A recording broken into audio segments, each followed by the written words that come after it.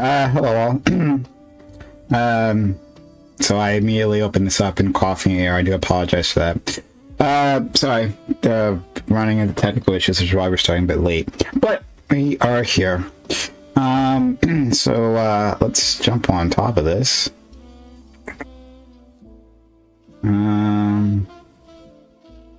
Let's get in. Like, it's their business. Loyalty to the employer.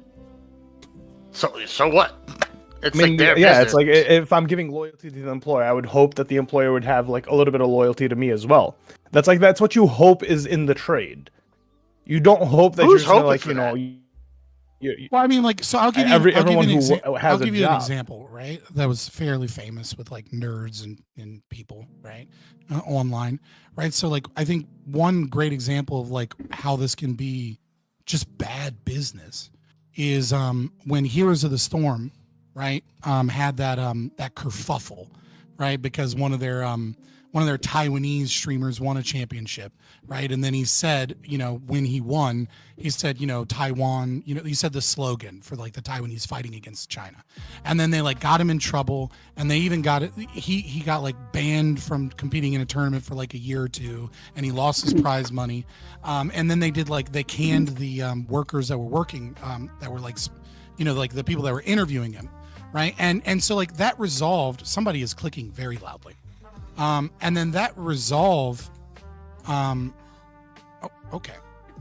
Sorry. That's counterpoints. Okay, fair enough. I think it's counterpoints. Like it's a loud click.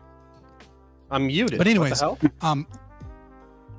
Obviously not. Yeah, I'm well, just guessing. somebody, I don't know. Like you said it was. Anyways, I'll carry on. Vince. But whoever is clicking very loudly, please figure it out. But then later, what occurred was, because of this fallout and because Heroes of the Storm wasn't a great game, and because it wasn't, it had specific issues that made it, like, as far as like a competitive game, not be able to compete well with like Dota and League of Legends. Primarily, like, it was a, you know, team shared experience. Prime, I think it's actually you. I'm not clicking anything. I haven't touched the mobs. Nah, it's Vince, I think, at this No, point. he's deafened. He's deafened. All right. Regardless, someone will figure it out. But anyways, like, what had happened was there was a bunch of teams that were playing professionally, and the way that they found out that they were fired was via the Twitter post of them saying that they were going to destroy the tournament system. And they were like, how long were you guys sitting on this? Like, I just found out that, you know, like, I lost my income and everything via fucking Twitter posts. Like, you couldn't just, you know, tell us. You couldn't send us an email first. You know, like, I literally posted like 15 minutes ago being excited about this. So it's like, I totally understand that an employer has a right at any moment in time to engage that way, but you're going to lose, you know, you're going to lose a lot of like credibility and loyalty, and a lot of dude, the clicking is wild. Not So me, I distracting. swear. I don't know where it's coming from. It might be coming from you somewhere. Do you have something open with something clicking? Because you're the only one making sounds when it's- clicking's going. It's not coming from me because I'm hearing it in Yeah, my I'm hearing headphones. it too. Yeah, is it me? Oh, you're Probably, echoing yeah. as Oh, well. you know what? I know what it was. Okay. So, Holy shit, you're loud, Prime. oh, am I? I must Yeah. do my filters. Oh, actually, no. It's not my filters. It's one second. I'll handle that. But I figured out what the problem was.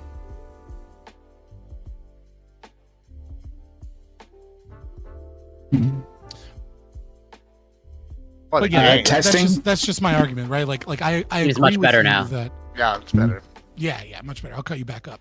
I agree with you that, like, it's of no business to the employee if the business owner wishes to sell, right? But if you do it in a shitty way that puts people out last minute or like fucks with them in some way, right? Like your You name lose will face. eventually become synonymous with like with issues, with problems, right?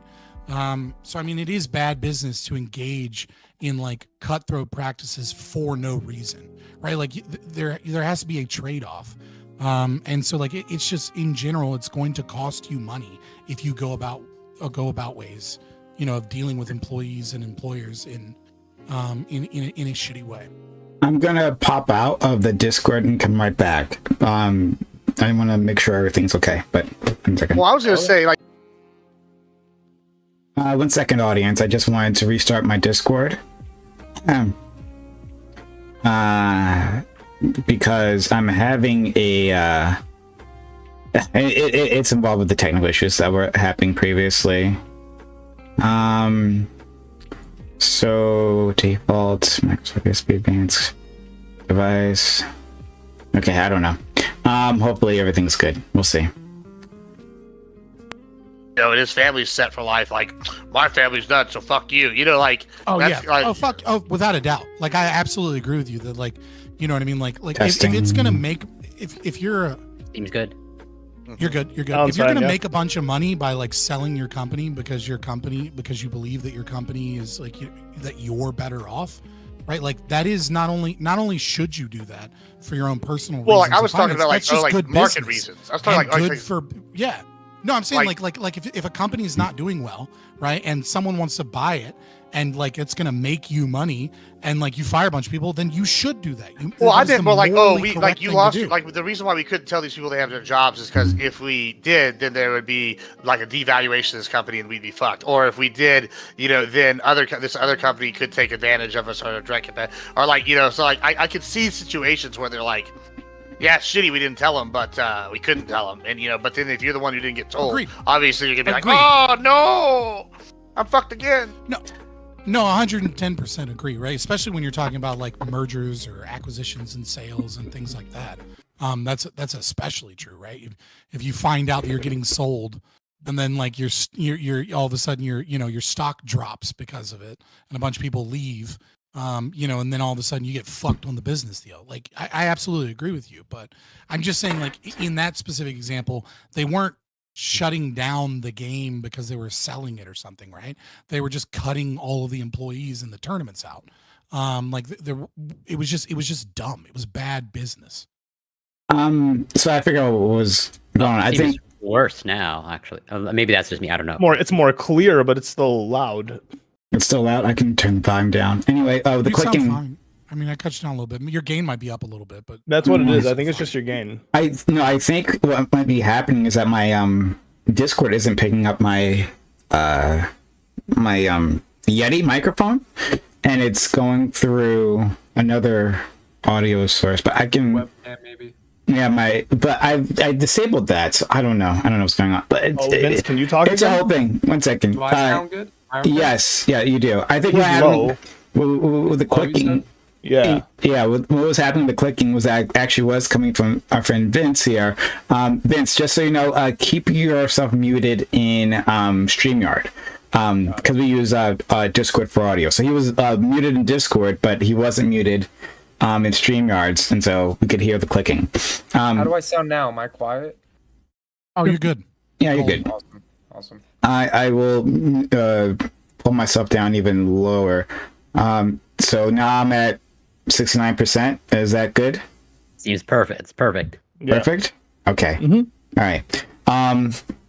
This should be that microphone. What are you talking about? Nobody's. I'm just going to tap the microphone. Do you guys hear this? We're all going through technical difficulties, apparently. Do you hear this tap? I'm fucking fine. I don't really hear anything, but no tap. You don't hear the tap of the microphone? No tap. Okay. All right. Well, then it's definitely using. It actually might be using my desktop microphone. Fuck. All right. I don't know. It's not giving me the option of using my Yeti one. All right. So let's just because if I disable it, then I won't be able to talk to you right now. All right, Prime. All right. So everyone that's watching on Prime's channel, right? The reason he's having this problem is because he has a shitty Yeti microphone, and the only way he's going to be able to get a new microphone is if you give him gifts, give him gifted subs. All right. Use your Prime Gaming subs. Right. If you play for Amazon Prime, you get it for free. I'm not on Twitch, so you're not going to fucking give it to me. Might as well give it to Prime. Okay. And make sure that you give some bits and you get a hype train going. And and the hype train should be called "Get him a real fucking microphone and stop being a scrub," because he's been doing this longer than me, and he's still using a shitty condenser mic that is omnidirectional. All right, and it's a problem. So help him out, boys.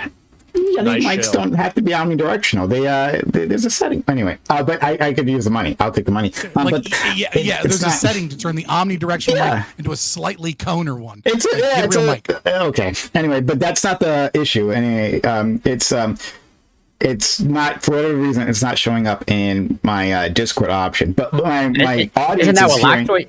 I think Lactoid uses the same Don't thing too. explain away the joke that I use as an excuse to give you money, okay, dude? I know. Okay. I heard the issue too. Okay, read it. He hates Thank you. I angled it here though to fix the problem. Okay. All right. Anyway, yeah. So I was having some technical issues because of the way Windows handles peripheries. But all right, we're good there. Hey guys, thanks for being around. This is Reverie Roundtable, which we do Mondays at 8 p.m. Eastern, assuming you don't have a meltdown just before stream. So we've got a great group of guests here. I'll introduce them. Starting with our friend Lactoid. Lactoid, how are you? You have a new haircut? Is that fresh haircut? No. I just have my normal hair. But hey, it's good to see you, and it's good to see everybody here, and I'm looking forward to talking. Right. Hopefully this gets heated. It very well might, especially based on shit I've been seeing on Twitter over the past couple days, so we'll find out. I don't understand white people's hair. It's been like a thing, like for my entire life. Been trying to contemplate white people's hair. But anyway, thank you for being here. Lost many nights of sleep thinking about white people. Like, how does it work? Next we go to our friend Scott. Scott, how are you doing, friend? I'm doing great. I'm Scott. Fabian Liberty is the channel. You can find me on X. Terrible name. I will say it every time. Terrible. And you can find me on YouTube. That's where I'm streaming currently. You can find me on other platforms, but I'm usually not streaming there. Also, Prime, if you want to know more about white women's hair, just date a black woman. Finally, stop dating white women. Black women are the experts on white women's hair. They are doing everything they can to mimic it constantly, day in and day out. So that is the best way to learn about white women's hair. Don't ask white women; they fuck up their own hair. Black women are queens at understanding white women's hair. Just look out your window. You will not see a black woman. Like, it is so rare to see a black woman with black woman's hair, right? Like, just go to like any large crowded place and you'll be like, wig, weave, perm, wig, weave. Oh, the natural curly hair. I love it. You love to see it. Ironically, white women know a lot more about black women's hair nowadays. I don't think so. I don't Why so. they try to mimic Definitely not. the braids, That's the true. so on and so forth, the dreads. Prime has only ever dated black women. Putting that out there, but I've had sex with plenty of white women. That's been fun. But next we have Sure thing, buddy. I have. Whatever, it's fine. So next is our friend Corey Campbell. Thank you so much. The beautiful union between white and Asian. Corey Campbell. So how are you, friend? I'm doing well. Although, to be fair, I'm essentially white. Only the most whatever. I'm pretty much fully westernized and assimilated, and there's only some remnants of Asian and Chinese culture left in me. Well, what's a westernized and assimilated mean? You're white. I mean, I'm Western. Now that Trump's going to make Canada the 51st state, all of a sudden you're white these days. I see. Well, it's also like, okay, I would not. If anyone can guess that I'm Chinese or half Asian by my name that's on the screen there, I'll be very impressed. Okay. But yeah, you could find me on Twitch, X, YouTube, Instagram. It's Corey Campbell, and on Twitch, Corey Campbell 84. As always, looking forward to it. And yeah, leave it there for now. Absolutely. Next, we have our friend Admiral Gibbs. Glad to see you. You've adjusted your camera too. Yeah, it's we're doing things. We're doing a whole remodel here in this house here in San Antonio. I'm getting all of it done and looking fancy and sexy, and I'm excited. And the reason I'm not worried about getting doxxed is because I'm already a public figure. So go fuck yourselves, doxers. Well, you know what? This thing today is such a good case for 2A. If that guy had been having his own gun, he'd probably be alive today. What? Then you from not at all. Just shot him in the back. I haven't seen the video. Yeah, not at all. Fake news. Once you got the drop, you got the drop, man. Fake news, Gibbs, definitely. Fake The news. articles you share. Nah, he just needed to put some body armor on. Wear. I think we should all just wear Okay. at least level 1, level 2 body armor. Unfortunately, he wasn't homophobic, so he wasn't looking out for gay men stalking him. If he had, I think that's the real. I have a theory. I think think I don't want to say it too much, but I think that's my theory on why this guy wanted to go to prison.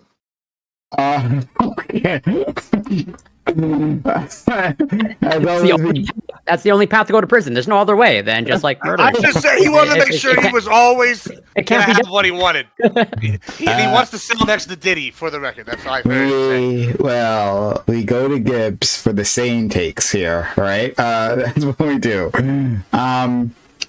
all right, so we're gonna continue going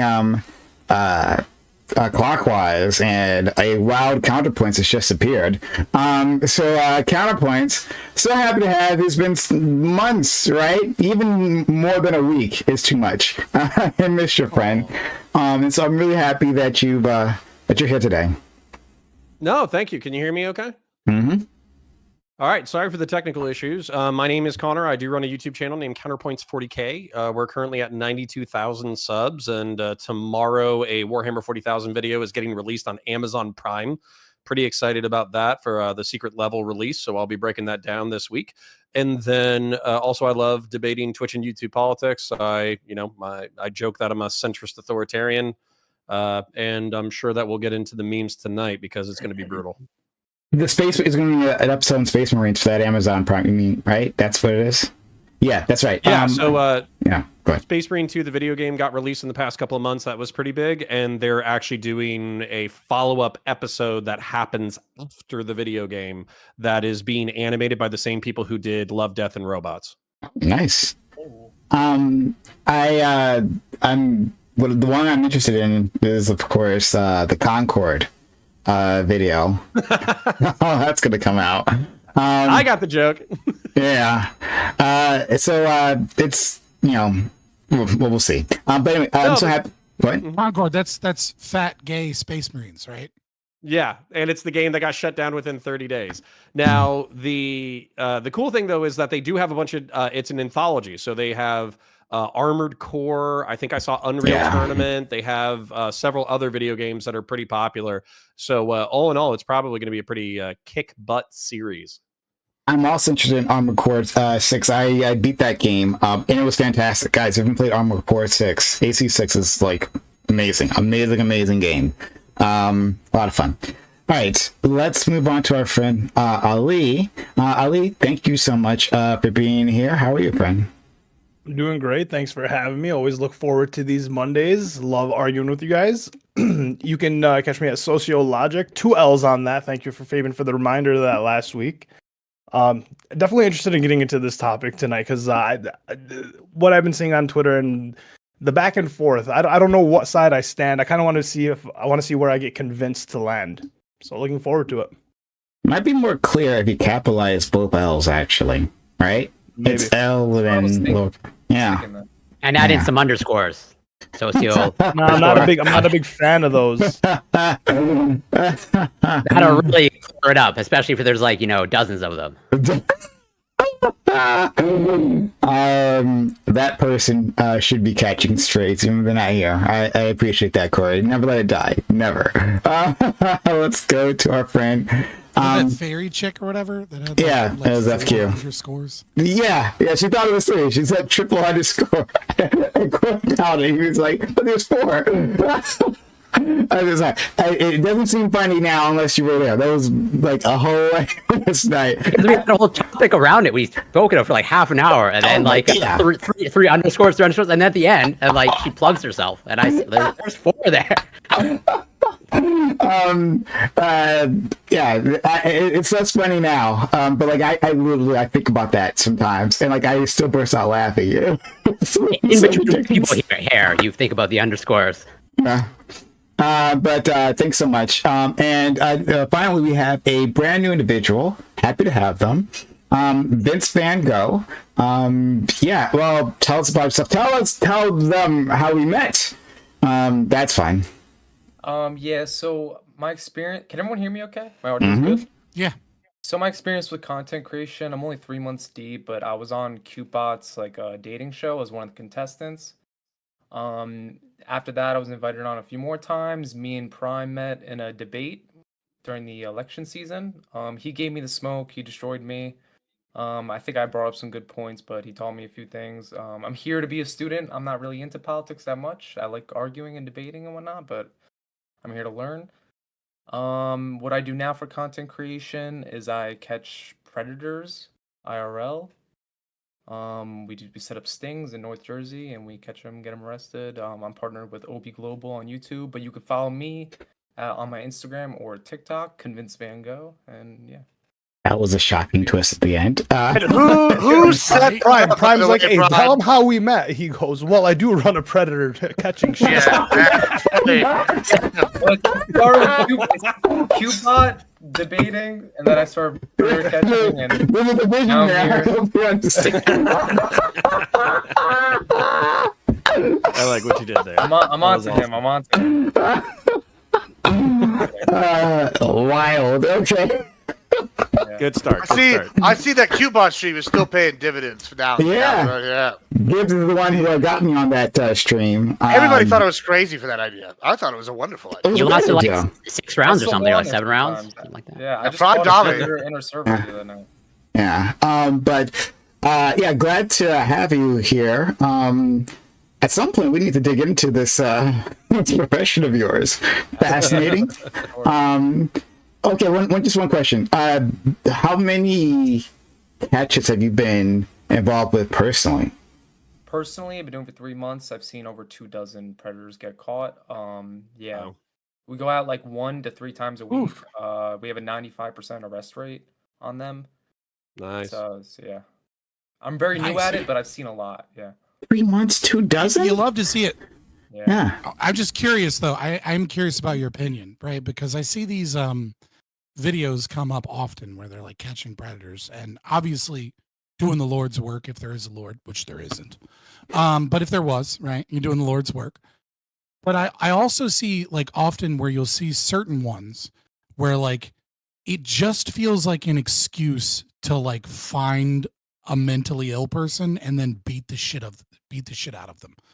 Like I see these ones where it's like, oh, you like to mess with little girls, and it's like some dude that's like, oh, I thought I was getting ice cream, and then they just like start kicking the shit out of like this person that like is extremely weird and awkward. Where you're like, oh, is this person like severely autistic and hasn't left the house in years, Yeah. and now we're just beating the shit out of a guy, and it feels like they're looking for an excuse to be able to let out rage and anger and beat up someone.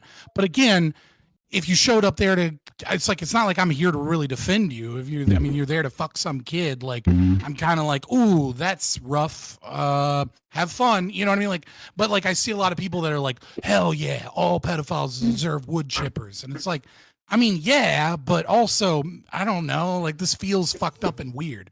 Yeah, it's rooted it's a mental health issue for sure. But the nature of content creation is that it's an economy, and the way that some people approach this social issue is that they funnel their traffic from views to locals, right? And I'll just name drop someone, Dads Against Predators. I respect them. They catch predators and whatnot, but at the same time, they don't actually go for arrest. They don't call the cops. And when you don't call the cops, they don't end up on the registry. They don't ever see time. They still get exposed online, but what they do is they find an excuse to fight the predator.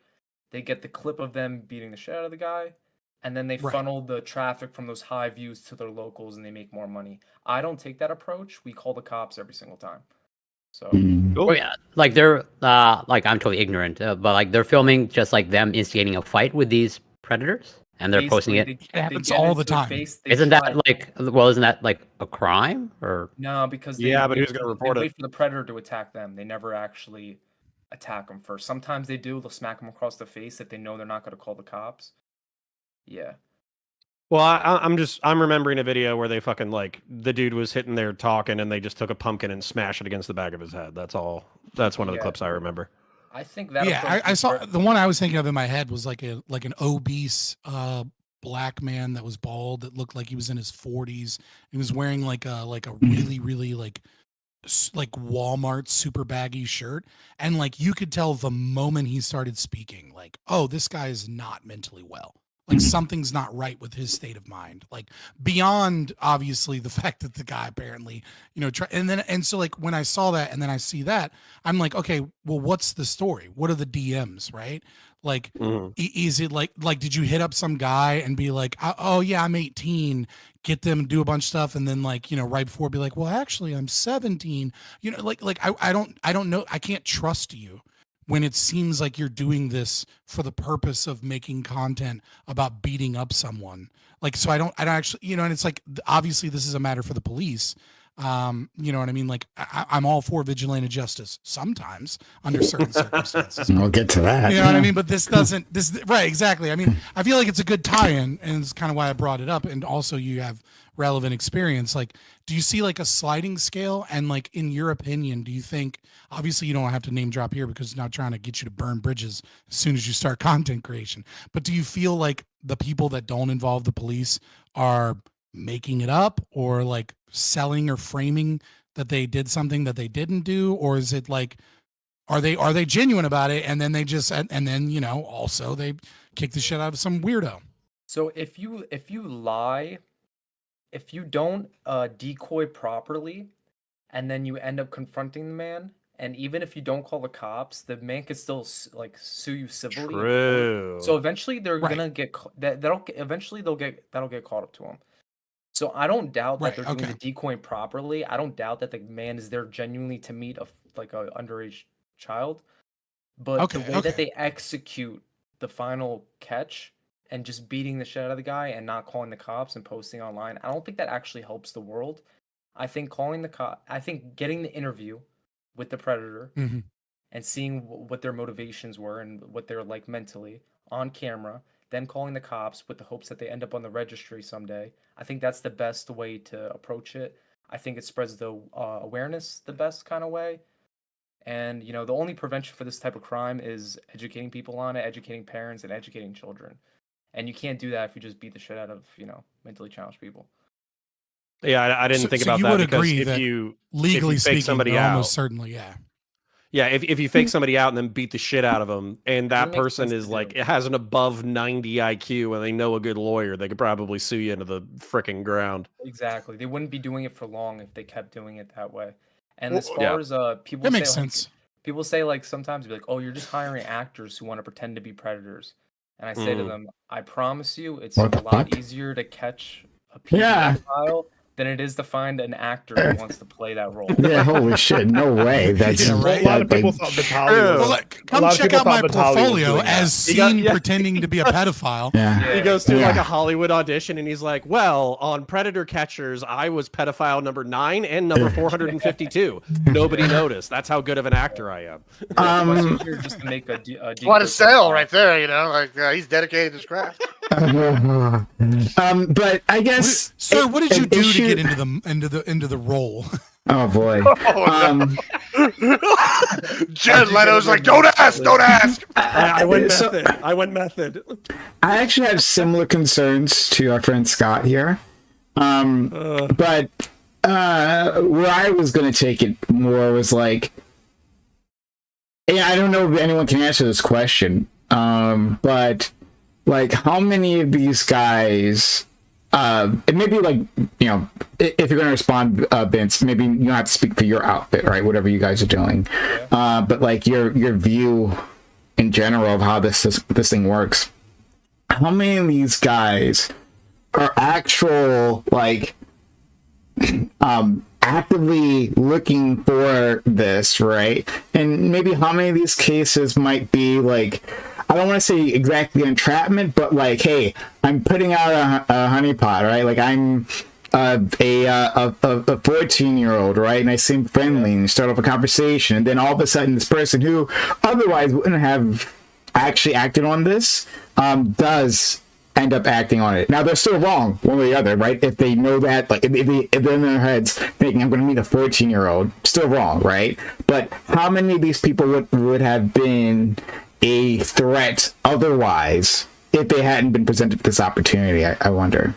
So I understand your question. You're asking like basically how many of the people genuinely fetish like children versus people who are just kind of desperate and will just take anything they can get type of situation. Is that what you're asking? Well, that's I mean that's an interesting question as well. It's slightly different from what I was asking. You can answer them both, but like the other one is like, there is, you know, when How it many comes wouldn't to do it if they were available? Like if it wasn't available, how many wouldn't just Yeah, do it? yeah. It's like So yeah, there's some people who are actively looking for this, right? Who are like, Prime, this is just bringing up a joke though. It's so I saw this because there was a guy who's famous in the 3D printing gun world, and he got entrapped for sexually hitting on like a minor or something like that. And somebody was tweeting out, it's like, you know how many sexual minors that it would take for the feds to entrap me in a pedophile ring? Like thousands, because I would never fucking do it. You know how many times it took to entrap this guy with with the lure of a child? One. And so like that's kind of the point. Is like what he's saying is so true. It would never. If you're not looking for it and you don't want it, it's not going to happen. At the end of the day, there's two types of men. There's the men who will say, no, I'm not going to meet you at your house while your parents are gone, and I'm not going to do that. And then there's the types of men who say yes. So at the end of the day, there's just two types of guys. There's, there's good versus evil. We don't no women predators? There are some. I mean, they're all exist, teachers. but they definitely exist. I think they more exist than you think. I'm just saying, what would that be great for content? Look for them. Good niche. Well, the thing is females, right? Like the females. niche. I mean, you joked like they're teachers, right? But it's kind of true because, right? Like females are not, because they're not seen that way. It's easier for them to get into spaces without any like threats. So like when I was I was in grad school, I was in grad school in counseling. And I had raised, during the day while my ex was at work, raised my autistic son. And every now and then like her parents would show up, but like most days during like the 9 to 5 time, I was with my son, raising my son, and then going to night school and then working in the middle of the night. So right when we had kind of elevated past that, I was looking for a job as an ABA therapist, right? Because I wanted to know more and get more experience with autism. ABA therapist? Autistic therapist? Yeah, ABA is used for other things, but disability.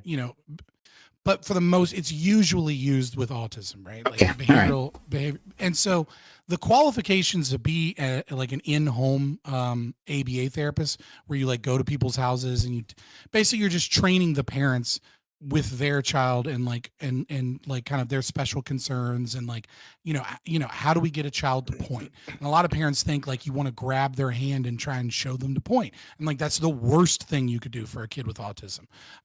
Like certain things like that, right? Like teaching them how to play, how to use reward, behavioral analysis.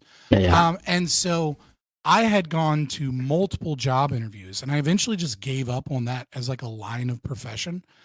Because I had been passed over for like girls with babysitting experience. They'd be like, yeah, we went with someone more qualified than you. And I'm like, my son's autistic. I deal with him every day. I graduated. I didn't graduate summa cum laude, but like I graduated, in the top 10%. I have a degree in psychology, I have a degree in sociology, double majored. I'm in grad school for counseling to be a psychotherapist, but you went with the 19-year-old girl who has babysitting experience. And like this happened to me like 3 different times where like I got to the last round. And then eventually I knew someone at one of the places I applied to, and I'm like, why? And she's like, they cry and cry and cry about how they need men, but at the end of the day, they won't hire men because parents don't like the idea of a man being alone with their vulnerable child. They just want a woman. They don't want a man at all. They don't trust them. Like it's incredibly difficult. It's like now, if you were flamboyant and gay, the perception would be different. That they will hire men, but they will usually hire men that are very feminine because they see a masculine male that doesn't act that way as a potential threat near their child. And is that really the industry's fault? Because at the end of the day, like they'll end up going with someone else if there's a guy there. right? So like that is how ingrained the concept is of like the male is a problem. And yes, statistically speaking, there are more male predators, but like that is like a perception. No, it's a landslide. It's a landslide. It's men you have to be worried about. And when it comes to women preying, the guy that I do it with, he's caught over 300 predators. He's only caught 3 women. Every single time he caught a woman, a man was behind the curtain, coercing her into doing it. Like it was her boyfriend, and she wanted to make him happy by getting in a threesome with the minor. And even when it comes to trafficking too, they employ women via the avenue of money or drugs to go and get children. It's always men. It's always but hold on. I gotta push back a bit on that. In terms of the people, as do I. Yeah, in terms of the people who you catch, I 100% believe you that it's like almost all men, and I believe you when you say that there's like a man behind the women that you catch. Believe you completely, right?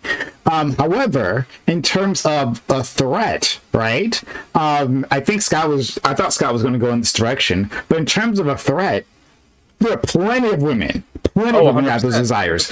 A ton of them, like they so what I was alluding to previously at the start of this section of the conversation is that like I've been to some unfortunate places on the internet, or unfortunate forums on the internet, where people identifying themselves as women have talked about their desires for this, right? There's a lot of men pretending to be women on the internet. That's true. That's also true. But I have many reasons to believe that these were women, or at least most of them were women.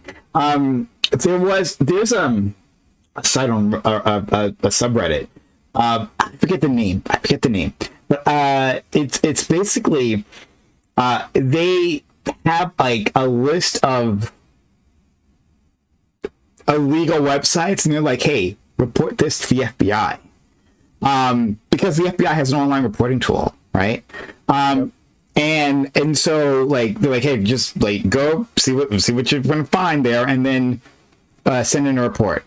I put together a report, and for that website that I'm talking about, a ton of women were talking about their fantasies there, right? And I've seen this thing repeated across the internet, not just in those places, but across the internet.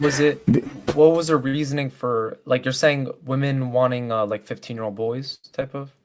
I mean, some of them. I'm talking about much younger than that. But it was heterosexual, right?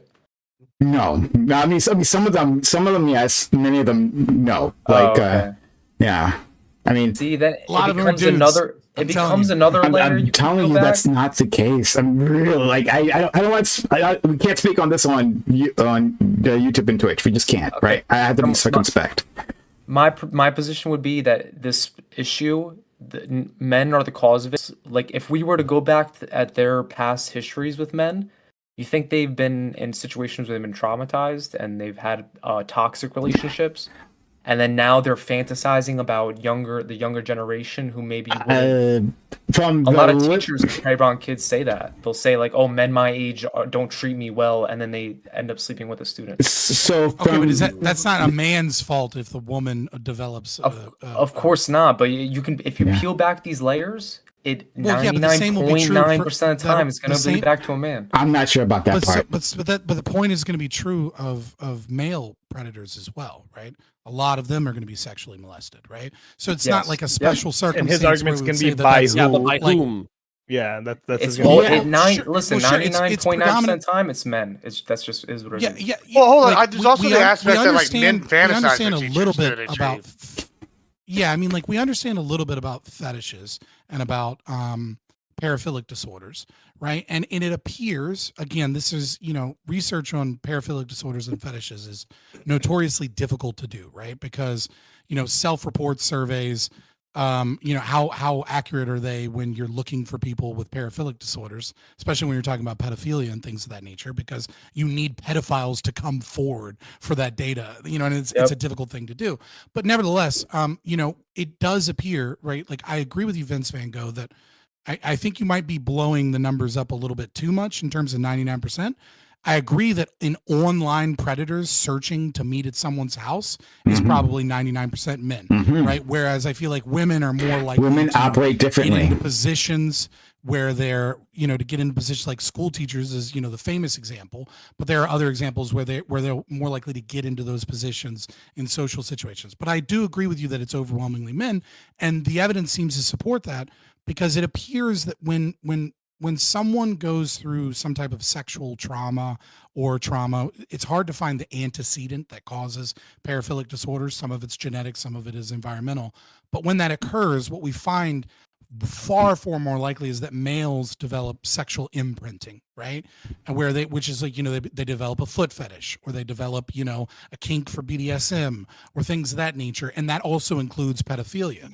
Whereas with women, what we find more often than not is, instead of them developing a sexual fetish, we find them either having a severely diminished or a severely turned up sex drive, right? So a lot of the time what you'll find is that the women become just like straight up hoes, or they become like very sensitive to the idea of being Nuns, touched, and they shut everything down. Right. You're right. And so like, I do agree with you that it is predominantly males, and I would agree even more that it is almost certainly even higher when it comes to like weirdos on the internet searching on a forum to find some local person, right? But I don't agree that it is 99.9% men, right? I just don't think the data necessarily suggests that it's to that degree. I thought I was here to talk about murder. So if we were, I definitely want to please. I definitely want to get to that. But like, you said it's not 99%. I'm sure you can work it in counter somewhere here. If you said it was 10% and it was 90% men, that means 1 out of 10 would be women. That's just not the case. But I'm saying I don't think you have in particular. There's not like I'm trying to attack your point of view or something here, right? I'm trying to go back and forth with you. From when I say, I don't think that from your perspective and what you're doing, you're going to see those women, right? I love what Scott said, that like, it's the method, right? The women aren't cruising. Women don't cruise for sex in the way that men cruise for sex, like, in general, right? Just you're saying they'll get pictures online? That's what you're saying? Like, no, he's saying that they'll diddle kids in a position of disadvantage, like. And they'll never be caught. I think it's much harder to catch women, right? Like they do get caught, but it is more difficult. I mean, like we actually have a person. We don't have them really here today, right? But we have a person who's talked about their experiences with an older woman, right? A man with experiences with an older woman starting when they were 12, right? A person who comes on this panel. They're not here today, but they've talked about it many times before, and but this person, I believe, was a teacher. I think I'd have to check on that part. But there's a trusted adult. They get in those positions of trusted adults, and then because of everything that Scott was saying before. Again, I love what he was talking about, because they aren't suspected, right? You are safe if you put your child with a woman, right? And if you have this idea that it's 99% men, right? Well, then what are the chances that this woman could be one? Absolutely, they can be. Absolutely, that's how they operate. Not just that. Think about the South Park effect, where obviously this is kind of like more of a joke, but what is it? Kyle goes to report that his little brother is being like molested by his teacher, and all the cops are like, nice. Exactly. And oftentimes you'll see that kind of in like the apologia for female teacher sex offenders or whatever. It's like, if they're attractive, then people are just like, like kid probably wanted to do it. Who cares? Yeah, which is I think it's also important to note traumatizing no matter what. I think it's also important to note that the overwhelming majority of sexual molestation is by family members, right? So, yes, even when we're talking about teachers, by family members, right, like, or close family friends, right? So, like even when we're talking about like the teachers or like men going online trying to find like a hookup with an underage girl, like all of those scenarios, priests, right? All of those scenarios are still a minority of the sexual molestation that occurs. It's usually you know, a close family friend or a family member, an uncle, you know, or an aunt. Yeah. or like, or, you know, or someone else, because there's so much access, number one, Mhm. right? And there's trust. And that's kind of what I'm getting to in terms of the issue is like, well, why is it that is so common as opposed to the others? And the reason is access and trust. And so if we have this feeling that it is overwhelmingly men, which to be fair, it is, but if it becomes too powerful that we don't suspect women, right? Well, what is the reason that it occurs in families so much is trust and access. And so if we keep giving women trust and access because there's this perception that the likelihood that they're a child molester is very, very, very low, well, then you're going to continue to have those be unseen, unnoticed, not talked about, etc. And then, of course, with any form of rape, right, there comes with it is tied this, you know, the shame, the who will believe me, right? Especially when we talk about pedophilia, because you have an adult that's in a position of authority, right? And so, you know, the underreporting is almost certainly going to occur in terms of male to female, because if the male comes out, they're going to get made fun of, and like people aren't going to take them seriously. Whereas like if, you know, let's say a schoolgirl gets molested by like her, you know, volleyball coach or something, right? And it's a male, which would be weird, but you know, nevertheless, right? You know, like people are going to take that more seriously in our culture. It's sad. So- It's sad. I really want to harp on this point, right? Because I really want to push back against this 99% number. Again, when talking about cruising, right, like looking for people within forums, 100%, that I do agree with. But talking about the scale of the problem in general, in total, no, I think it's much bigger. I think it's a hugely submerged issue. People don't actually truly. They don't even want to wrap their head around about how big this is, because like for instance, right, bringing up Catholicism, right, with the Catholic scandal, there's a separate organization. There's the survivors of, like, you know, Catholic priests, right? There's organizations around that, right?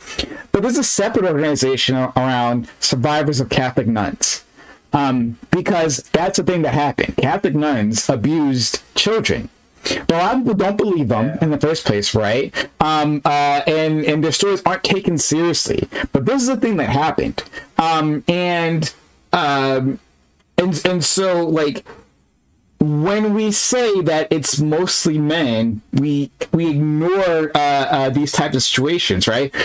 We tell them that, like, well, did this really happen? Is it really as bad as our friend Counterpoints was saying? But even more so, like, when the issue is about when people have power over others, right? And are unaccountable. Right, so we have two situations. We have an unaccountable few, right, and they have power over others. Someone's getting abused. Someone within this organization, right, that has the least amount of power, they're going to be abused. You see that replicated across. So yes, children first of all, right, but also elderly. We see it in home care, where people come over, right, like, and they take care of the elderly. The presidency. You saw the president. You did saw Joe Biden put her in jail. Indeed, right? I talked about this. But yeah, when like home care people come to take care of the elderly, well, yeah, there's certain individuals who are going to use that power and abuse that power because they have. Because they can. You see this in prisons, right? In terms of guards, right? To prisoners. These people who have an incredible amount of power in people's lives, left alone, the sadistic among them, right? And even the less sadistic among them, too, right? They can be encouraged to use that power to abuse the people under them. When you have people who are unaccountable, over vulnerable populations, then there will be abuse. There will be abuse, and it'll happen when there are men in charge, and it'll also happen with women in charge. Yes. And then I guess finally, God, there was another example I was going to bring up. I can't think of it right now, but yeah, like women. I feel like we're abusing Vince at this point. Like, I'm We're kind of going in circles. We're kind of going in circles. Welcome to the show. Well, I just You got to sub. You got to get But, to you the know what sub. I mean? too, Like, Brock. welcome to Prime Guys. Must Yeah. are you subbed?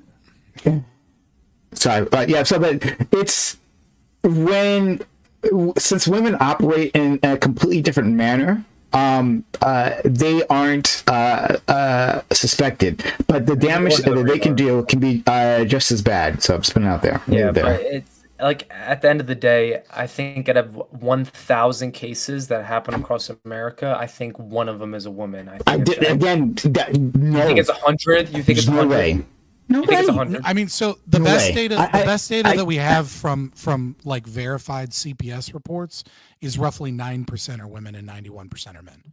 Wow, Right? I'm Like, shocked by that, but I can't. So like but again, you know, like that's the people that were caught, right? That's and again, you brought up the other thing, right? Is it a woman acting alone? Yeah. But even still, you know, even if a woman was doing it at the behest of a man, they would both be charged, so the data would go into both, right? So like it wouldn't like, and I don't think you can and like we do have cases, for example, I mean the UK has had quite a few famous cases with like the Rotherham report and things like that, where, you know, the government went after women that were victims because they were part of child sex, trafficking rings that were themselves victims and were then abused, and, you know, were trying to find other girls to bring them in. You know, so like again, like 9% is like, you kind of have to take it or leave it, because that's like the best data, because this isn't something that's easy to track, because with other mental disorders, right, like you can bring forward the general population, and yeah, you get a self-selection bias and you do get confounding variables, but this one is worse. So it could be as low as 5%, it could be as high as 15%, right? But it's somewhere around there. Yeah, I don't disagree with you guys at all. One point I do want to bring up is that these numbers can easily flip with culture, and I mean, you've seen in the past 20 years with the porn industry, these numbers have gone up, and with the internet alone. I would argue the cause of this, from my opinion, just from thinking about it and pondering it, you know, basic statistics and whatnot, is inability to attract like a sexual partner, you know, legally speaking, and pleasure addiction. They're coming in the form of like pornography. A lot of these predators have drug addictions too. They not always been abused by someone else, even though it is a very common theme, and they continue the cycle of trauma. But that can go either ways. They can shut down their sexuality, or they can constantly seek it and be addicted to it. So I would argue that it's inability to attract a normal partner, Suitable partner. Yeah, and also a combination of pleasure addiction, because we've caught guys in their 20s who can go to a bar and talk to a girl and pursue a normal relationship, but they're so desensitized to their own sexuality that they end up developing this fetish. So also, if they're in their early 20s, right, not their late 20s, but if they're in their early 20s, their entire development of a personality as an individual, as they grow up during, following like Eric Erickson's psychosocial model, which I think is my preferred model, though I do like Piaget for talking about cognitive thought. But all right, maybe that was Piaget. all right, fair enough. I'm getting okay, but regardless, right? Like their formative years, where they're supposed to be discovering who they are and socializing as an individual, was during COVID lockdowns. Yeah. Right? So I mean, like we now have a new crop of people who were, the government forced them, for some of them, for years, to be, locked inside their homes, doing everything via the digital space, isolation. right? Or many of them were forced to mask for years, and the social interaction that they were capable of was extremely limited. And so like, I think if we look at that as a potential, like indicator of what can go wrong, I think we'll actually have fairly good data on your hypothesis. And the reason I say that is because we'll be able to kind of have a decent idea of what that effect is. And that will give us a hint at how much of that really is environmental and like inability to get a mate, and how much of that is actually just a paraphilic disorder that was caused by, some other pressures such as like abuse or trauma, et cetera, right? Because if we see a massive uptick in, like 24-year-olds, 22-year-olds, 21-year-olds right now going after like 15, 14-year-old girls, we can be like, COVID lockdowns might have had something to do with this, but if it remains relatively stable, we can be like, well, it turns out that's probably not a big factor. I mean, obviously it's hypothesis, things that need to be studied, et cetera. But again, this is a difficult to study demographic. It's continually going up. It's gradually going up, and I would argue it's the internet for sure. I don't know what the causes might be, though I'm interested in studying. I guess one last thing I want to touch on this subject is like, what do you think that what would be a good way of dealing with these individuals? Okay, I'm on board with that. But actually, that gets to the point. Actually, right? That response, for sure. It gets to the point because there was a I've told the story before. I was watching it was the Atheist Experience, and it was the host Matt Hunty, right? I mean, it's in case you never heard of them, Vince, right? It's just a show that where there's like a bunch of like atheist hosts, and they take it. It's a call-in show, and people who are theists, believe in God, they come in and they argue right with them. It's like believe or not believe, but sometimes they touch on other things. And which way this guy calls, right? And like clearly this dude's in distress, but like no one initially knew what the hell he was talking about. Like it took a while to dig out like why is this guy in distress, right? And he was asking for help. And eventually it's obvious, and I remember I was like watching it live. It was just like a shocking moment. I remember the chat exploding, right? That like, yeah, this guy has pedophilic tendencies. He has these urges, and he wanted help. He wanted to figure out what to do about it. He talked about, and of course, I only have the story to go on. I don't know if any of it's true, but just from his story, he said like, "Hey, I reached out to like psychologists." Or therapists, or whatever, right? And I was rejected, which is a thing you hear is that therapists don't actually want to deal with these cases. No, they don't. They don't. Yeah. It's a very sensitive subject, especially if you have children of your own. It's hard to sympathize with someone who's sitting across from you when you have children of your own. Absolutely, right. Yeah. Now, according to him, he said he never touched anyone. Again, this is just a story. But like he had like very strong urges. He's like, I don't know what to do, and he's like in tears on the phone about this. Wow. And so, like, like, what would you say? Like, do you think that society should be more open, right, rather than like the wood chipper response? I understand that our friend Scott was joking. Well, maybe he was joking. I'm not sure. But like, should we take a punitive response to when these people like show up all the time, or in an effort to have more of them show up, so one, we can even study the problem, we can understand it, right, and get more accurate statistics, and two, so that we can actually maybe find some sort of therapeutic response to this, right? Do you think that we should, as a society, like try to be more open to people to say, like, identify yourself so that we can help you, or identify yourself so we can wood chip you? We can help them by getting rid of them. That's really what we got to do. That's a lot of people say that. I think sweeping it under the rug isn't going to help anyone. And you said before, you said he was on the phone in tears and he was asking for help, and he said he never did it. I would believe him.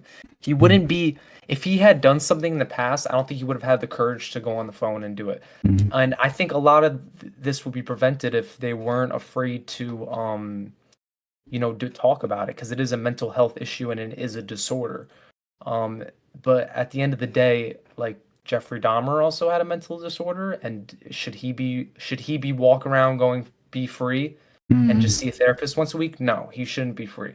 And there's a difference between there's a difference between calling a hotline before you've done anything and being like, listen, I have a porn addiction, I've had these thoughts, I'm on a thought loop, and I need help, versus me catching you outside a child's apartment at 11 o'clock at night while you have condoms on you and you're fully intended on doing something that you shouldn't be doing. Yeah. You know what I mean? There's two differences. So, and as far as feeling bad about these predators because we put a camera in the face, question them, and then get them arrested, and we also make them call their family before they get arrested. We make them call their bosses too. Sometimes they lose their jobs. A lot of times they, the family dynamic changes. A lot of people feel Hope bad so. for that. That being said, he said put them in a wood chipper. If you look at all of human history, the way we treated this joke. type of issue is that these Mhm. guys got stoned to death in the streets. Mhm. And literally at any other time period in all of human history except for 2024, now all you have to worry about is a camera being put in your face and being embarrassed. You know, I actually have the solution. I have the solution. And we're gonna talk about it here in a little bit, but it's brainwashing. We just brainwash all these people that if you have these tendencies, you just come forward and we just ship you off to the that sun. doesn't work. I'm just saying we have to get better at it. Maybe we use the Neuralink. I don't know. We've That's the tried worst idea. chemical We castration. can just order. We to, can just like, order lower 66 people's of them, bro. urges. I'm just saying we put the Things Neuralink like in that. there. It doesn't I think work. it's nurtured. I don't think people are born with a genetic thing. I think that Why not? Oh, the guy got charged, by the way, officially as of like 30 minutes ago. that's crazy. We should talk about that. Yeah, I just read his manifesto. Yeah, I've been I'm reading. sure. Yeah.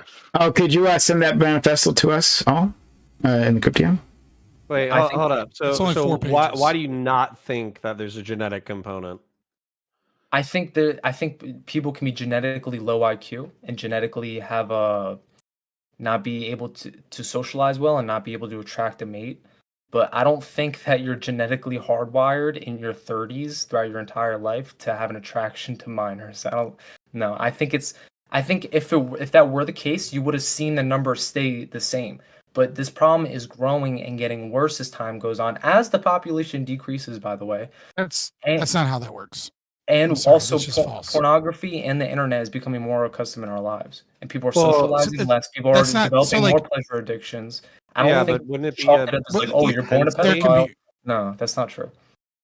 No, you're sorry. That's just not how something works when we say it has a genetic component, right?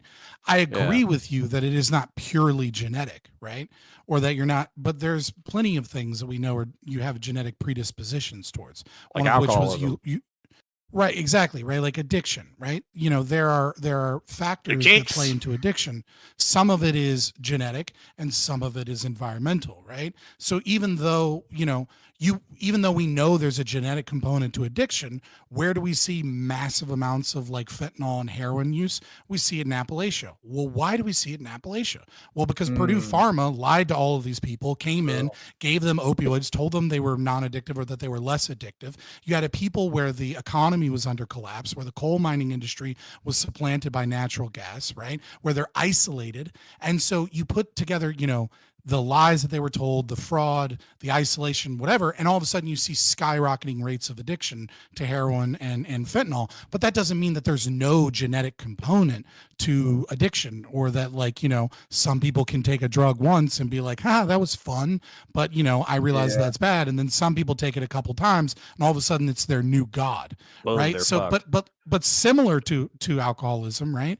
You can have a predisposition towards being a pedophile or being into young teens or whatever, and not act on those impulses.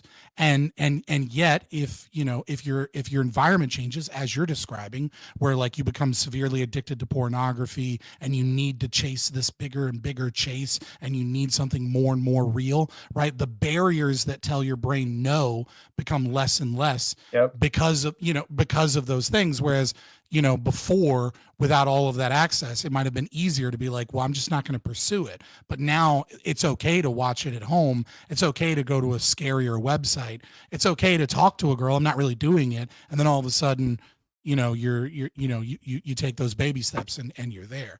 Well, sorry, real quick. I need to kind of say this because this is something that's fairly common in commentary. They simultaneously spend a healthy chunk of their time making fun of lolicons, but then also spend a lot of their time saying that they don't think that there's any kind of risk to consuming lolicon. It's a very weird dynamic in commentary. But the point is, like, for me, I think the reason why you should object to drawn cartoon hentai of underage individuals is because you're training that part of your brain to think that that's okay, especially as an adult. If you're a 16-year-old or a 19-year-old or whatever, and you're reading stories about 16-year-olds or 19-year-olds, that's not so much of a problem to me. However, a 40-year-old man or a 35-year-old man fantasizing about 16-year-old or 19-year-old girls, or God forbid, younger, obviously, I think you're training your brain in the worst way possible. Yes. Yep. You could do a simple thought experiment. If, let's say, pornography never existed, do you think the numbers would be as high as they are? Well, hold on. Well, no. So the only thing that I want to hit back on this, and this isn't to defend anything, okay? I still think this is like a social course. scourge that needs to be strongly discouraged.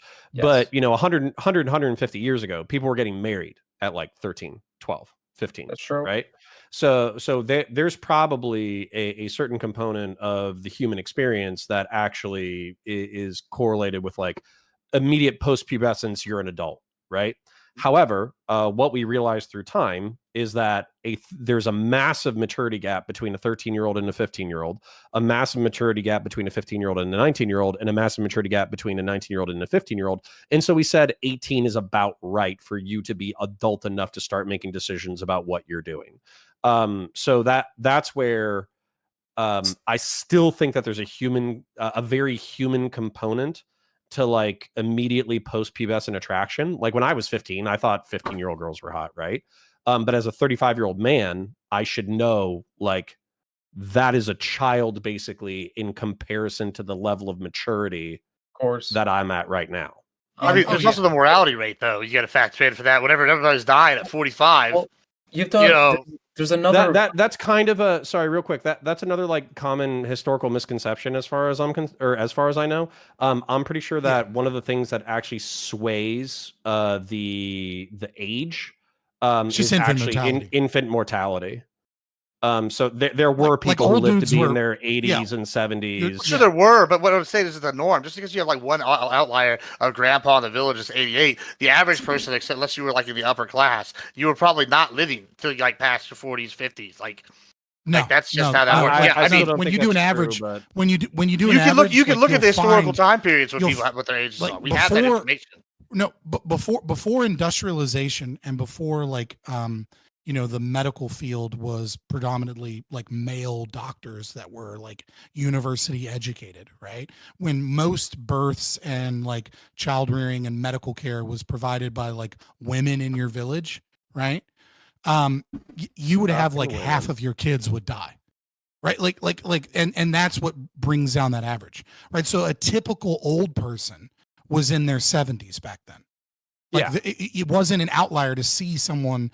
You wouldn't see very many people in their 90s, right? I agree with you on that. That's true. But you wouldn't see a lot of people dying from old age in their 40s. Well, and right? Like that just wasn't common ever. The concession that I would give you though is like, for instance, I read a story from the 19th century of like a 50-year-old Chinese man who ran into a river because he had to get to his job.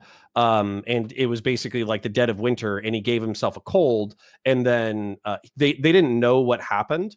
But just reading the text, it sounds like a textbook description of pneumonia, right? So nowadays you can treat pneumonia and you'll survive, right? And this guy was like 40 or 50 and otherwise in good health. And so the person writing about him was shocked that he had died. So I agree with you that there's like an increased capacity for people in their 40s and 50s to die. But it's more because of like dog shit medical treatment, right? Yeah.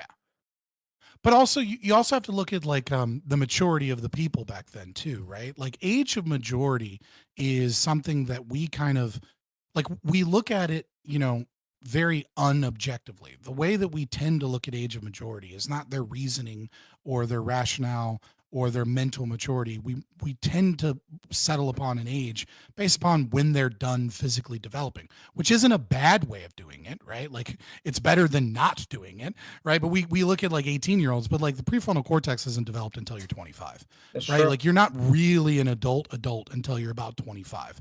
That's but there's no way you're getting 18-year-olds to not Yeah, no, I mean Pandora's box is a thing, right? Like if you mean like there are other countries in the world, and it comes with a lot of problems when you forcibly, mandate that like women have certain social behaviors by the state. I agree with you in that, but like 16-year-olds 150 years ago, like let's take a 16-year-old guy instead of a girl, right? Like you can find newspaper ads from like 17-year-old dudes that are like, I just finished building a home and I have a homestead and a farm and I'm looking for a wife. It's like, yeah, right. You'll never find a 17-year-old dude in America these days. Like there might be one unless he's Amish. Right, reality was harsher back then. Reality was harsher, so people matured faster and people relatively did the same thing every single day throughout their whole life. There's a huge difference in the way that we pass off our daughters back then and now. That's what one of the things we talk about when we talk about sexuality is we talk about women being completely independent and making their own choice based off of what it is that they want. But if you go back 200 years ago, yes, obviously it's fucked up that they had child brides. Nevertheless, there's also a component where more often than not, the father and the entire family is involved in giving their daughter over to someone. It's not the same thing as a sexual predator that is looking for a 15-year-old girl and then like goes online and catches her.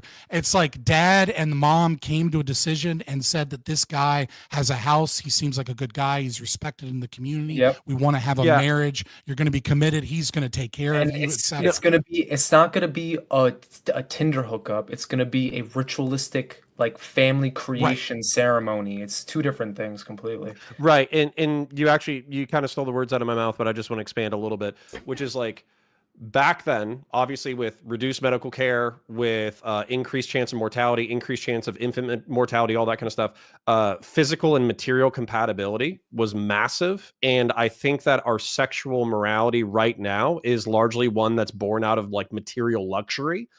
Where we don't have to worry about like if you fuck somebody with a condom on and you don't get pregnant and you don't catch a venereal disease, that's largely a decision that doesn't have much consequence. It might have catastrophic emotional consequence, but it's largely a decision without consequence. Whereas back then, you get pregnant by the wrong person, that could be a death sentence. So true. There's a wonderful song from the 1940s that is fucking hilarious that you should listen to on stream if you're a streamer. And that is Slap Her Down Again, Paw. And it is the most hillbilly crazy song. And it is about a girl going off with a traveling salesman and when she was supposed to marry the deacon. And the whole song is just the entire community telling the dad to beat the shit out of this girl and make us tell us what she's doing so that she behaves. And it is a wild time capsule in how our culture has changed. So, I mean, there's some negatives with that too, obviously, right? So how about this topic though that we got? Yeah. How about the murder? How about the murder? Can we talk about that? I would listen. I literally gave you money to move on, dude. God. Oh, you actually gave money? What? Donated some for the hope of moving to the next topic. Because dear God, sorry, I don't want to talk about you gave me money. I just Corey, thank you for the resub. Socrates, thanks for the resub. You gave one sub, and then you're like, oh, okay, now move on. Once, come on, man. Come on, we gotta move on, dear God. Well, it's cringe at this point. We could talk about something. I'm trying to read through this manifesto. He can't interrupt because he's got a shitty mic because he just doesn't have the money to get a good mic, and that's why you got to give more so that you have a better mic so that he can clearly interrupt and move to the next topic. Indeed. But anyway, guys, I'm still working. I'm on page 3 of the manifesto. I need to get through this. So say something, but I don't want to move. I will start the topic in a little bit. It's ahead of schedule, but what do you guys want to talk about until then? I just need to get through this thing. Anything but pedophiles. How about Daniel Penny? Tito's, please. Anything. No. Anything. How about Daniel Penny getting his charges dismissed today? I like that one. That's a good topic. You do that. I'm going to put my headphones down. Wait, just can someone so I can explain to me that situation? He's the dude that was in the subway. Homeless dude goes crazy, starts yelling about I'm homeless. Do you guys mind if I do a summary real quick? Yeah, go ahead. So, Sure. Daniel Penny's a former Marine. He was in New York City, I believe it was the city. There was I believe, a homeless gentleman who is drug addicted and has mental health issues. He comes onto the tram and he starts talking smack to everybody and basically saying that he's going to fight people, et cetera, et cetera. Daniel Penny intervenes and yokes him up and puts him in a chokehold and holds him on the tram for a while. He is a former Marine, so he should be taught on like air and blood chokes. We could get into those details in a minute. But basically, he chokes a dude out, and then the cops show up. He still had a heartbeat when the cops showed up, allegedly. And then later on, that gentleman died. Well, the state of New York and Alvin Bragg charged him with murder too, manslaughter, something like that. But they charged him with like a fairly serious crime. And then they also charged him with negligently dangerous homicide. And so he was cleared of the first charge, I believe, on Friday, and he was cleared of the second charge today.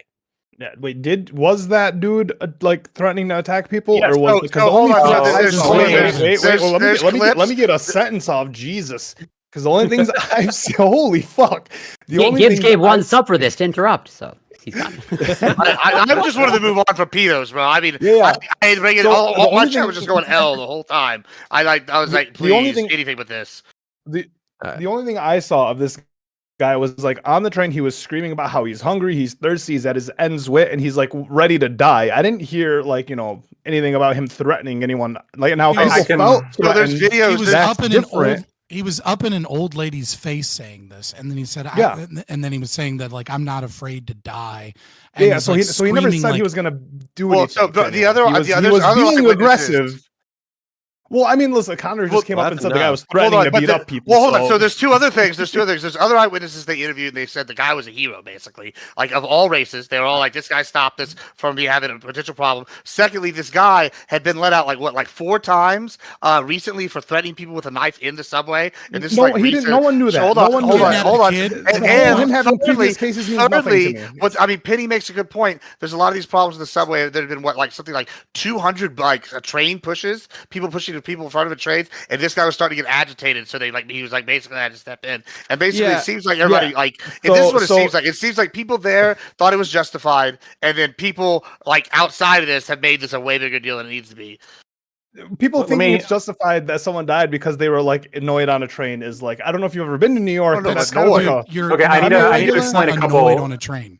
I got to explain a couple things real quick. That's important. So he was charged. My understanding is with second-degree reckless homicide, and then that was the kind of the top charge, and then there was criminally negligent homicide as a lesser included charge. What a lesser included charge is basically it has the same elements as the upper charge, but it's missing a few, and it's not quite as serious. And the reason why they charge those lesser included charges is the idea of like if we can't get him on the top one, well, we can still charge both because if the jury finds, well, he did this stuff, but he didn't do this top thing, that would justify the top charge.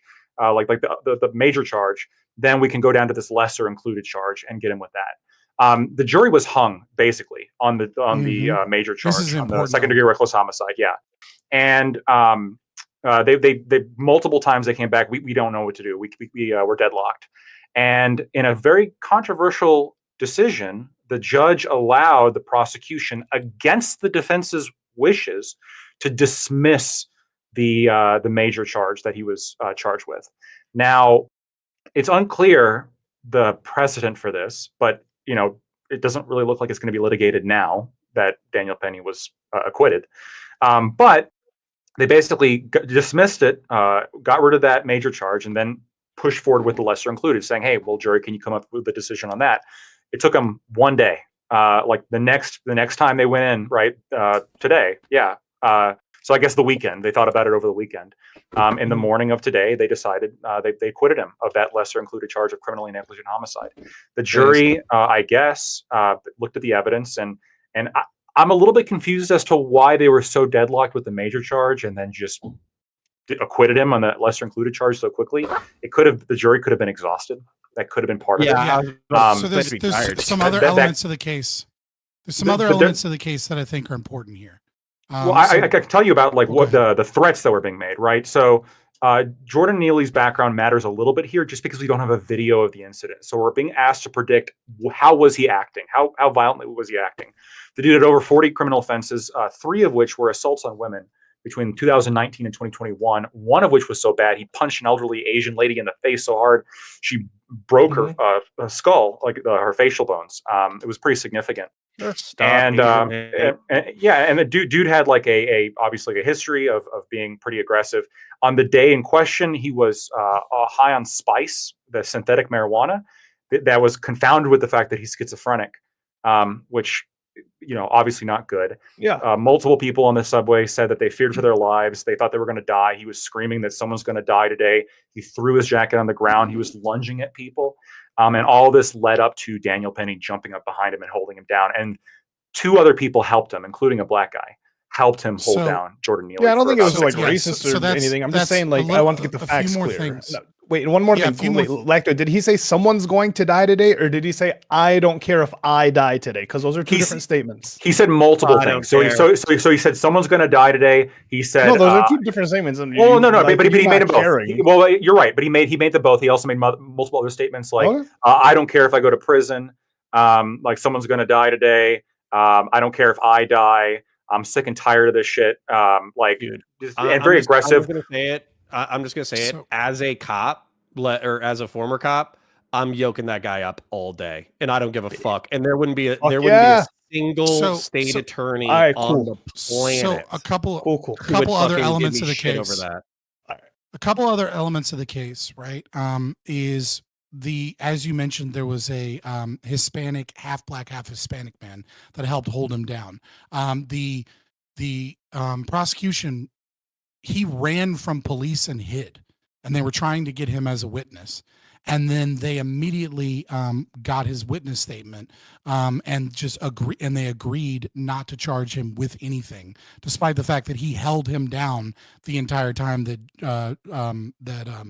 oh my God, Daniel Perry had him, right? Which is odd. Sorry, Daniel Penny. Sorry, the names, I don't know why, but my ADHD mind mixes them up. It's like they're similar, but not. But anyways, so that's one element that is very strange. Her previous prosecution record and some of her interviews are also. I mean, she's talking about the DA. She's woke as fuck.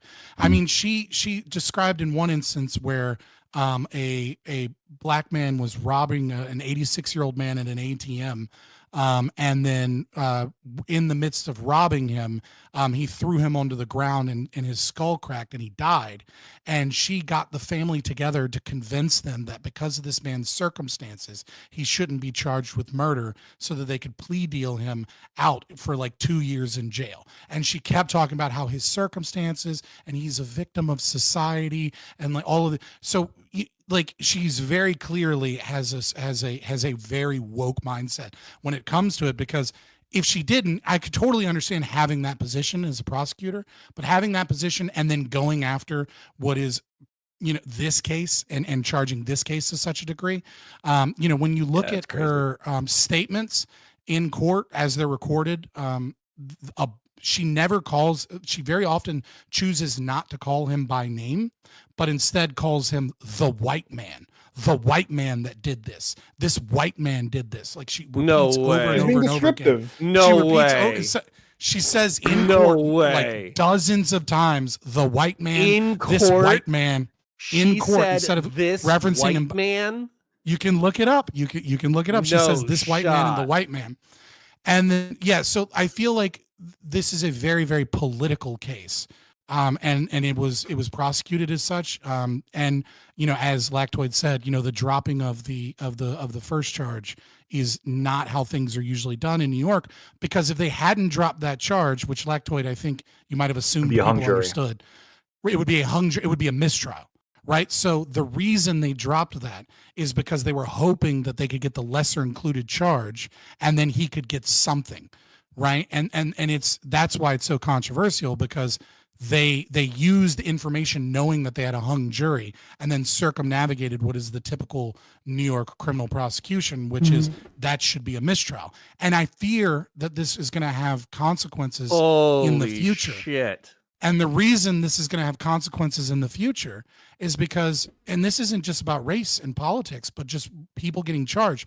If prosecutors know that they can hear that they have a hung jury and then drop the bigger charge, then they're going to charge people with charges that are outlandish, hoping that they'll get that charge to stick and go, oh, well, if it doesn't stick, whatever, we'll just drop that charge and go with the lesser included. And this is going to lead towards prosecutors going after white men, black men, Asians, it doesn't matter. If they accept this as a precedent going forward, because now they can just charge you with first degree murder on anything, and then if it doesn't stick, so just hold go, on. I'll drop This it. is important. This is important for context. So in the opening remarks, according to the New York Post, which I like the Post just fine, but I know it's kind of a biased source sometimes. It slants a little bit way. They say that the state prosecutor referred to Daniel Penny as a white man or that white man half a dozen times during opening statements. That's They wanted to make it a racial issue. Crazy. That's how I refer to Lagtoid every time that we have a conversation. Yeah. That white man over there. Yo, hold up though. If we, With the white people hair. For the white people here. Well, If yeah. we were in a court of law, Watch that and out. I was like, this man, What? and I hit that black super hard. Oh. That would No, be it's different. national It's news. different. What Power the plus fuck, Connor? privilege, Shot. Connor. It's different. That's some of the most racist fucking shit I've ever heard in my fucking life. That is crazy. Also, I've Yeah. seen drawings of the courtroom, and there's a dude there that's double masked, and I saw that, and I was like, "That's the guy that's hanging the jury." I was like, as soon as I saw that guy, So I was like, "That's counterpoints. the guy that's like, no, Keep we in mind, need to get this guy." He was acquitted on the there was a criminal meme stuff. that There guy is a was civil a case. psyop. Counterpoints. There is still so- a civil case. Sure, but the dad waited until his 42-year-old son with like multiple, whatever. Estranged. Son. Estranged. Wait until he died for his life to matter. Got it. 42 arrests. 42 arrests. Well, how old was he too? 36, something like that. I don't remember the exact date. I know Neely and his father hadn't been in contact for years. Just to be Right. clear.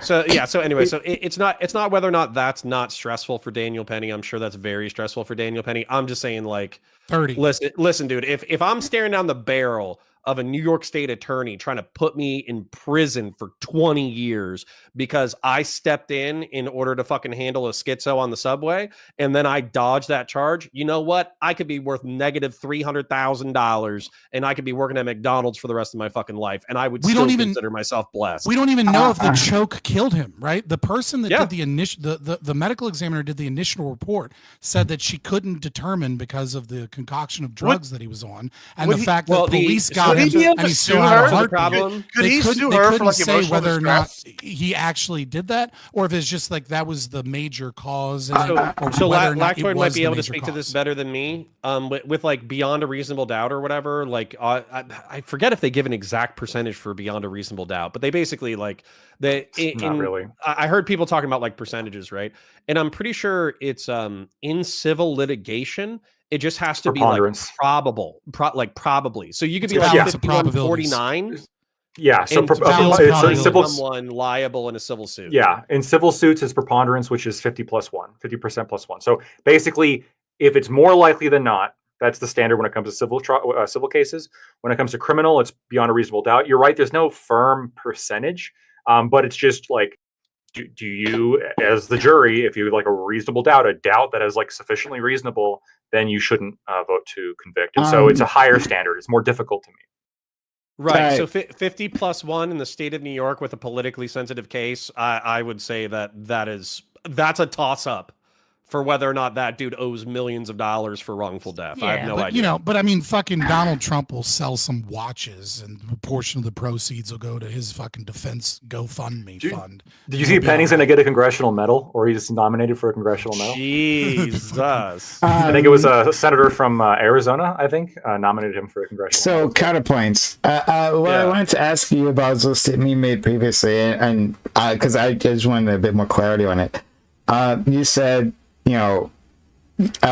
as a cop, because you're a former cop, that if you encountered a person like that in the subway, you would yoke them. I don't know what that means. Could you explain? I'd go hands on, 100%. Like that person's going in cuffs, and so, the standard for well, here's the thing though that I want to articulate. Okay, the deadly force standard is basically like imminent threat of death or great bodily harm to yourself or others. Okay. And so from what he's saying, if I see a person who's mentally unwell, who's flipping out, talking about how he doesn't want to go back to jail, talking about how he's ready to die, talking about how somebody's going to die that day, then at that point, I'm pretty much presuming I'm in like a potentially deadly force encounter. Now, the reason why I wouldn't like shoot him or anything like that immediately is because the dude didn't present any weapons, right? So at that point, like he could have a knife or a screwdriver in his pocket, he could have a gun in his pocket or something like that.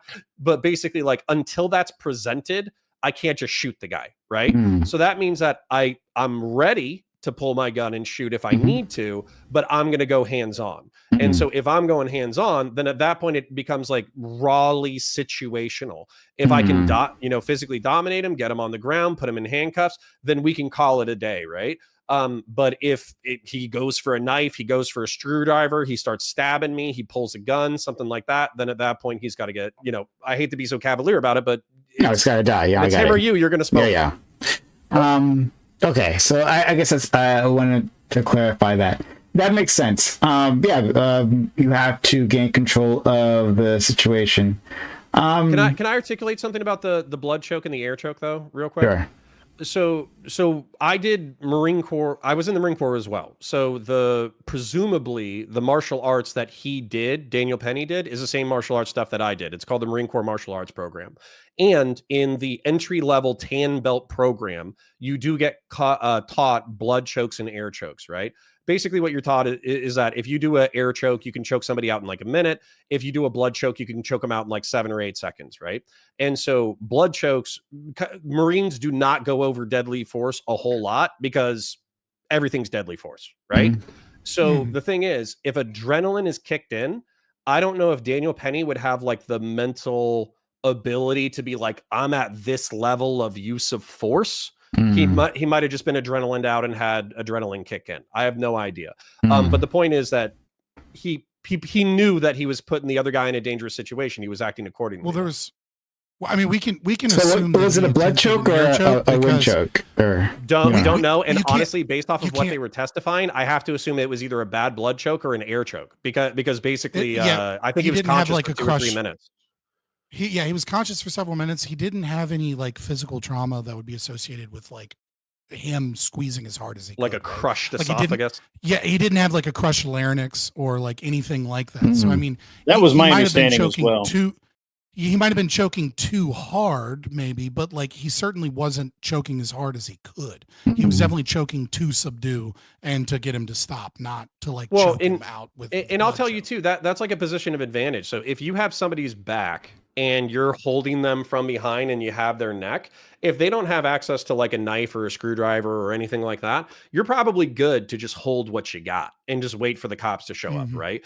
It would be pretty hard for you to have somebody's back and their neck and for them to break out. Now, that being said, if he's still cussing, if he's still thrashing, if he's throwing elbows, if he headbutts you to the rear, all that kind of stuff, those would all be mitigating circumstances where if somebody's headbutting me, while I'm in a position of advantage, I might choke him out, right? Because I don't want to get knocked out.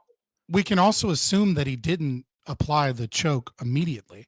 And the reason we can assume that is because for several minutes, other people were holding him down as he was fighting, right? So he wasn't even initially probably not even doing anything other than just holding him in that position. We don't know when the actual pressure was applied to cut off the air or the oxygen. And another thing too, like this is kind of dumb, but Marines are dumb, right? I've seen half a dozen to a dozen people had blood chokes apply to them, lose consciousness, and then be revived. And what I mean by that is like, you're not supposed to do that, but Marines get into fights in the barracks or whatever. They choke each other out. Somebody passes out or whatever. You rub their sternum, they wake up, right? It happens. So that's young men in relatively close to ideal health, right? When you're talking about mid-30s, drugs, maybe a mental health issue, maybe an undiagnosed heart issue, sickle cell. He had sickle cell anemia. Then all of those factors add up to the fact that that's probably not somebody you want to blood choke and then just presume they're going to resume consciousness. Yeah. The sickle cell anemia is like a big part. Like it was difficult. That's what part of the reason why it was difficult to determine a cause of death, right? Because if you're like fucked up on spice, which already has pretty major cardio effects, combined with the fact that your blood, so people with sickle cell anemia have abnormal clotting, right? And so, yeah, I mean, it's very possible that was it a contributing factor? I mean, it very well probably was. But then the question is, were the actions reasonable, right? Shouldn't that be taken into consideration? I want to congratulate. Like if we take the guy's previous history of like being aggressive and abusive, don't you take in like, these people could potentially have either mental illness or whatever physical ailments or illnesses they had before. You're just like, choking them out, hoping that they're gonna come back. What you do in that situation, Ollie? Like you got some crazy fucker like screaming in your face. Yeah. Like he wasn't screaming in his face. Oh, well, okay. If you say, all right, according to you, it's none of my business. Oh, well, that would be my answer. Well, no. I would try to leave. There we go. I would say, hold on. That being said, if I'm going to say I'm sitting on a train and it's me, and then where Vince is sitting right there is an old lady. And then we got some crazy dude hitting her in her face, like screaming at her, saying, somebody's going to die, you're going to die, I'm going to die, Patui's going to die, who knows? And they're freaking out. And I, being a 350-pound dude, I'm like, this guy's like 160. I could probably walk over there, especially with wrestling experience, and put him on his back or put him on his front and hold him there until cops get there, and it'd be done. And like, I'm not going to have to worry this guy pulls out a knife after he kills grandma and goes, you saw it, bang, bang. Yeah, I might worry about it then, because I don't want to get dead either. Like at that point, yeah, it's none of my business until like, yeah, it might be my business, and so I can put it down, not worry about it, and go on my merry way. I mean, what do you do with this? Are you gonna let grandma die right there, Ollie? Are you gonna just be like, I want to answer Ali's question from like a cop perspective, though. Just because somebody might have mitigating circumstances like a mental health issue or drug issues or excited delirium is something that we go over where people are actually detached from reality as a result of drugs. Another one that's really common is diabetes. So diabetes, people who are hypo or hyperglycemic, they can be completely disconnected from reality. That doesn't mean that you don't intervene. Right. So you're right. It can be a factor in your level of gentleness.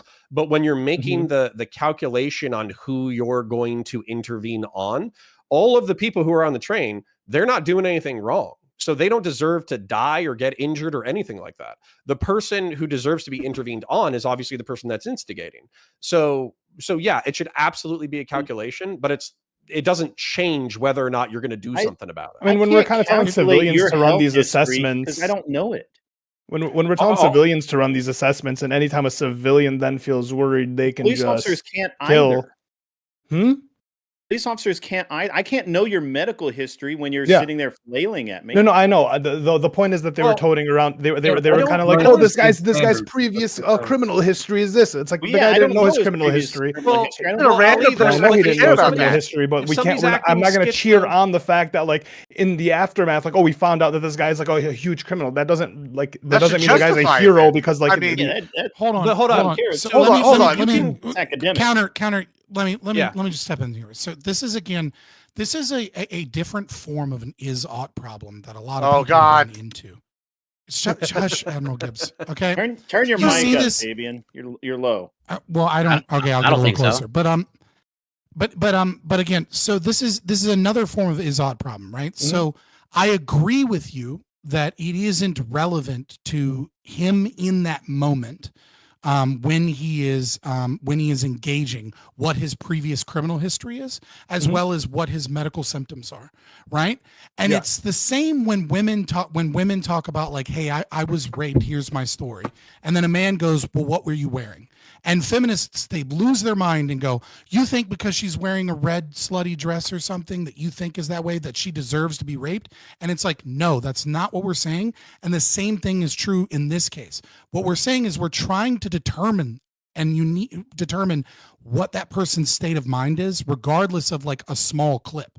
And so his previous history gives us insight into how he might be acting. If this guy was a choir boy his whole entire life, right, then all of a sudden it's like, well, maybe we need to ask witnesses again, like was this guy clearly just having a medical issue, or was he genuinely like threatening and scary? Like these things give us a better understanding of his state of mind at the time. And similarly, it doesn't actually matter that he has sickle cell anemia. It doesn't matter what drugs he's on, etc. But it does matter if we're trying to find the legal fact, which is, did this chokehold is this the major reason that he's dead?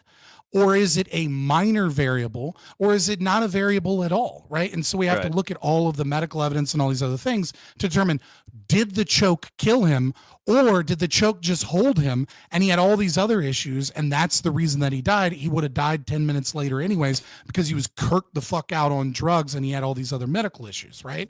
So it's not about an ought, it's about an is, and determining the facts of the case. No, I'm talking about the rhetoric around it, where it's like he's toted around as a hero because this guy was like a previous criminal. It's kind of like the same thing. When I know you just get riled up with the Kyle Rittenhouse thing. It's like, well, he killed these criminals. It's like he didn't know who he was. Oh my God, I know. I'm just trying to like. And I'm not sure. Well, it's like people are like, he killed some pedos. Well, Fabian, it's like, hold on. Does that matter? Yeah. So I kind of want to deal with the odd, even if I'm not necessarily working within your philosophical framework properly. So the odd that I kind of feel Ali is poking at is the fact that, like, well, you know, obviously this is a guy having problems and you're intervening on him. You might be taking like unnecessary risks with his life based off of the information that's available. And so while I don't want to necessarily entertain his logic, because I feel like that takes the onus, like that makes it so nobody can intervene ever, because everyone is always paranoid about like what you can only what kind of you can only engage with the evidence you have at the moment. However, I also I don't know if motorsports was going with this. He was kind of saying like, well, as a cop, you can't necessarily tell everything that's going on. Well, I still think that there's hints at things that at least police officers should be aware of, and maybe military members should be aware of too when they're interacting with people. I guarantee you there were Afghans and fucking Iraqis who were like autistic and shit, and they got shot because they didn't know what the hell was going on. And it's not because they were any enemy combatants. It's because they actually had mental health issues, right? Or they had disabilities. And then I also just shit that you don't understand. Like, sorry, real quick, last point. With cops, I can tell you that there was a type 1 diabetes guy. I think it was type 1. It's whatever one you can't control, right? And I dealt with the type 1 diabetes guy, and I basically was able to negotiate with him, talk with him, get him water, get him EMTs, all that kind of stuff. And that's because I approached it differently. Whereas a different cop who's a total fucking dickhead in my previous shop, he bumped into a type 1 diabetes guy, different guy. He started a fucking fight because he basically saw somebody who was detached from reality, and he's like, open orders or I'm going to fuck you up. And that's the way that he approached the situation. Yeah, I mean, like, and to your point, I'll like, go with that. You know, there can be supporting evidence, right? Like, if you show up to a car accident and someone's acting crazy, that's different than at the mall, right? Like, you recognize that there are circumstances that, like, might have them in a different state of mind, and like your ability to talk them down might be easier because I'm processing some PTSD off of what you said. It was at a car accident, which again, I wasn't thinking when I was watching the body cam footage, I wasn't thinking type 1 diabetes. I was thinking head trauma. And so that's why I thought it was fucked up that he was fucking up this guy or whatever. Cause I was like, dude, he just got into a wreck. You don't know if he had his seatbelt on. He could have had a fucking head injury. What the fuck is your problem? So I went to type 1 diabetes. I said car accident because that's a common thing that happens when they have go into delirium. People get bonked on the head and they lose it all the time. Yeah, so I was asking you about that. You read the manifesto? Oh, right. I finished that a while ago. But hey, Sean, thank you for the $10 Canadian. Here's for the mic replacement. Thank you, Sean, and then thank you, our friend Scott, for harassing my my followers to help out. But Sean's a good one. He's a regularly very kind to the channel. So like I'm trying to like process my feelings as to what I think about this case. My problem is the chokehold. I mean, I'm not, what a revelation, right? But it's not the intervening. I want people to intervene when others in trouble. Right? Like, I'd like to think that I would intervene if others were in trouble in front of me, right? It's never happened before, but I'd like to think that of myself. And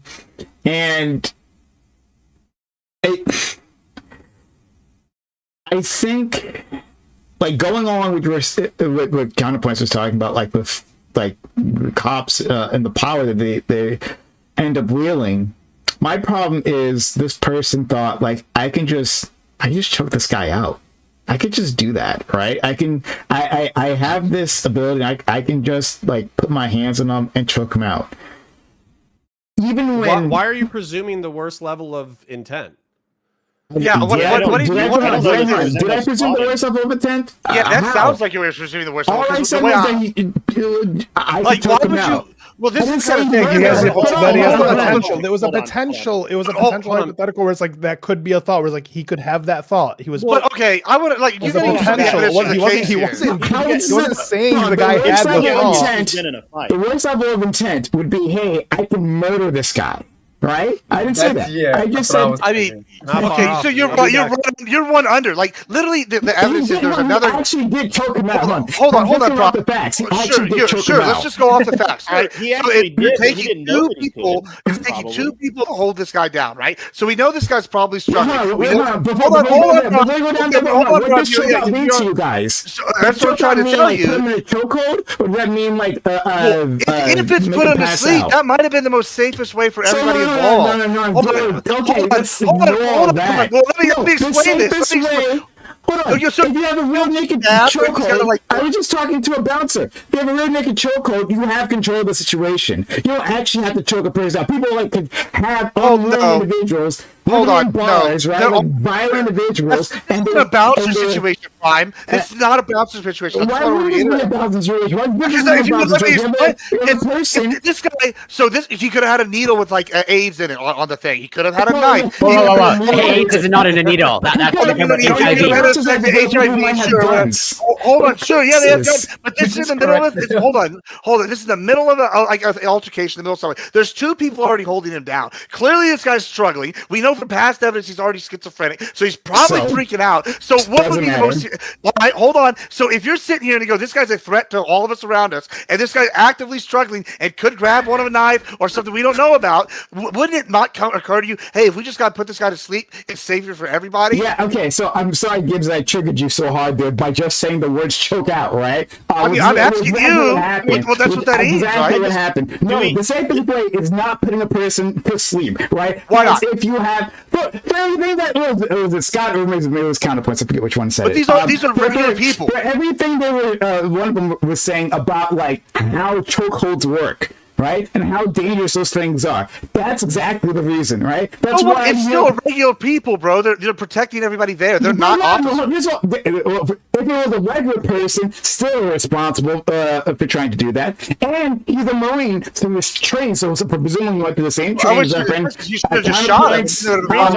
Scott, well, similar training. But if he was in Texas, you could have just shot him. This is a cultural issue. If he was in Texas, we would have just shot him. And it would have been the end of the problem. Yes, Texas is more brutal than every other place. Yes, I agree, right? There's other states like this too, but Joe would be arguing a whole different point. I'm sorry, I triggered you so hard that you're reacting I'm not triggered. You're just not avoiding irritation. All I'm saying is that, hey, he thought he could choke a person out. Right? That's all I said. And then you immediately jump in on like, how could you? Obviously the safest way to do things. Would have been the safest way. Yeah, sure. Noted. Right? Maybe like seems like you're triggered. Sure. Yeah. Maybe cutting a person's air off, right? Is the safest way to handle the situation. A violent individual. Yes. Noted. Thank you. Violent individual. Yeah. Any which way. Back to it. Like y'all are wild. This guy thought that he could just do this. It seems wildly irresponsible to me. May not murder, right? I don't have any evidence that this person intended to kill this individual. I don't have any evidence to say that I don't know, he had this kind of mindset or anything. I don't have anything like that, right? It just seems wildly irresponsible to do that. But hold up. So here's another thing where we should talk about mindset, though. Okay. Mm-hmm. So like, I'm not trying to be like, oh, Marines. But like, Marines are kind of taught that literally, like one of the things that we're taught in combat training is be courteous and polite to everyone you meet, or be courteous and polite, but also have a plan to kill every single person you meet. That's literally like a sign on the door. Mm-hmm. We're also taught like the book A Message to Garcia, in which like somebody takes initiative and literally travels to Cuba to coordinate an attack with Cuban insurgents. We're also taught that a piss poor plan, like executed now, is worth way more than a perfect plan that takes months to coordinate, right? So these things are, you know, I would say beaten into, like, and even if this guy was like a peacetime Marine, even if he had never deployed, never went to combat, these are the kind of lessons that are beat into Marines and boot camp and Marine combat training. So we have all this empathy for the person who's died, and rightfully so. However, that's probably all subconsciously brewing in that Marine's mind. So to you, you're saying like it's wildly irresponsible for him to act. For a Marine, it's wildly irresponsible not to act. Yeah, no. I didn't say that. Wait, hold on 1 second. Pause for a second. Pause for a quick second. Good. I'll get back to you saying. I didn't say not to act. In fact, I said the opposite. I started off saying the opposite. Hey, I want people to act. I want people when others are in trouble to, like, you know, to care for your fellow man or woman, and respond in that situation. I said I hope that I would respond if there was trouble like that. Blood choke? Yeah, it would be the choke. Yes, it would be the choking. But I also said that. Hey, my problem is the choking, not that you were trying to hold him down. Sorry, go ahead. Great. Give me a second. So my problem with what you're asking is the idea that he had time to make the decision to employ the chokehold, because I've been in a lot of fights and I take what's available. I don't care if I have to hit you in the jaw, kick you in the nuts, choke you out. It doesn't matter. I'm winning that fight. Okay. You're really putting this level of complexity that I don't think exists in that moment. So he's surrounded by individuals. Perry and the assailant. What's his face up here? The victim. They're surrounded by individuals. We know individuals are helping them, right? We just went over that. Individuals are helping this individual. He has no, like, going off what our friend Counterpoints said, right? With, like, his rules of engagement. Like, there's no reason to believe that lethal force needs to be deployed against this individual at this point in time, right? Because as far as we know, he didn't have a weapon, or he hadn't deployed any sort of weapon. And so, if the weapon comes out, that changes the calculations immediately. I definitely agree with you. That's a reaction. That's not a battle. We judge people. We judge people for the reactions. Hold on. Stop. Hold on. We judge people for the reactions. We do it all the time, right? Yes, you can do something in the heat of the moment, and we still find you guilty of doing that thing, that bad thing, in the heat of the moment. Sure. So that's not a defense in itself. So he wasn't in. It didn't seem he had control of this individual. It didn't seem that this person had to be choked out at all. Well, hold on. You say he had control of them. Why did he? How did he have control of him? Through the chokehold? He had him. Well, not the chokehold. He had their back. You can wrap yourself around somebody's neck without applying pressure to the carotid artery. You can get him in a little half here's the thing. Hold on. Here's the thing. Oftentimes, just off of like instinct and MMA training and martial arts training and all that kind of stuff, you're basically taught to squeeze. So your instinct is going to be there. But to Prime's credit, you can be in that position with your elbow wrapped around the neck. You have 80-90% of control of the situation, and you do not have to hit the arteries, and you don't have to hit the esophagus. It's kind of counterintuitive to training, but you can do it. So here, I just want to say a couple of things. So first of all, piggybacking off of Counterpoints, you know, when I was doing trauma lanes in the Army, right, where you go, you know, the whole goal is to go to the X, you know, quickly identify, you know, what injuries the person potentially has, determine whether or not you need to move them off of the X or whether or not you need to retreat and get them later, and then how you're going to retrieve them. One of the things that you do is you have to put tourniquets on people, right? Now, if you want to see a drill instructor lose their ever-loving shit, you want to see them angrier than you've ever seen them in your entire life, and have someone screaming in your face with spit flying on your face, don't put a tourniquet on tight enough. They will scream at you, train as you fight, train as you fight, train as you fight. And that is one of the critical elements of understanding, is that when you get into that situation where bullets are flying, or where, you know, you no longer think, okay, you act. And when you act off of your training. And so they're very, very afraid that if you don't put a tourniquet on tight, you're not going to have the rational thought in a combat situation to put the tourniquet on tight enough. You have to train to put on a tourniquet so fucking tight that it actually hurts the person you're training on and leaves a bruise on them, so that when it happens in real life, you that's your instinct, right? So that does Can I play a respond to that real role quick? in what's occurring here. And he's Yeah, not a I cop. would- I I'd want like to to finish as my well. second point. And the second point is this: the best evidence we have about Daniel Penny's state of mind is that he gave an interview immediately after. That tape is released. Now, during that interview, he is unaware that Jordan Neely is dead.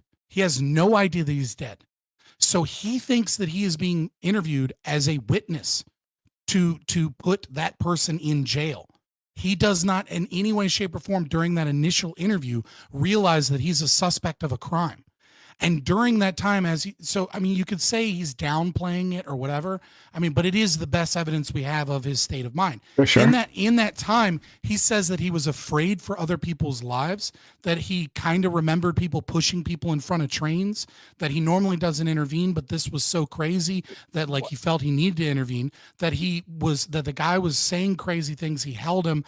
He immediately screamed to get the cops, and that guy was still kicking and was doing different things. And then very shortly after, as his recollection calls, the cops come after, and then he hands them over to the cops, and and that's when you guys took him. He doesn't know that this person has lost their life or that anything has occurred in that moment. You could infer that he thinks some fucked up thoughts, or that he thinks like, oh, I gotta choke this guy out because he's a fucking problem. But it just doesn't, it seems very unlikely when we have his account recorded when he thinks that he's a witness, not when he thinks he's a suspect. Guys, I don't know why. Hold on. I don't know why these words have gotten this reaction. Less so from you, Scott, right? Because I think you're trying to do this I'm in just explaining the nuanced way. situation. Yeah, right. Yeah, but like when I say, hey, he thinks, hey, I can just choke this person out. What I mean by that is that he choked that person out, right? That's what I mean. He decided to choke him out. We might be. I understand what you're saying, but that's not. We the might same be thing, inferring right? Like, malicious intent. So when I hear that, just to explain what I hear, hey, I can just choke this guy out. What that sounds to me is like it's very cavalier. He's not taking the situation seriously. He's just trying to get it done as quickly as possible, right? He has no regard for the safety or well-being of the person that he's intervening upon. And I just think that's a lot of assumptions. But to address Scott real quick, so I'm not necessarily saying that for Daniel Penny. Never in a million years would I convict Daniel Penny of manslaughter unless I literally had audio of him saying, I can't wait to choke this fucking guy out. I've been looking for a fucking excuse to fucking, take some dirtbag homeless person out. That's the only way that I would convict that guy of like murder or manslaughter, right? Yeah. So that's to address point number two. Well, that would be murder, not addressing manslaughter. point number one, though. Point number one, he was talking about like train like you fight and all that kind of stuff. Okay. Well, one of the things the reason why I said what I said, which is you can control somebody from the rear, have your arms wrapped around their neck without applying pressure to the arteries or to the esophagus or windpipe or whatever, is because like I've been in that situation, and there's probably a healthy chunk of young men who watch this show. Some of them might become military people. Some of them might become cops. And I want them to know that there's a gradient of what you can do in a situation, and you don't have to let your adrenaline or your training completely take you over. It's hard. That's why my deference always goes to the person in the situation. However, like you can be smart in a high stakes situation. And the smart thing. Disagree. Sure, the smart thing to do would be not to choke him out. To use that would be the smart thing to do. I disagree with that, Brian. I know you do. That's the point of the statement. You disagree. That's the statement he's making. Hold on, I am going to get this out. That's going to happen. So shut the fuck up. Thank you. Much appreciated. Any which way, back to it. So the safest thing would have been not to put his hands around that person's neck. Going to the train. The safest thing wouldn't have been that. Going back to the train how you fight. Maybe I'm missing. I might be misinterpreting the point of the story, right? No, you can't. No, you can't because I'm still talking. Thanks. No, if he has a question, I want to answer. So I might be misinterpreting the point of the story, but it seems like it's like when you're training, you're trained to do it to the maximum. And so that and train how you fight, because you fight to the maximum when you think your life is on the line, right? And okay, great. This. So you're saying that it sounds like within this emergency situation, right? You put your best out because you think your life is on the line. But even when that happens, right? We still judge people for their actions. We still judge them like you might have thought that your life was on the line, but like a reasonable person would say that it's not on the line, right? This victim didn't have. So yeah, I'll answer. I'll clarify. Right? So when we're talking about intent, we're talking about mens rea, right? We're talking about an intent to harm. And so what I'm saying is that it's far more likely in a situation with high adrenaline, with someone that's not doing this day to day like a cop, like Counterpoints is, right? But someone that has only been trained specifically to go out and kill, right? That they're doing everything they can to do the best, but in that situation, you don't actively think about like, oh, I'm gonna loosen my chokehold to preserve this person's air. Scott, you're like, I got to control this person. This person's crazy, etc. Yeah, give me one second. One. So here's a problem with all of that is that we have a lot of data to prove that we do not, under stress, we don't rise to the occasion. We default to our basis level of training. What the most primal, the most beat into our skull thing. That is and so that's why what Scott was talking about, that's exactly why they do that. And that's exactly why I can't blame this guy at all. I can't I find no fault with Daniel Penny. If you don't have training, if you don't have... Wait a second. Everyone, I want to hear what a good one has to say. Now I'm going to respond to that. And then we're going to actuate. I can't find any fault with what he did because he's trained. He saw a problem. He's trained. If he makes a decision to involve himself into that, he's chosen to act. But how he acts is he's not going to say, well, you know what, I need to loosen up here a little bit, because his training says I've got to control this guy until help arrives. That's okay. That's sure. Counterpoints. Wait. I'm going to respond to this. I'm going to lag to it. I'll go to you after that. Unless anyone wants to jump in. Yeah, we do have the topic. I'm fine with this standard as long as we apply it to everyone else. I'm fine with that. Okay, so in an emergency, when your adrenaline is up, we say that people are less accountable to their actions, and we say, well, I mean, he defaults to his training. They default to their baser instincts, or however you like to phrase that. Well, okay, sure, all right. Well, you know, when I feel great stress, great anger, and I take it out on someone else, then I want that applied to me. I want that applied to anyone, a person in the commission, a person within the commission of a crime, right? Like, hey, I meant to only rob them, but I accidentally pulled the trigger because of adrenaline or whatever, right? Like, I want that applied to everyone. That's what murder 2 is. It's literally what murder 2 is. We have a whole category of murder specifically because we do apply that logic. Because without mens rea, it's not first degree murder. But what you did do is you chose to rob a liquor store, and someone died in the process. You still have mens rea. Well, you have mens rea for the act. It's just not premeditated. Yeah. But again, that's the difference between manslaughter charge and a murder charge, right? Like there's a is that like he wasn't trying to do. So then what we're talking about, what you all are responding to is like how I feel about this crime right now. That's what you're responding to. And you're saying this how you feel is unreasonable, right? Okay. So I'd say that then there's a level of culpability. Then we can understand that even if he had this level of training and he improperly used that training because there was no reason to put him in a chokehold, period, none whatsoever to do that.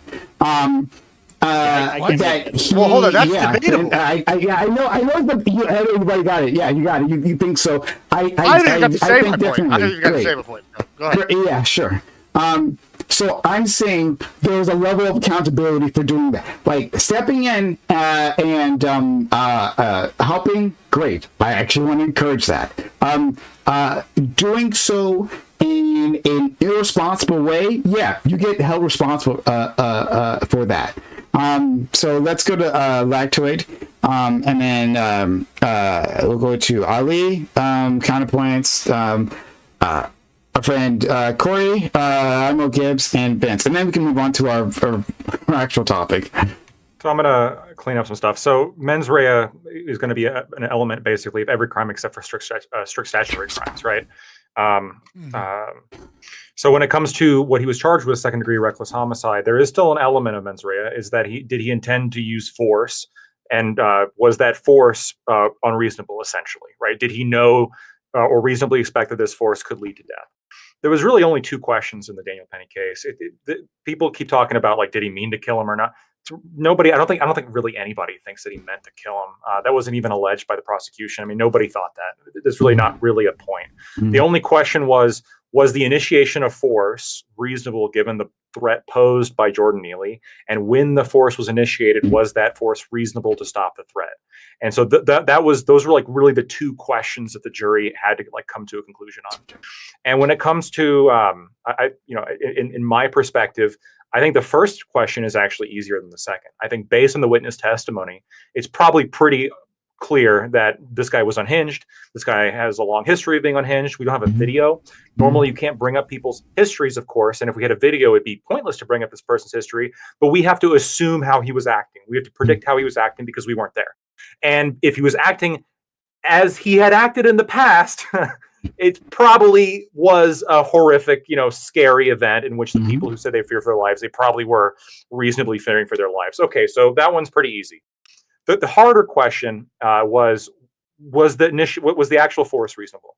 Was the chokehold that lasted close to 6 minutes, was that reasonable?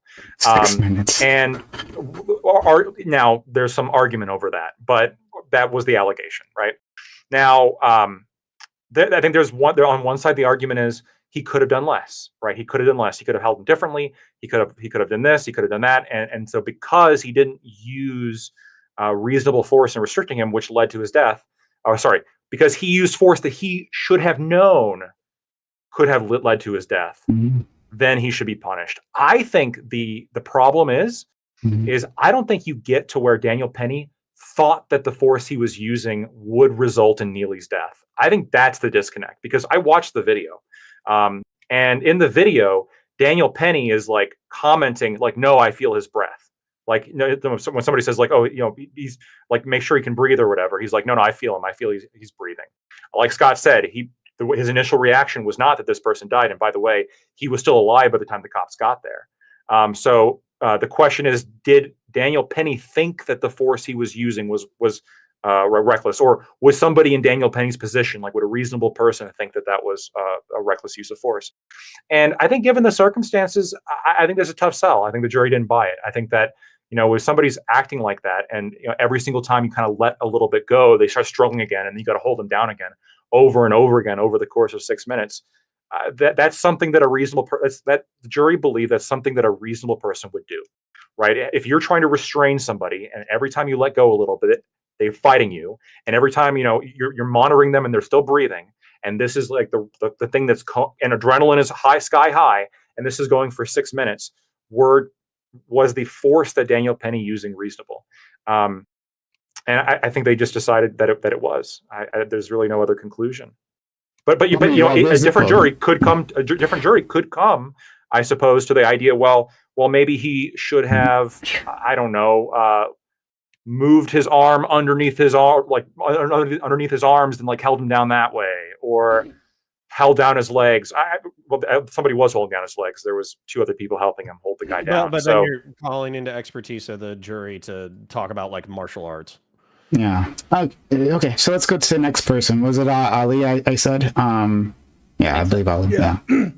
So like, if this guy having training is what gets him out because like you resort to your base training, does that mean that like civilians then should just like be intervening and then putting people in chokeholds? Because wouldn't civilians have less training and not know how to react, and therefore like the chokehold would be the thing, the easiest way to I don't think the training helps. From the back. Yeah. I think Ali's right on this. I don't think the training actually helps the argument for Daniel Penny, because the argument would be if you're untrained and you're in that situation, you're going to be given more leeway as to what's reasonable. But the argument for Penny is if you're trained, then you should know that this could potentially lead to death.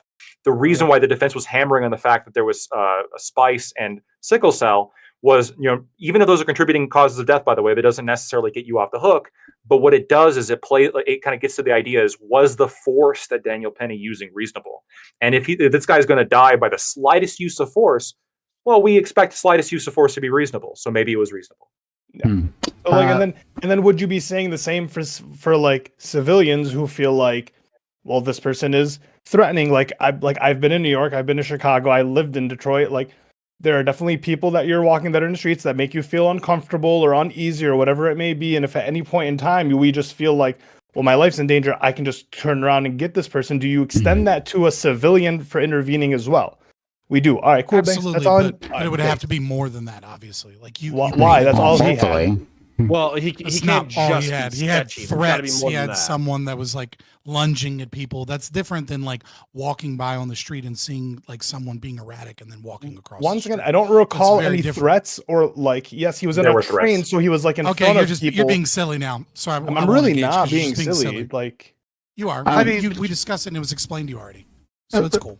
I'll go on to the next topic. Oh, sorry. Before then, did you have anything else, Ali, to say? No. Okay, then let's go on to Corey, and then counterpoints, and Gibbs. I think counter was first.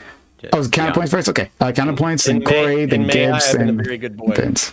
So, okay. Number one, we do extend this level of charity to civilians. The perfect example is Breonna Taylor's boyfriend. The reason why he's not incarcerated right now is because the law enforcement and state attorney's office deemed that under an adrenaline-out situation, that it was reasonable for him to believe that the house was being invaded. He fired guns at cops. He injured cops. He is not in a jail cell because the state's attorney's office extended him that level of charity. Also, we do this with like domestic violence murder, like heat of the moment murder. So basically, if you catch your partner cheating and then you kill the other partner or you kill your partner, then this is a mitigating circumstance that's calculated during sentencing. Do we extend this level of charity to civilians? My answer, particularly as somebody who lives in a red state, is 100%. Now, I get in blue states, you're used to having like homeless people and schizophrenics like all around you talking shit about how they're going to fucking murder you, and you just have to take that. In a red state, you don't have to do that. In a red state, if somebody's talking that shit, then basically one, you can be kind of like mindful of their presence, but two, if they fucking step to you, you can fuck them up, and there's no jury. Plenty of red states, you have to deal with that. What are you talking about? Whether you're in Florida, whether you're in Texas, whether you're in wherever it is filled with fucking homeless people, schizophrenics who are talking shit all the time. You said so that and Florida isn't, or Texas isn't. Yeah, well, yeah, I mean, but if they not say in the some blue wild shit to cities. you can fuck them up, and the juries aren't going to convict you of anything. That's true. And this is a good thing. Yes. Standard ground states is a good thing. Then anyways, sorry, I still have a couple of points I want to make before we move on. So adrenaline, you default to your training. I agree with you. I think an important point is that Daniel Penny was probably trained 500 different times in order to apply a blood choke and 500 times to apply an air choke. And he was never taught to go 0% or to monitor the person's thing. But he was also training with other recruits, and he was taught not to injure other recruits while he was doing that training. He also likely did grappling as a part of his training. So all I'm trying to say is I'm not going to judge him. I'm not going to judge Daniel Penny off of this standard of use your brain in adrenaline out situations. I'm saying that for the audience. If you become a law enforcement member, if you become an EMT, if you become a firefighter, if you become a military member, then when you're adrenaline out, when you're in the red, when you're in the black, you need to use your brain in order to get the best outcome for everybody. Wait, Connor, real quick. If this guy is a military, what is he? Marine or what is he? He's a former Marine, yeah. So he's used to being in high stress combat situations. You're telling me he was adrenaline out being on the subway with a homeless guy yelling? Yeah, dude. Nobody goes into a combat check the group chat, Ollie. Check the group chat, Ollie. Hold up. So number one, I'm gonna answer this question dead honest, okay? And I'll skip my last point. So number one, just because you're a Marine doesn't mean that you deployed, doesn't mean you went to a combat zone. It doesn't even mean you have a hardcore job. He could have done what I did. He could have done a paperwork job. He just probably got good training, right? And then number two, training does not make you a fearless automaton who is capable of responding perfectly in every adrenaline out situation. What it does is it inoculates you to stress and adrenaline. So instead of shitting your pants and crying, you can choke somebody out. Now, choking somebody, so in combat, shitting your pants or crying, probably not good. Choking somebody out can also not be good, but it's preferable, right? So, sorry, this is the same point, but I just want to make this clear. Military service members are not perfectly emotionless, fearless automatons. They are people who have been trained to use their fear to turn it into anger and to turn that anger into action. Just a quick response, and again, back to what I was saying previously. My friend Majin, who was a bouncer, right, and I think he does some sort of fighting before. Anyway, he says any fighter learns to keep their emotions in check when fighting. We had people all maxed out in combat sports. We see people breaking people's arms all the time, right? There'd be a lot more serious injuries, but just being in a stressful situation doesn't mean that you're allowed to do whatever. And you just say, oh, well, you had training. That training says that this is what you're supposed to do, and even if you fuck it up, there are no consequences for this. It's like, that's not an excuse in and of itself. I think it could be a mitigating circumstance if you really think your life is in danger. I think that's definitely the case. But to say that he's not liable in any fashion under any applicable law feels like too much. Let's go to our friend Corey. Quite an opportune time because I want to address a question to Lactoid, but I'll try to maybe kill some time. I'm pretty conflicted myself in terms of I think everyone's on the same page. It was reasonable to intervene, but where I'm also conflicted in terms of is that use of force justified, or was it excessive? As of right now, I lean towards it seems excessive, but I also understand the point of adrenaline and training, and so I don't expect you to necessarily know Lacto, but as someone with legal knowledge, and I don't actually know if this is true, but is it true, let's say for example, that a trained boxer is held to a higher legal standard when it comes to violent acts, and that they can't just defer well, it's adrenaline, therefore I can knock out whoever I want if violence is instigated? It's ultimately going to be a fact, up to the trier of fact. It's not really a legal question. So the question, the jury's going to be considering, do I think this person being a boxer should have a better knowledge and a better understanding of how much harm I could do to somebody with my fists? And if I was on the jury, I would think so, honestly, right? If I'm dealing with somebody who has no training whatsoever, and I watch a video of them, and they're trying to get control of the situation, but they're just fucking shit up. But it's a very heated situation. I'm going to be more forgiving of that than if it's somebody who's trained, who knows what they're doing, knows exactly what's going on, has been in the situation many times, and still fucks up and still drops the ball and does something that's unreasonable. Because then the question comes in my head. It's why? What, if you knew, if you should know your the limits here, or you have a better understanding than most people, why would you do this? again, I mean, I think the fact that he's a Marine, I actually think works against him a little bit. Yeah, I agree. That's why, like, the training thing. That's why I use the trained boxer of, like, I agree. The training hurts, and that's why I think I slightly lean towards, like, the fact that they're a Marine. I don't like the adrenaline. Like, I have no experience with these type of situations, but, like, to me, it doesn't really fly as much. If you're trained to some extent. Like, I like the example that you gave. I can be more charitable with someone who has no training whatsoever, in terms of, like, they have no idea how to use force and they're just doing whatever they can to, like, survive. That's how I analyze it. And just to be clear, like, my position is, I fully acknowledging that the training that's probably working against him a little bit. Having seen the video, having, like, seen some of I haven't watched every day of trial, but having seen some of the information, I still think it's reasonable force, right? Because the question is, what would happen if you let him go? That's the thing that comes into my mind. Because controlling one person, especially when they're bigger than you, which Neely was bigger than Penny, is incredibly difficult. Controlling a smaller person than you is incredibly difficult.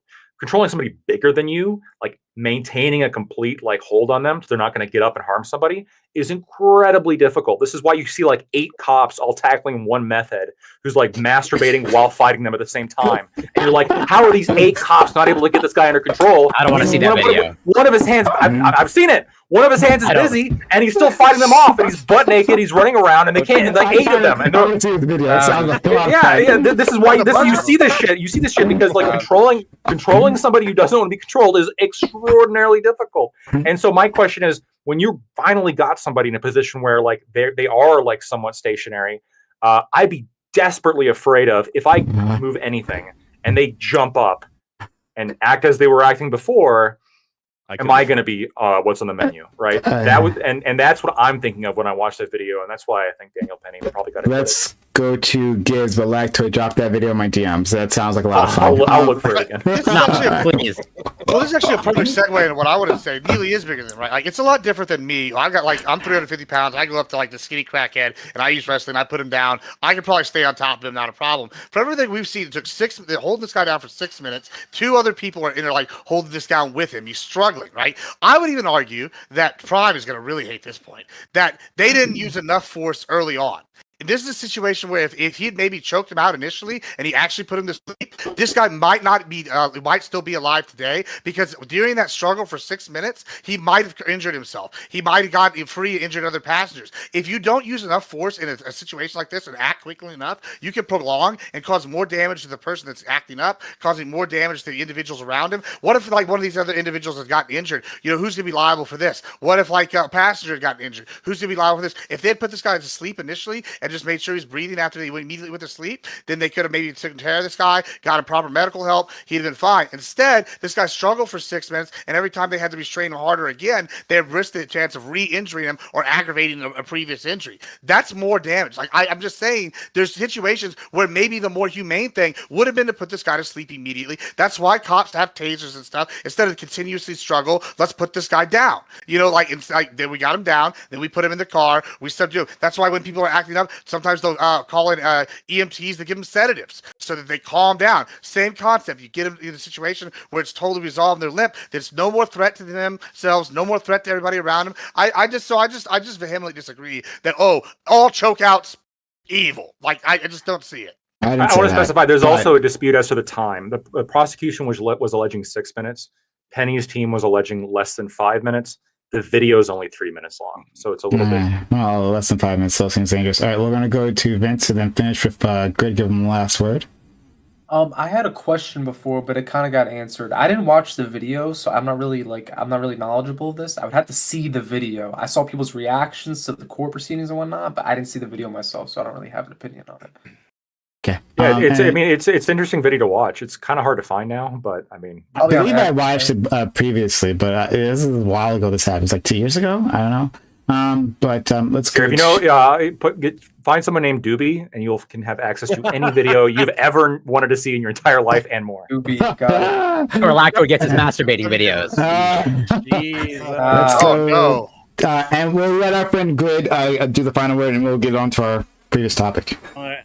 So I like what Counterpoint had to say earlier, that honestly, if this had been in a red state, that guy probably would have he'd have been dead a lot sooner. And the fact that he had a chance to live was was very fortunate given his circumstance. He didn't make it, and that's okay. He caused that problem. Penny didn't walk into there asking for trouble. And he didn't walk in there saying, you know what I'm going to do today? I'm going to put a dude on the ground and choke his ass out. So, and that's, but yeah, in a red state where I live, that guy would have made it. First of all, he wouldn't have had 2 people holding him down. I'm just put that bluntly as I can. Yes. Which, by the way, I don't think is true. I don't think you just kill homeless people because they're going crazy in red states. You guys are vastly exaggerating the ability to just kill people in the streets. Problem is, boom, boom, boom, boom. Hold on, Socio, I'm trying to answer you, bro. Calm down. What? That has calm, actually I'm chilling, happened. There's actually, there are cases where somebody has attacked somebody, maybe just being crazy or whatever, but they get shot. That's just the way it is. Okay, it's interesting because I actually Counterpoints when I came in and Counterpoint was talking about what the police do. What the police do is nuts. I was talking to a friend of mine who's a cop. I don't think he's a cop anymore. He was just about at the end of his rope on it, and he was talking about he had to literally sit there, and this guy had a hatchet, and he was just waiting to see what this guy was going to do with the hatchet in the middle of the road. And he's like, dude, put the hatchet down. Put the hatchet down. I don't want to do this. I'd rather take you to jail. And eventually it did resolve itself where he didn't have to shoot the guy. But I couldn't do what a cop does. Because to be honest with you, the minute you threaten me with that weapon, dude, it's over. I'm just so hold on. So sorry, this is actually. I do want to hurry up. Going to go into the next topic. Yeah, this is important. So one of the things though that I think Ali's pointing to is I'm with the red state guys. The default always goes to the person who's potentially threatened. So if that cop had blown away the dude with the hatchet, I wouldn't have cared. I would have slept just the same tonight, right? However, I think it's okay to encourage people to be more empathetic and also to wear people down, because often what happens with like schizos, diabetics, all that kind of stuff, you can wear them down with boredom. I had a guy threaten me with a golf club. I just stood there with my pistol out for 5 minutes. He got bored. He put his golf club down and he went to jail instead of the morgue. So you kind of you got to play mind games if you don't want to kill people. Okay, you were let's a good move on. Sir. Yeah. Well, I like to think so about my friend Counterpoints. Yeah. I mean, I go from the standpoint that all cops are bastards, but that doesn't mean they're not good people. And Counterpoint's always been presented himself as a very good person. All right, so that makes sense. It does make sense. Okay, not a cop anymore, so I mean, strictly speaking, you can be a bastard and a good person. Yeah. If we're using like the old term of bastard, like Connor, how's your relationship with your father? I know that's a prime vent, exactly. I know that's right. Very average to below average. I can explain it to you later. Okay. I'm just imagining Counterpoints as Jon Snow now. We're going to we're going to move on. Before we do that, guys and gals out there, if you've enjoyed the content, please help out. We haven't gotten many donations yet. So consider helping out. Magic BMac apparently gifted some subs at I think that was previously actually. Yeah, that wasn't today. Yeah, consider helping out the channel. Subs to the channel, gift bits or gift subs. Support this community. Use Amazon Prime / Prime Gaming here on this channel. Ammo gives a gifting another sub. I do appreciate it, friend. But we do need your help. If you like this content, you like me having these guys on. We had 2 really good contentious conversations already. None of them were planned. Those weren't planned topics. But if you like that, then consider helping us out. We do need your assistance. If you're on YouTube, consider using a super chat. We'll respond to your super chat. We're monitoring the super chats. So, we'll give you a response. So, how about this community? So this community will stick around. We do need your help. Subs to the channel, give bits or give subs. Okay. Topic. Last week, the top executive at United Healthcare was gunned down by an assassin in Manhattan. It was a clear targeted murder. While we don't yet have a definitive motive, all signs point to revenge over denial of healthcare coverage by the insurer. In the wake of this high-profile killing, however, there has been a lack of remorse for the victim. Many have even shown support for the killer and have quietly been suggesting other insurance executives as targets. This incident has laid bare the anger that the country feels over the state of the health insurance industry. How do you feel about this death? Do you think that vigilante justice ever has its place? Even if you disapprove of the killing, do you think there is value in putting fear into the hearts of the powerful? And what do you think can be done to quell the clear anger the public has against the American healthcare industry? You guys all, I think everyone watching knows, has been following this at least to a tiny extent. The healthcare executive CEO gets literally murked, and on video, and the response has been either outright glee. Some places outright glee, but not too many. But it just most is like a muted sigh of hey, this guy kind of deserved it, the world's kind of better off without him, things like that. All right. And interestingly enough, it's come from across the political spectrum, from everywhere that you can think of. People have felt this way. It's been a uniting experience in maybe all the worst ways. So I want to talk about that, and the idea of a person taking the law into their own hands is that acceptable? I have so much to say on this, but first let's go to our friend Lacroid. Yeah. So normally I like to give my own intros, but today I outsourced that. I'm gonna actually read a Matt Walsh tweet that I think really encapsulates my view on this almost to a T. So I hope you all enjoy. Quote, I could at least respect the intellectual consistency the left cheered for both the CEO assassin and Daniel Penny on the grounds that they both got rid of somebody who was a threat to the community. I wouldn't agree with that argument, but there would be a certain moral coherence to it. But instead, they cheer for the death of a CEO while crying crocodile tears for a psychotic vagrant who assaulted women. In fact, they condemn Penny as a vigilante, even while explicitly praising vigilantism in the case of the CEO. That's because the only real principle at work here is racial hatred. These assholes don't even care about affordable insurance or whatever. They just hate certain demographics and want them dead. That's all. I think that's pretty accurate. Thanks so much. Let's go to our friend Scott. Yeah, so if you've seen me on this show before, you'll know that I very often separate what is justified and then what is morally right or wrong. I don't think that's, if you've been watching Prime with me on it for a while, you know that I do this when most people don't. So starting off with justified, is the murder justified? Almost certainly. Assuming that what we know about the shooter, his family situation, his mother, what he went through, and specifically Brian Thompson and his work at United Healthcare.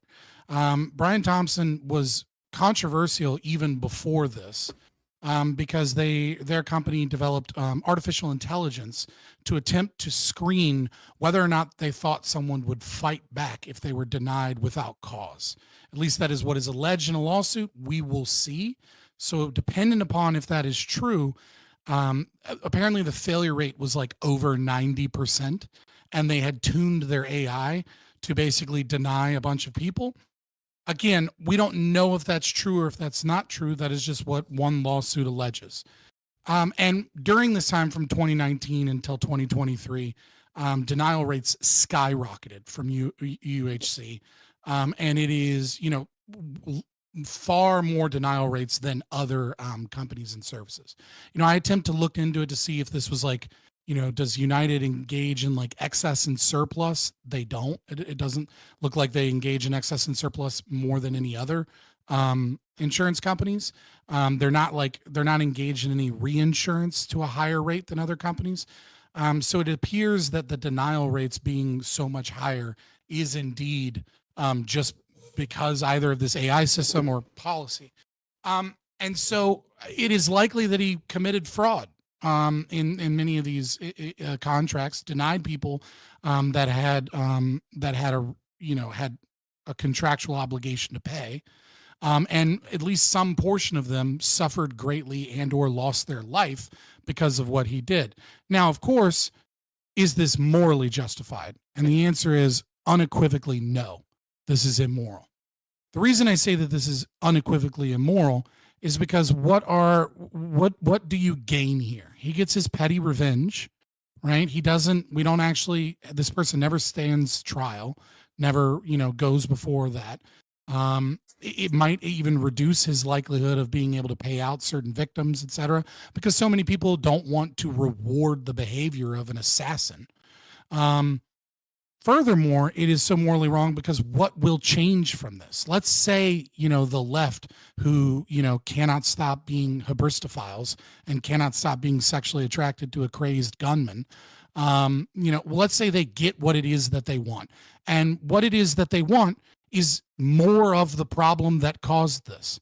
The reason that insurance is so fucking scummy and full of fraud is because it is the most government regulated socialist industry in America.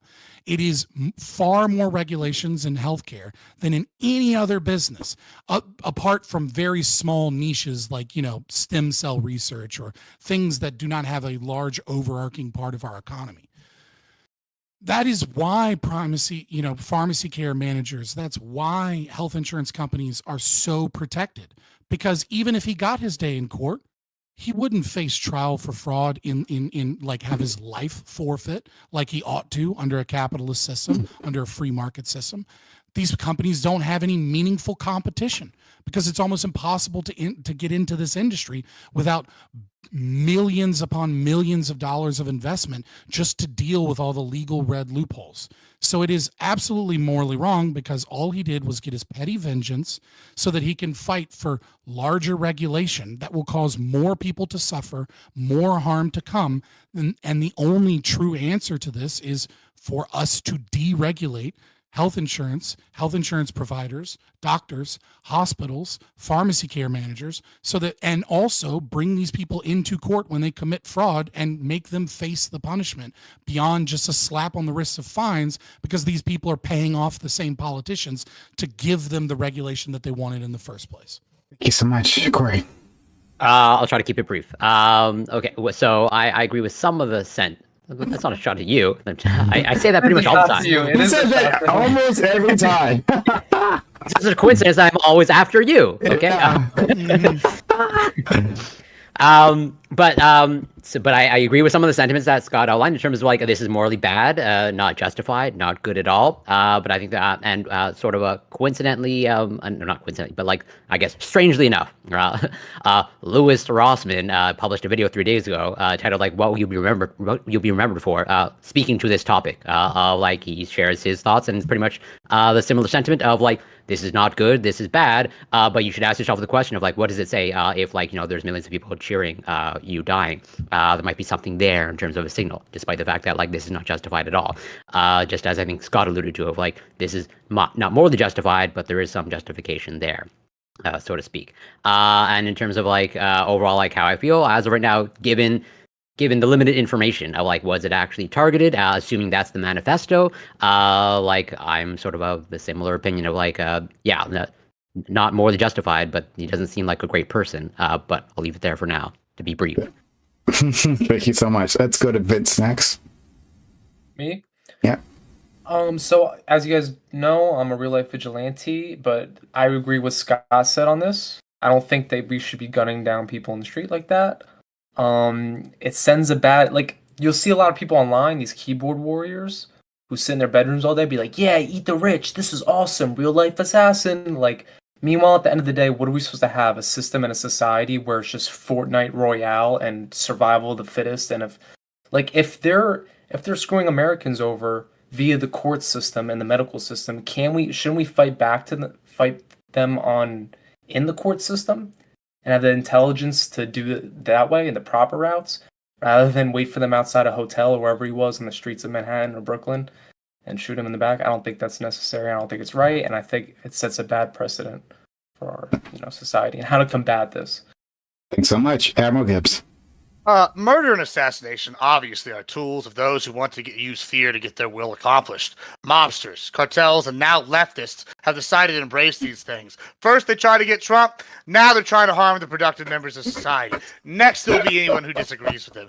This man is clearly a product of the leftist brainwashing centers we call the Ivy League. They might as well be called socialist or communist re-education centers. It is literally a social contagion that we have on our hands. These people believe in similar things to this shooter, are in essence advocating for slavery. I mean, holy hell, folks, in his manifesto, he glorified the Unabomber, and yet they chilled. They believe they are entitled to other people's hard work and tax dollars. The fact this person gets cheered on so much online shows these people's true, vile colors. None of these people want to take personal accountability and expect other people to pay for their own life choices or issues that are uniquely their own. Instead, they want to live off the sweat and tears of other people's brows. The end result of this is that they expect doctors to work for free or at taxpayers' expense. The alternative is that they actually have to work and provide for themselves. And lordy, we know that's not going to happen. The idea that they'd have to personally be accountable for their lives is so abhorrent to them that they'd rather glorify and sexualize a murderer and dog whistle for other hardworking Americans to die, therefore cutting off more people working for these people. I don't fucking know. All I know is these fucking leftists are trash. Don't dog whistle for other people's death. Don't glorify this murderer, and stop getting brainwashed by this bullshit Ivy League. Gibbs, even when you're against me, you're my fucking hero. Okay? Thank you. All right? Appreciate it. Is awesome. this a leftist versus rightist issue? Is this really what it is? It is. We'll get to it in a second. I think so. We'll get to it in a second. Let's go to our friend Ali. Yes, please. I don't know. I get it. I feel like if these people's paying no insurance, and then their mom's suffering, and then now they're suffering, and he touched on a few things in his which is like we're supposed to live in this civilized society where it's like, to Vince's point, like if they're beating us in the court system, shouldn't we go and beat them in the court? Like we can't. No one listens to the broke people when it comes to these types of situations. It's just the poor that end up suffering. Okay. No, it's just yeah. So no one seems to care. You're not going to be able to beat these people in court. It's kind of like a lose-lose situation where it's like we're kind of expected to everyone gets to just talk shit and do whatever they want and inflict all these types of pain on you, but the reaction has to be civilized from you, even though you have pain inflicted on you. It just doesn't make sense. Not that it's good. You shouldn't be going around killing people in the streets, but it's like, to Corey's point, one, a bunch of people are cheering it, but two, someone felt like they came to that point. They had no other choice to get their relief. So if people can feel like, we were talking about if you're stressed out and with the adrenaline pumping in a train, I'd imagine being stressed out with your adrenaline pumping while your mom is suffering. So, I get what he did. I don't think it's right, but we justify other killings, so why not? Ali, I'm gonna need you to calm down. Would you? Yeah. Would you chill? Get a hand. Yeah.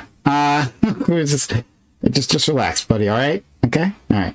Good. Thanks so much. All right. Move on. Don't worry. I got you this time. Good. Yeah. Oh, you ready for me? Okay. Yeah. I thought that you were telling me that you had. Oh, I did get him. And now it's also your turn. Yeah. Doing me a favor there. I appreciate that too, because Ollie's a problem. I don't know what's going on with him. Joke. So first of all, how do I feel about the guy's death? Bad things happen to bad people. Sometimes the right guy gets dead. Do you think that the vigilante justice ever has its place? Absolutely. This country was founded on vigilante justice, and we're going to continue that streak. Unfortunately, we don't see enough of it these days. Even if I disapprove of the killing, which I don't, do you think that there's value in putting fear into the hearts of the powerful? Absolutely. A good, healthy fear of the government.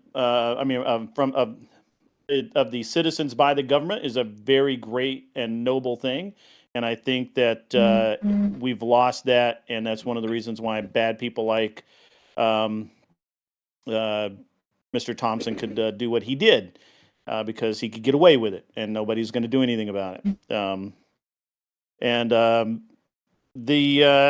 lastly, what do I think can be done to quell the anger the public has against American healthcare industry? Simple. Remove the idea that you have a right to any and all health care that you desire. We remove the enablistic government that we have. And honestly, if we could just stop Democrats from shooting people, we'd be in much better position. And that's I mean, I think I covered everything. If I didn't, I'm sorry. We'll come back to it. Before, there's a time where I had a dearth of right wingers here, but this is I'm liking this. This will be a lot of fun in the future. Next, our friend Counterpoints. I'll be brief. To quote the famous law enforcement officer Jake Peralta, "Cool motive, still murder," and that's pretty much it. This guy, it was released later that he's a Ted Kaczynski stan. He's like a anti-modern industrialist. I like Uncle Ted, but I also think he's a fucking lunatic. So yeah, we'll talk about it. Okay. All right. We're into it. Anyone want to jump in? So Gibbs, do you just doesn't this put fear into the powerful, which could be the government, which could be any officials that now see, they can see this as if you fuck with the civilians, they'll come for you. Pretty sure which isn't a good thing. You want drones at the border, right? Well, hold on. I want to answer this, right? There's a difference. Fear can be useful to, like, deterrence is a useful thing. Sure, deterrence. Here's the difference, though. Fabian and all the people that said we need to deregulate this industry, that's the real evil people here. The politicians on the left that have sat here and acted like healthcare is just this human right, those are the evil fuckers, right? They've sat here, they brainwashed you, they've sat here and tried to get you entitled and, what's the word I'm looking for? Enslaved is the word I want to use to the government. You're enslaved to the government because they're expecting the taxpayers to pay for. Just listen. Wait, is United Healthcare free? Hold on. Sociologic. Yeah, hold on. Sociologic. Let me just issue something, right? He wants it's to because it's all say that you get genital warts. And you're expecting my $6 million. Syphilis is a balloon. Say you get both. Say you get both. Why should I have to pay for your rampant debauchery and I literally didn't say any choices of this. with women? I mean, that's the problem. That's what people on the left. Is United Healthcare free or is it private healthcare? Well, okay. Answer that question real quick. Wait. Just real quick. Is it free or is it private healthcare? It's private healthcare. I don't think it's private healthcare. No. Ollie. Okay, so it's private healthcare. So this guy was not sucking on the leftist tit. He was not able. He was paying for his healthcare for years. So he was a worker. He was working. He was paying into it. So everything you just said, Gibbs, out the fucking window. Wrong. No, why wrong? Why wrong? If we just got rid of it like this whole thing in the first place, all these regulations, we wouldn't need this insurance bullshit. We wouldn't need something. We could just pay for it out straight out. We'd all be better off. Hold on, Ollie. All right, go off, Black. Take care of itself. There's two different conversations. So first of all, Scott's right when he says this is like the most insurance generally is the most regulated industry like in America. Sure.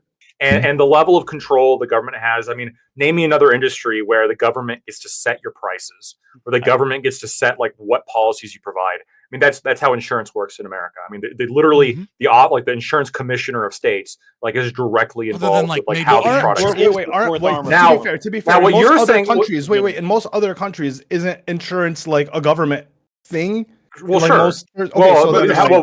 Health insurance. Most. How many countries like in Africa you think got most civilized world countries? Whatever. Yeah, he's talking about Western. I'm following. Yeah, we're talking about Western specifically with healthcare. Yeah, now other countries don't have like government provided car insurance and shit like that. Sure. But the two different conversations happening is I'm a little bit confused actually, Gibbs, where you're coming from because. The left. Ali is saying, "Hey, this has to do with some kind of like anger at United Healthcare specifically because they like violated its contract or whatever." I'm a little bit skeptical of that. I understand Yeah. that a lot of people think they're entitled to everything, and especially if they have insurance, I think they're entitled to everything. They're paying for it. Now, I'm a little bit, I guess, biased because I do insurance defense, but I'm telling you, like, insurance oftentimes pays out when they don't necessarily have to. And there's this like looming threat of bad faith lawsuits that compels insurance to cover a whole bunch of shit that it really doesn't make sense for them to cover, but of course they have to.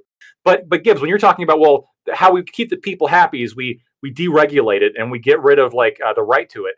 I think the people cheering for this are like the lefties generally, who like despise the fact that they have to pay for anything, let alone healthcare, right? They hate the fact that they pay for healthcare. And so they would be wholly opposed to you on this. And if we're like, how's that going to make them happy, right? If we, the only way they're happy is if we give them free shit. And you're saying, well, stop giving them free shit and then maybe they'll be happy. No, that's not what they want. They want all the free shit. I'm saying fuck these people. That's what I'm saying. I don't think you understand. I'm saying what they want is evil. Fuck them. Great. Now, how do we stop them from shooting? shooting us now? That's the second question. Now we say fuck them. How do we stop them from shooting us? Now they're playing your game. Listen. Democrats learn. Now they're playing your game. Now they got the guns, right? They're getting the guns. They're going in their little states. You know, they're having their fun now. So, yeah. let me They're doing this in the middle of Houston. They're not doing this in the middle of Houston. No, they're doing it in blue states. Listen, in the blue states, we do it right in the streets, baby. Let me calm this down a little bit. So here's the issue, I like it right? this way. So when we're talking about whether or not Brian Thompson was a piece of shit in some of the company policies that he did, if the lawsuit proves, and we get discovery and it does indeed show that under his reign of terror as CEO of United Healthcare, they implemented AI that they had tuned to specifically deny claims based upon information of whether or not they thought they would fight back in court. That is tantamount to fraud that absolutely led to death of people. And he is someone that ought face, can't now, but should have faced justice, and that justice would likely be hanging from a noose. Nevertheless, but what? The reason I disagree. The reason that this is the reason that fraud, absolutely. If your fraud leads to the material death of tons of people, operating good faith, right? And the government knew that. The interesting thing is that. Go ahead, Scott. But here's my issue again: is that I agree with you, Gibbs. The motivation behind so much of the celebration here is not what caused this problem. It's why democracy is retarded. Because people are retarded and they don't have any idea how any of this shit operates. They're just happy to see a rich capitalist get capped. That's all they give a fuck about. That's a lot. They see a super wealthy a rich dude white capitalist get his just desserts because you can't tell me that was a black CEO they'd be celebrating the same way. And I agree that Brian Thompson as an individual, it'd be a racist then. If the court records are a problem. But the problem is what is the solution? And the solution from most of the people that are celebrating this assassination is more government intervention, which is what created the fertile ground for corrupt crony capitalists or cronyism, whatever term you want to use, to abuse and use this system to protect themselves. The government comes in and sets your rate of profit. And then these companies can't keep up with inflation. So what do? They come up with new ways to fuck you, and they come up with legal loopholes, and then they pay off politicians so that the politicians that give them the regulations that they like are the ones that empower, and the free market is incapable of competing or engaging in any way because the people that make the most money are the people that bribe the politicians and bribe the right ones. That is the problem. And so, yes, I agree that this guy likely, assuming what we know about him to be true, I don't know if it's true or not, but I assume that he probably deserved justice. But the way that you enact said justice through vigilantism in this regard is just going to cause more problems than it solves. And if it's causing more problems than it solves, then why the fuck would we celebrate it? Because the alternative is not doing anything at all, which is what has been happening. No, it's not. That's This what dude was has like a happening. fucking no. Fuck off. Fuck off. That's not. disagree with No, that. this dude is wealthy. He comes from a wealthy family. He's got like a 140 plus IQ. This dude could have told his story and devoted his life to doing what we could to fix this. But instead, this fucking cowardly little bitch decided that he was going to grab a fucking gun and make himself feel he could have been an better. activist And the only thing and that's done going to nothing. happen is that he's going to make it worse for everybody else. Fuck that little bitch. Activism achieves Like, almost nothing. It achieves No, that's nothing. not true. That's not true. Activism There's is different done. types- You would have there's just become different Greta Thunberg and become famous for being an activist. So what? No. Like what? No. What would that's have different. happened? Okay, so there's different types of guerrilla political warfare besides shooting someone in the street. Yeah, I know. People commit vandalism against politicians' houses. They try to shed light. What happened like a year ago when they You dumped don't all think the this trash? shit has been happening forever? Do you think this is like? Do you think people have been? We're just like today. We're just like I'm gonna shoot a house. People have been doing this. Got no results. Killing humans. That's a They're thing. saying escalating He into didn't do shooting it to someone help. in He the did it back. to his There's ego. no result. When people don't see results, they resort to the most violent action or the loudest action that they think they. Sociologic. He did not do this because he wanted to fix the system. He did it he was because of mad his at the own system. ego. Yeah, He lashed that. out and engaged in assassination so that he personally. Yeah, could but the feel result better. is a Fuck that guy. conversation. But the result is bigger than than his action. The result is a conversation that's bigger than his action. Yeah, so You can okay, hold on, butterfly all right, effect let's this go into a to conversation if you hold on, will, sorry. but I do want it's to all going in the wrong direction. Scott, sorry. Let's go to counterpoints. Let's go to grid. I want to step into as well because I have something to say. Actually, counterpoint was first. Let him go. Yeah, I said that. I said counterpoints. Okay, all right. I'm sorry. Just Okay. FYI. No problem. So first thing, I worked in the insurance industry for 4 years. I still technically do. I work on the opposite side now for contractors. I will tell you, it is a monstrous system in which people make claims, and then what the insurance company will do is they will take a snow shovel and they will throw 70% of what they think your claim is worth to you in the first like 2 weeks, and then they hope that you don't come back and you never read the contract. That's how insurance companies currently operate. And then if you do come back, then what they'll do is they'll make sure that you have a pretty close to accurate estimate. There's of course fluff with contractors. I'm talking mostly about property insurance right now, but the whole point is that it's a game of investment in cash changing hands that if you ask somebody to describe it, it would probably take about 45 fucking minutes. I feel zero sympathy for anybody, particularly in the health insurance industry, who thought that a good way to make money was to fuck people over. Fuck him. Okay. That's number one. Number two, when it comes to this idea of healthcare as an entitlement or a privilege, okay, I am firmly against the rightoids on this. All right. I want a healthy, happy, productive society. I am a wage cage slave. Amen. I will likely die a wage cage slave. If I am going to dedicate 30 to 40 years of my life to make the American economy work, like seriously, it's a third of my life. I'm going to spend a third of my existence making the American economy work. When I get cancer, I want to be able to get fucking chemo. Okay. If I get a fucking cold, I want to be able to go to the hospital. If my children get a serious disease, I want to go to the hospital, have them taken care of, and not have it bankrupt my family. That's what people are pissed off about.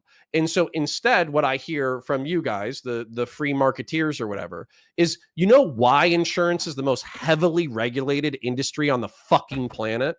The reason why is because insurance companies are effectively engaged in a financial investment Ponzi scheme where the more money that they get to keep, the more money they get to invest. Therefore, they're financially incentivized in order to fuck over their fucking clients. So no, zero sympathy. There are free market failures. Insurance and healthcare are free market failures. Get him, Scott. Get him. Did you know, real quick, did you know that 15 times the people die on waiting lists per capita than they do from lack of access to healthcare in America? Whoa. Where? What are you quoting?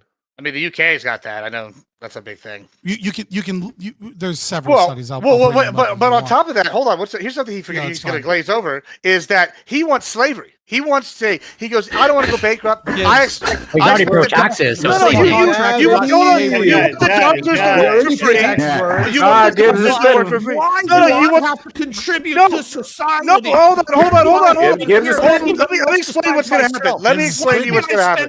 Hold on. Okay, you can yell over me and mock me in this voice all you want, but like, sure. Okay, you can say that all you want, but I'll give you some real points. You're the straw man that Okay, Lactoid and Fabian pretend doesn't exist. Yeah, That's sure. Look, listen, Papa. hilarious That's cool. That's cool. You can argue that. Like, listen, I know that you're mad because I called out your fake republicanism and we exposed you for the fraud you are. Gibbs, you But know that's what makes fine. me But fucking happy is let me the fact that you can eat I so talk? many cheeseburgers and Yeah, you do good. so That'll be much done cocaine soon. that And you're I probably good. gonna die in I your will be. fucking I will be, 50s. and I will So you're not contribute even more gonna to use that much society. healthcare. I will contribute more to society at that point than you in your entire life, and you've done a lot. Isn't that something? Oh, Either way, Gibbs. No, it Gibbs, doesn't this is matter, perfect. Papa. Gibbs, this is It doesn't perfect. matter. Gibbs, this is Hold on. perfect. I Gibbs, would like to Gibbs, talk. You're this the one is who's going perfect. to. Okay, Did you serve in the military, Gibbs? I don't Gibbs, care. Did you serve in the I military? don't care. I don't Gibbs, care. Did you serve in None the of my military? business. Listen, did you serve at Gibbs, Choke 'em Eye did you last serve in week the at the Thai military? restaurant? Because you can choke 'em my dick. I don't give a shit. But like, here's the point. Jesus Christ, bro. Did you serve in Listen, the military? did you serve him from Munda? Gibbs, did you serve in the military? Did you serve him from Munda? No. Gibbs, did No, you serve in well, the cool, military? because you're acting like you're from under my nuts, bro. Either way, calm down, bro. Like, I don't give a shit. Like, this is what you sound So, like. hey, Now Gibbs, you're did using you the serve in the military? You're just you're Gibbs, did slurring you serve on in the TLS and military? shit. No, I don't Gibbs, did you care. serve in the I don't military? care. I'm still in So we gotta move California. on. We gotta move Answer on. the question. No, I didn't serve in the military, but it Okay, doesn't did you matter serve in because law you're still a enforcement? bitch. You're still a Did bitch. you serve in law enforcement? I don't care. You look at how you're acting. You won't even let me answer. Okay. You're Serve in sitting law crying. enforcement. Okay, he didn't serve in law Cry me a enforcement. river. Cry me a river Okay, did more. you serve as an EMT? He didn't do Did- that listen, either. I never sucked Did you dick either, serve but as a you clearly teacher? have. So what's He your didn't point? serve as a I teacher don't either. care, Serve as a bro. Like, teacher. I'm not He judging did you. not. He did not. You don't know what No. if I've served as a Okay. teacher. I have been a Gibbs, teacher. hold on. That's not the point. I'll Like, wait for you to stop, but then I'm going to tell you what I think of you. cool. So How about Gibbs, you? Gibbs, I don't you care. had your chance. I don't care Gibbs. what you think. Gibbs, you had I your can't. chance. I haven't even got to talk. I mean, I just. Oh my God! You can make a point. All I'm doing is getting asked questions, and I'm not even getting to respond here to all his bullshit. He's sitting there advocating for slavery. poor Grid. I'll tell you what's going to happen. Is all these doctors You don't even know are how not to going to decide become doctors. socialism, communism, or Bro, slavery. and you don't even know what a Republican is. You've been sitting here saying you're a Republican for months while sitting here taking money from Progressive Victory and taking it up the ass. But I'm not sitting here arguing about anything. So why don't you just shut the fuck and let somebody I'm else talk? Republican, you fucking retard. Define bitch. Look it up. It looks like you. Hey, anyway, I'm almost moving as on. big as you. I don't give a fuck that you're I don't 300 care. pounds Cool, of fat bro. ass Cool fucking story. consuming I'm trying to sit here and make a fucking point. ass. I'm still trying to make a point. You're the one who just started this. I'm just sitting here trying to make a Everyone's gonna point. stop talking right now. So make your point so I can. Well, I can can't go even on answer you. about how Even big of a if- piece of shit you are. Cool. I'm a piece of shit. Hold on. Okay. One at a time, so that we have to move on. Like, we have very little time left, and there's a lot I want to say. Other people want to say as well. Okay, all right. So good. Gibbs. So we gotta stop doing free topics before our big ass topics like this. Hold on, wait. You guys, okay, hold on. You guys, anyway, whatever. This could have been a one topic. Oh, well, calm Gibbs, down, make a Ali. Calm retarded down. point, and then I would like to I didn't get to respond. talk. I was waiting for a prime. You know. Gibbs, go ahead, and then counterpoints you can respond to, and then we're gonna go to Grid.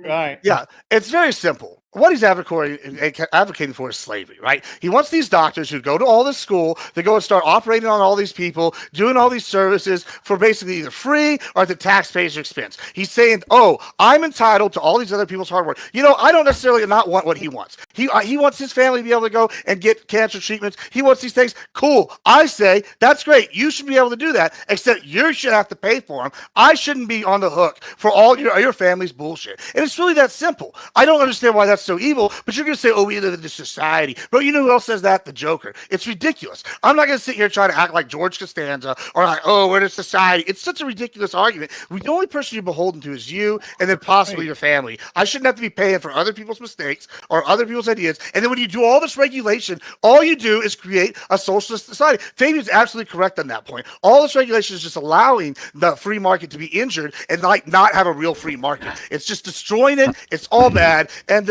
I'll just keep going, but I'm just excited. Okay. Are road workers slaves to like the sorry, no, we gotta keep going. Gotta counterpoints. Go ahead. Yeah. Okay.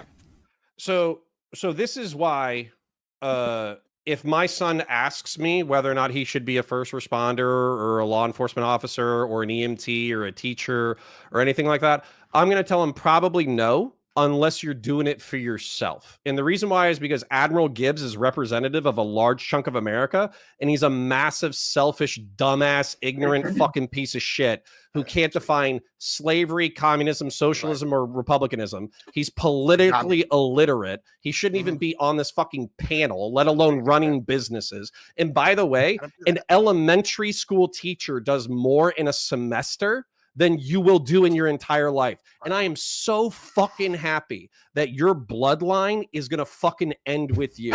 I'm so happy that you're snorting up your wealth. I'm so happy that you have an putting argument it in fucking cheeseburgers. I'm so happy you're killing yourself like the hedonist fucking retard that you are, because you think that because you run a business, I put my pants on one leg at a fucking time, just like everybody else. You think because you're in charge of a bunch of businesses that other people work at in order to make you money, you think you're the god all be all of everything? You can only work 60 to 80 hours a week just like anybody else. You're not special. And if anything, you prove that success in America is accessible to fucking retards. So I can't wait for you to not use your healthcare because you shit your fucking life down the drain so fucking fast. Do you have an argument? He made it for me. If a retard can do it, they can do it. Great. So we're moving on. Good. I mean, Admiral Gibbs has to take a W on that. You can't touch him. Hey, counterpoints. He's Hey, counterpoints. Hey, Counterpoints. Real quick. Hey, counterpoints. Real quick. More successful than man. Prime. They got to respond to that. Counterpoints. I don't stop it. You have to get your duck in. Stop it. Okay, let's go to Grid, and then I'm gonna go because I want to say stuff before the end of this. Grid. Protecting the commies. Yeah, all right. Yeah, that's cool. So I agree. I actually agree with a lot of what Scott says. The way the government and insurance are in bed together, it's incestuous, and it's created this perverse, not free market, not government run. It's just this kind of weird entity where people pay into it their whole lives expecting to get something out of it. When they need it, they don't get it.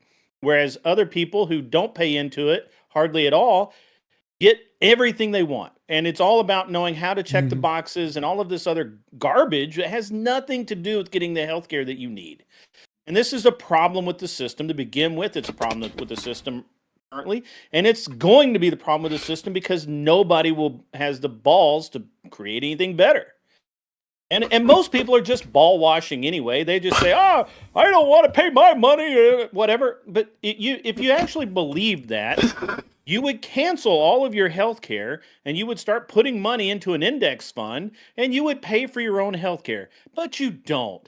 You pay lip service to it, but you don't fucking do it. So who cares? The reality is that you're just as bad as the next guy. People don't want to pay because when they pay, they feel like they don't get a result for the thing that they're paying into. So they can't cancel. They can't just cancel their health because whatever little health care they do get wouldn't. I mean, you did. I'm great. That the average American can't. These people are making minimum wage. They aren't making much money because they can't afford to. Because they can't afford to. Because where they work doesn't pay them enough. I want to jump in. So I'm going to jump in. I'm going to do the thing. All right. Okay. All right, that was all I had. Yeah, that's fine. And we can go the panel, by the way. I mean, I'll be willing to. Lactoid and Scott afterwards. Okay. So, to do the thing that everyone else did, right? Violence, not the answer. I don't want to encourage this kind of system. But at the same time, I had very little remorse for this particular individual. I think that, however, our society reacts wildly differently to different forms of violence.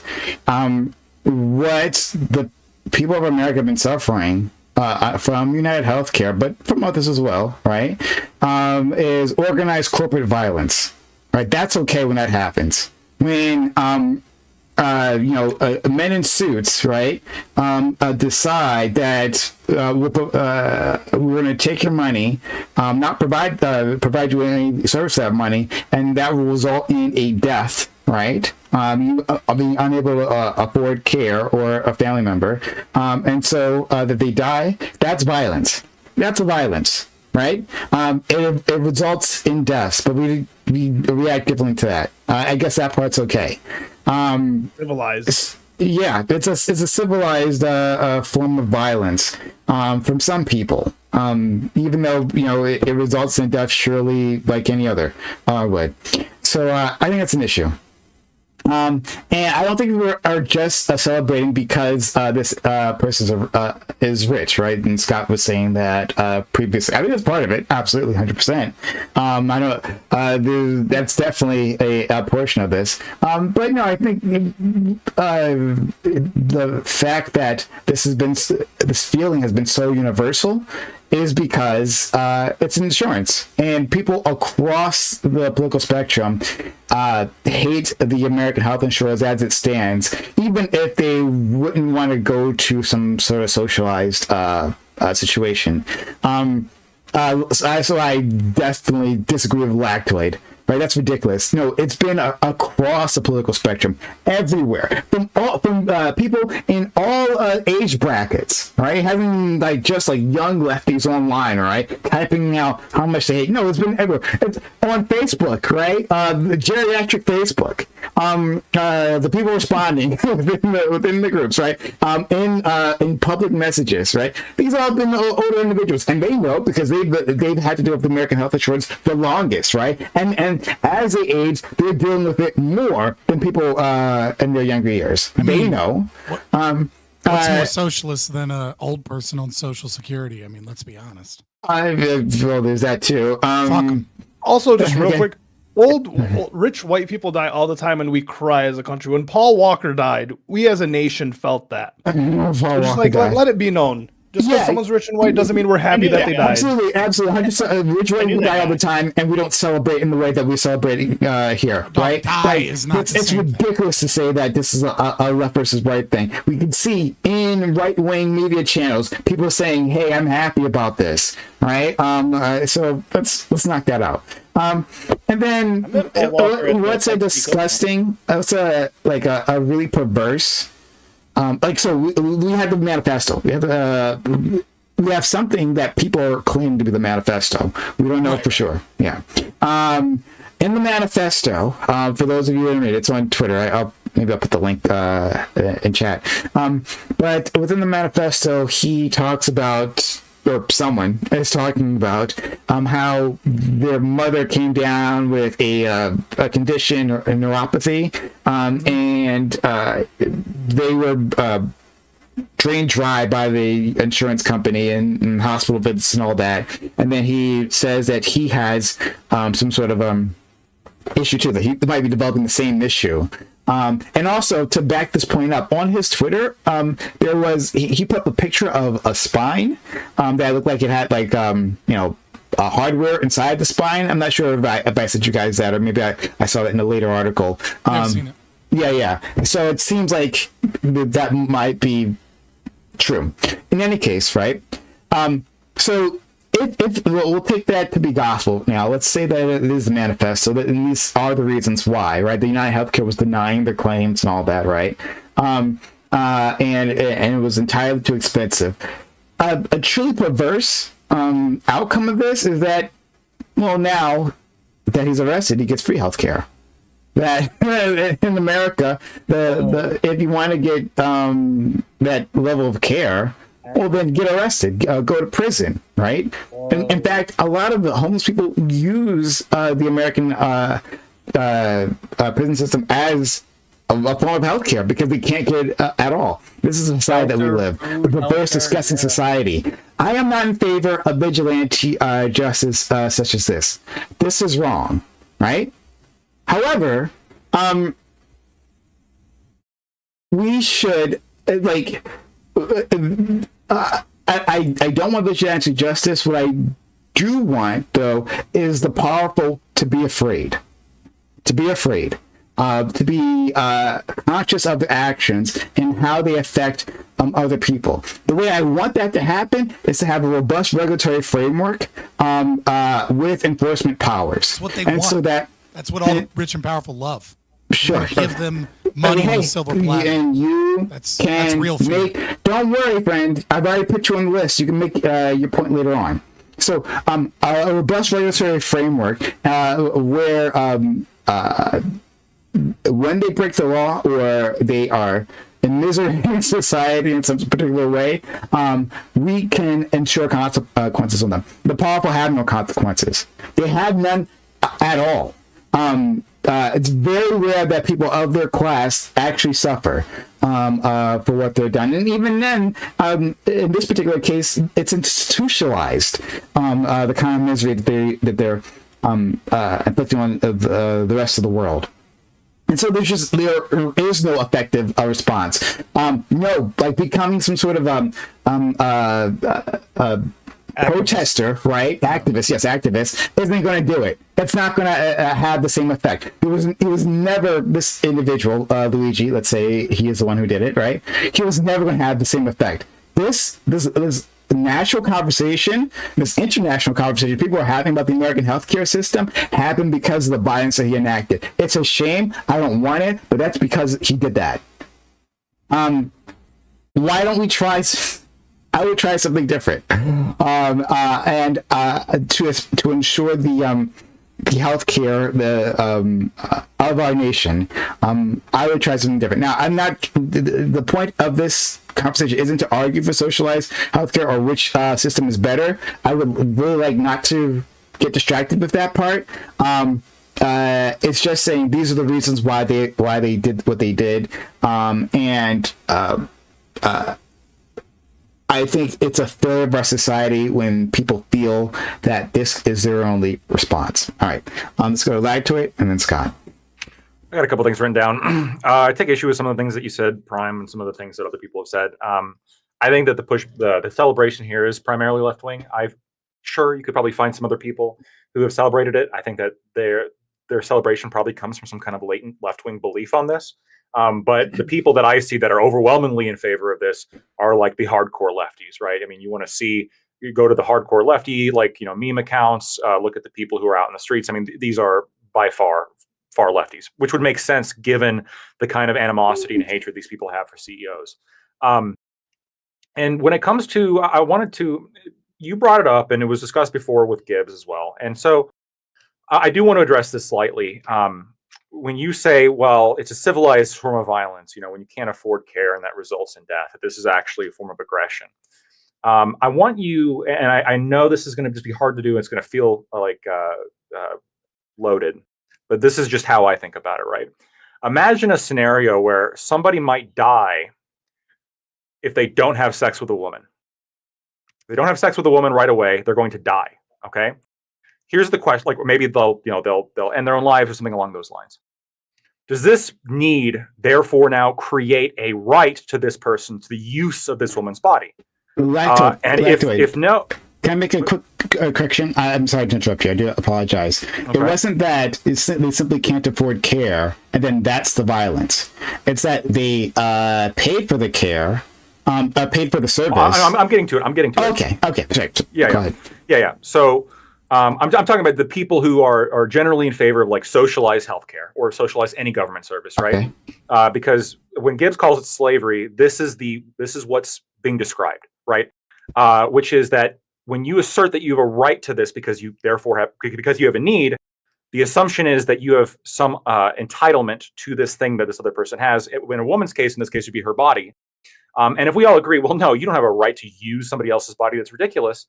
Well, why do you have the right to use my body then for your relief, right? Regardless of what my skill may be, whether it be building houses, whether it be crunching numbers, whether it be providing healthcare. The exact same argument follows. And so all of this is based foundationally upon coercion, upon slavery. And that's why the allegation is that it's slavery. As to the contract question of, well, you already paid for it, and now you're not getting it. I take a little bit of issue with this characterization. I mean, the contract question was largely unknown until this panel, I mean, people were stopping to read it. I know I was sent to me and I read it during this panel, and people have been celebrating this for a couple days now. There could be some kind of like right-wing position here or some kind of non-like entitlement position here, but we also don't know how accurate the telling of this is. First of all, we don't even know if it's legitimate or not. But it seems odd that we're going to take the gospel of a guy that just shot a guy in the back. And apparently his family's rich as hell. And he went to an Ivy League school, and he actually went to private school before that. And so this concept of like, well, his family couldn't afford this, I struggle a little bit. Like, you own country clubs and golf clubs and resorts, millions of dollars of shit, and millions of dollars of shit. And you went to a private, school, and then you went to an Ivy League, and you're saying, well, they couldn't afford it.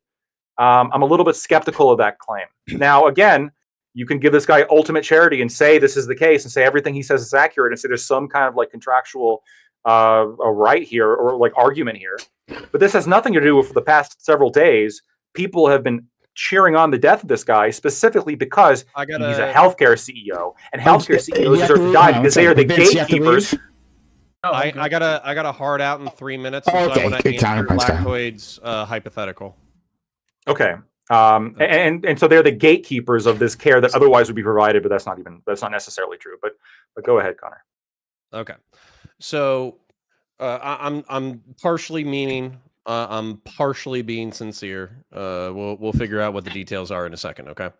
You're saying that there is a man. Let's just call him Muhammad, or let's call him Ali. Okay. I heard Ali is a really common name in the world. Okay.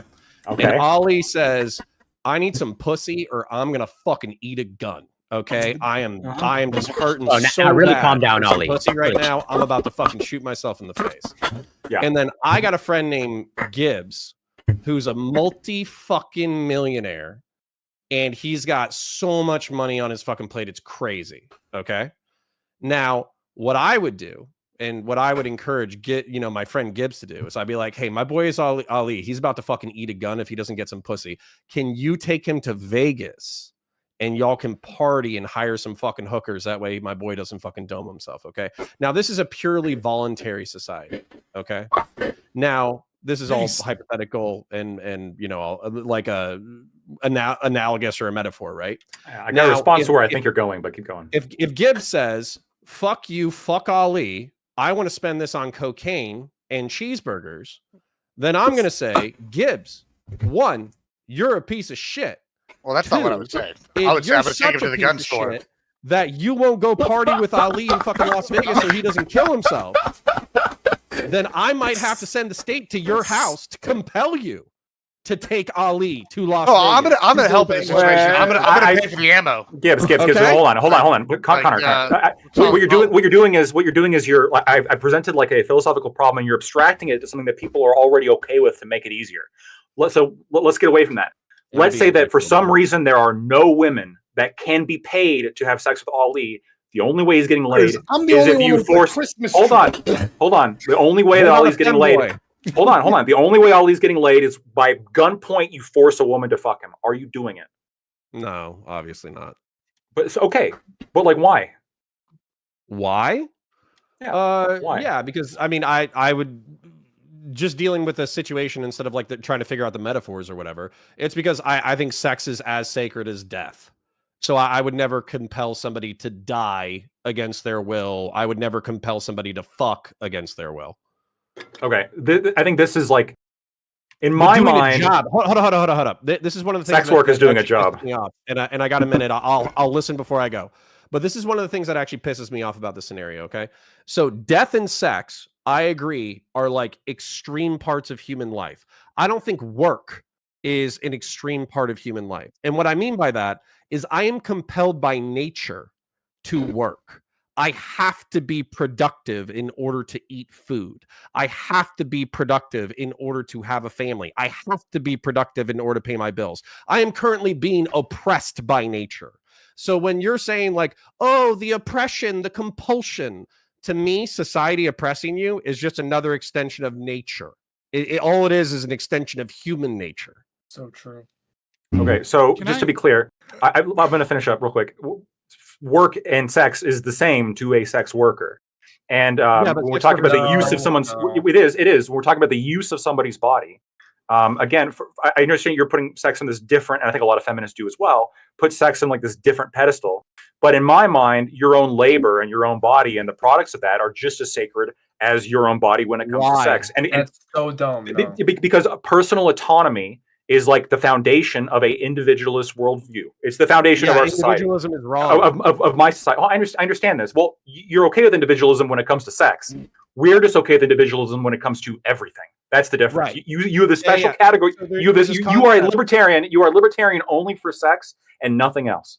Right. So let me explain this. So I am not a collectivist and I'm not a libertarian. Okay. So you're saying that you have a rawly individualist line, which is why that you have this morality that you do. Okay. Well, basics, at least. Okay. I am persuaded by a fascist argument of all people who say that you are not born as an individual. Babies are not individuals. They are extensions of their family. They are reliant upon healthcare workers. They are reliant upon doctors. They're reliant upon their mother. They're reliant upon their father. You also do not die on an island either. There are healthcare workers that are going to help you die. And if you're not a fucking piece of shit like some people I know, then family members are going to help you die as well. So this whole thing that you're an island, I never said that. Flies in the face of reality. I never said that. I never said that you're an island. I think part of individualism is consensually interacting with everybody else around you and recognizing that you do live in a place with other people. You've been contradicted. It's like you are a libertarian when it comes to sex work, but you've also contradicted yourself before. You just said, you have to work in order to put food on the table. Well, you believe in a system where you don't have to work to put healthcare on the table. You also need food to survive. That's incorrect. Hold on. Fundamentally incorrect. In your society, let's say I don't work. Should I get free healthcare from the government? Are you able-bodied? Let's say no. Are you okay? If you're disabled and mentally incompetent, then sure, you can be entitled to healthcare. If you're able-bodied and mentally competent and you don't work, then you shouldn't get healthcare. Why should I get free healthcare if I'm disabled? Because you're fucking retarded and you can't help it. We take care of our invalids in a civilized society. So the argument is then that you have to work, you have to struggle, and you have to work to put food on the table. Why are you unless picking you on can't? that instead of the fact that I'm saying that able-bodied people should be productive in order to be entitled to the fruits of society? Why don't we focus on that? Okay, let's focus on that. How much do you think you should have to work throughout your life to qualify for this free healthcare that you're describing?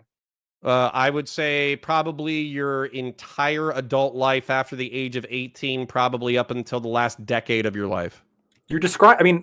Correct me if I'm wrong, but you're describing Medicaid and Medicare at this point.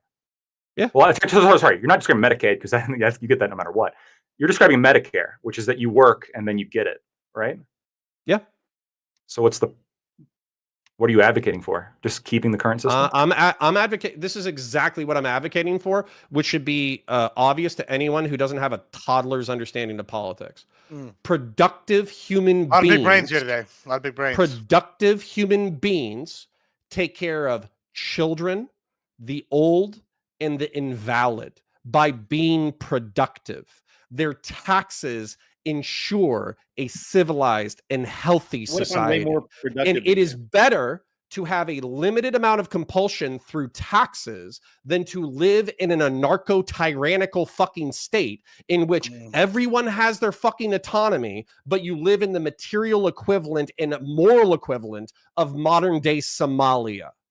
Anyone who is not retarded. Well, how do you define work? How do you define work? So what is productive? So hold on, you wanted Harris to win, right? So there's not like all the. Oh, you go, Scott. I'll be real quick. So like, if you did work, were not productive in what you're working for, right? You wanted Harris to win. She didn't win. Does that mean for those years we're gonna take off? I don't know, 4 years of your Medicare because you weren't productive in that 4 years. Too stupid to understand my point. And on top of that, you would be better off. Yeah, you would be better off. You would be better off. Check and see if your balls are not, bro. What is your point? Like, I'm gonna leave, but I want to make a point. Look, I found your balls. That's the purse. Come on, yeah, we got it.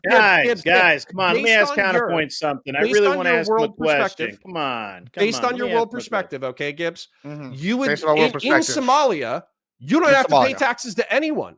Yeah. As a matter of fact, if you have guns, if you have guns, and an armed private security force, You don't have to pay for anyone's health I care. bet that's You true. don't have to pay for their water. You don't have to pay for their food. Sounds you don't good have to pay me. for their health care. Somalia is better than America, baby. I'm wrapping up my point. I'm wrapping up my point.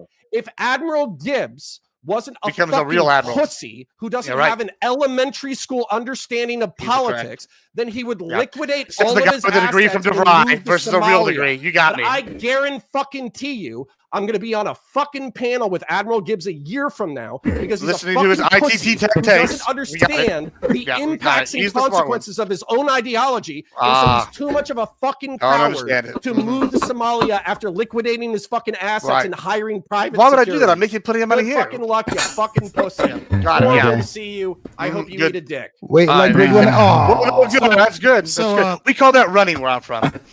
That's Yeah, okay. so I've been He had to go patiently waiting, lose hoping that- Pinoch. That's all I'm saying. He's a little bitch. I think it's Yeah, unfair to I've- compare hold on, Somalia. Hold on. Well, Hold I mean, on. he makes a So, good point. I can say that he wants Somalia is to. the most libertarian Okay, all right, country in the world. Sure. Oh, you want Soviet hold on. Union then, right? No. This is kind of Let's bullshit. go to Scott. Okay. Scott, please. Okay, so first of all, Somalia is a warlord, failed nation state. It's not fucking libertarian. That's retarded. And if anybody had, what was it, a quote, beyond an elementary understanding of politics, and they weren't a retard, they'd understand that. You know, I waited patiently, hoping that Counterpoints wouldn't run like the little progressive victory paid bitch that he is. He does But have children since to he take care decided of. to But I mean, okay. we found his balls But right here. I he found him. decided to engage as much as he could and milk the fact that he was leaving so he could make a bunch of asinine arguments and then duck out. So I just want to say a few things about, that in front. So James Lindsay has been on this this crusade about identifying the quote unquote woke right.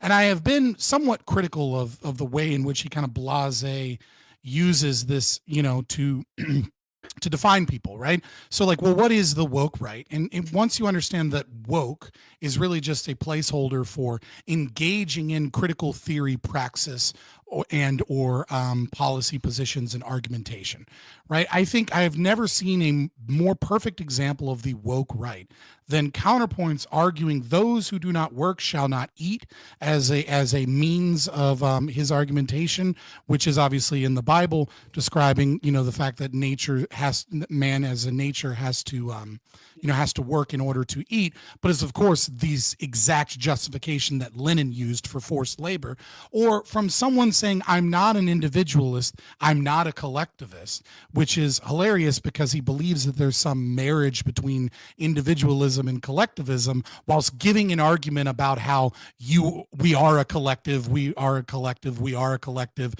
depend upon the collective, and I have every right to take away your labor and your money for the needs of the collective is just collectivism. He's just claiming that he isn't.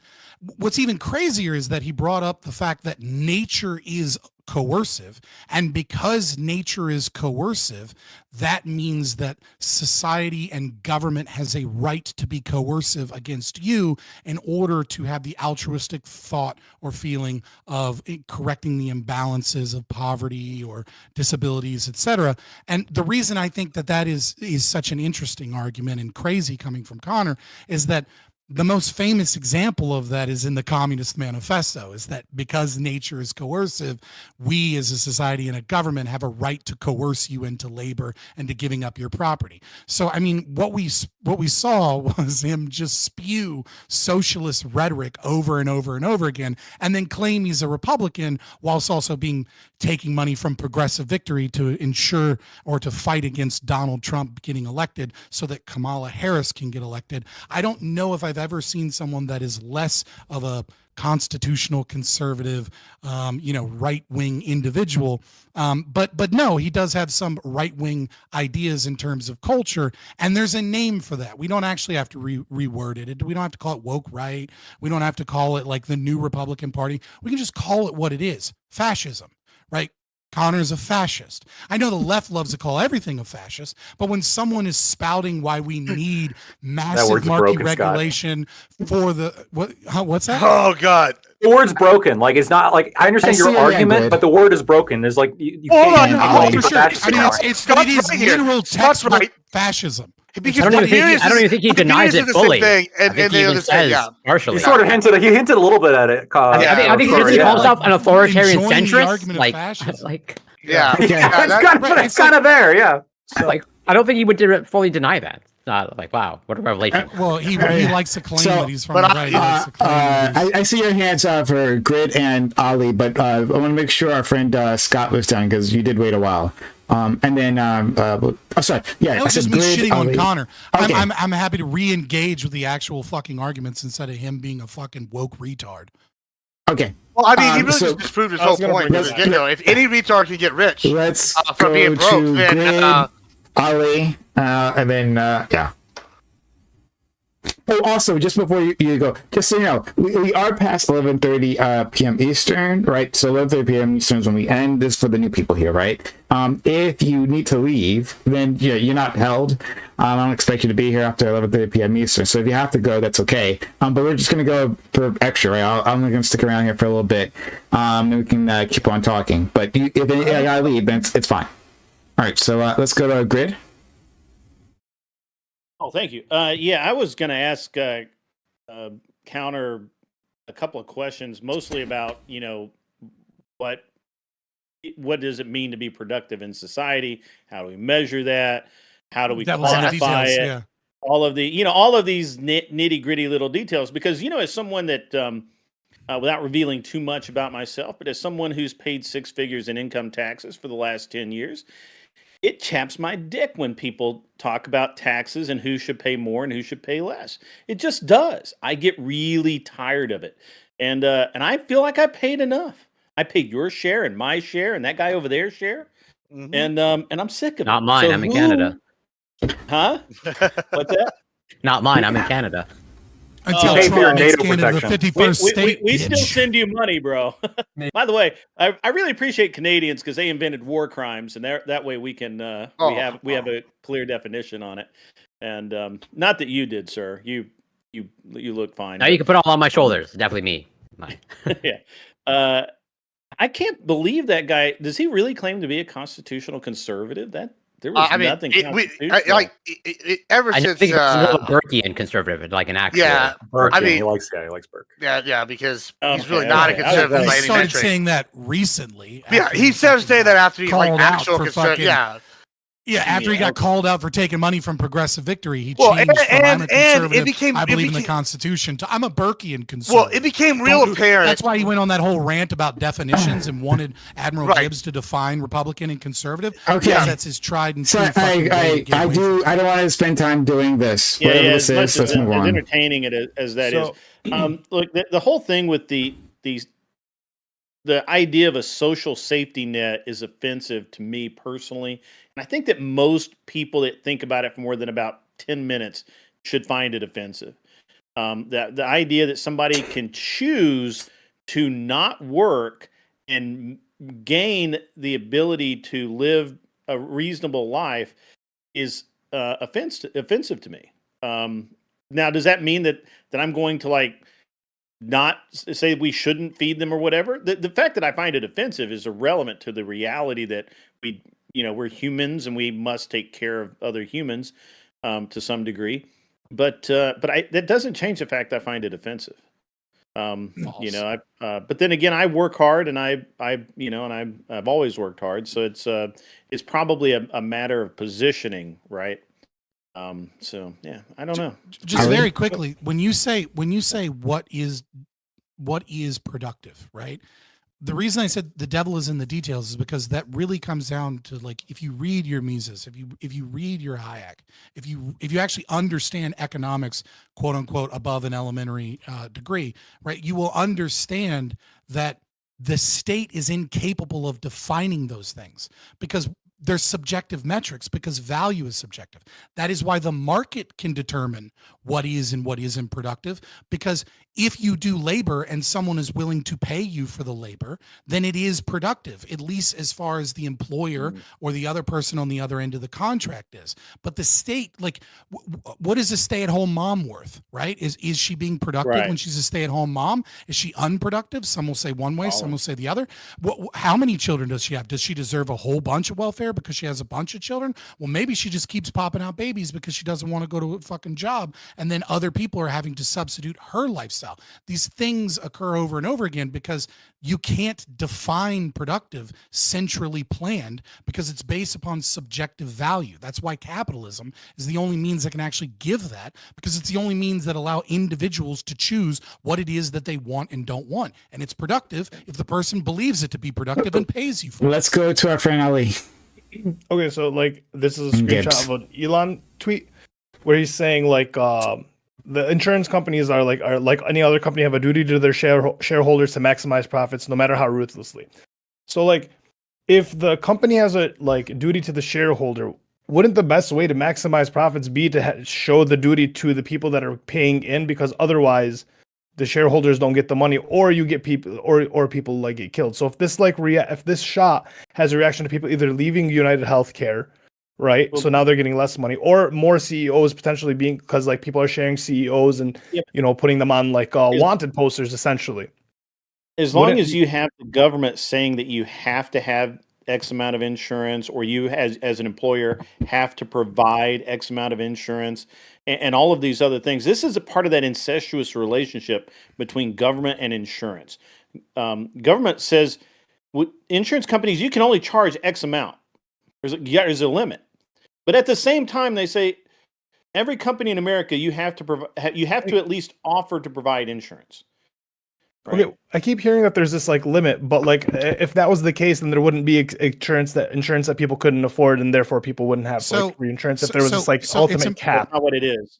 There's an important element that you're missing about the tweet, right? Which is when you say a duty, I think maybe I'm incorrect, but I think you're thinking like a moral responsibility, right?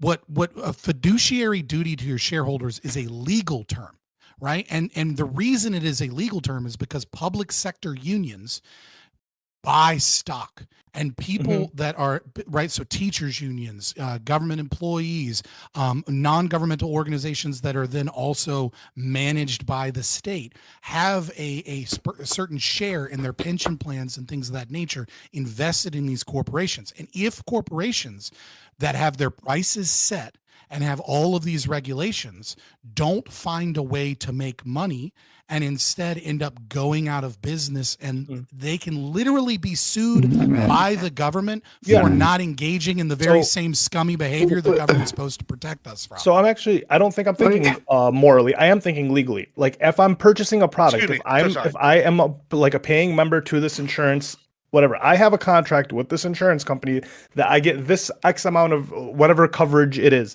But if I keep getting delayed and denied, which is like a tactic that's used by insurance companies to not pay for things, isn't that then a breach of like duty, like legal duty to then the person paying for the insurance? From a natural law perspective, I completely agree with you. Like from a capitalist perspective, I look at that as fraud. I look at that as wrong, right?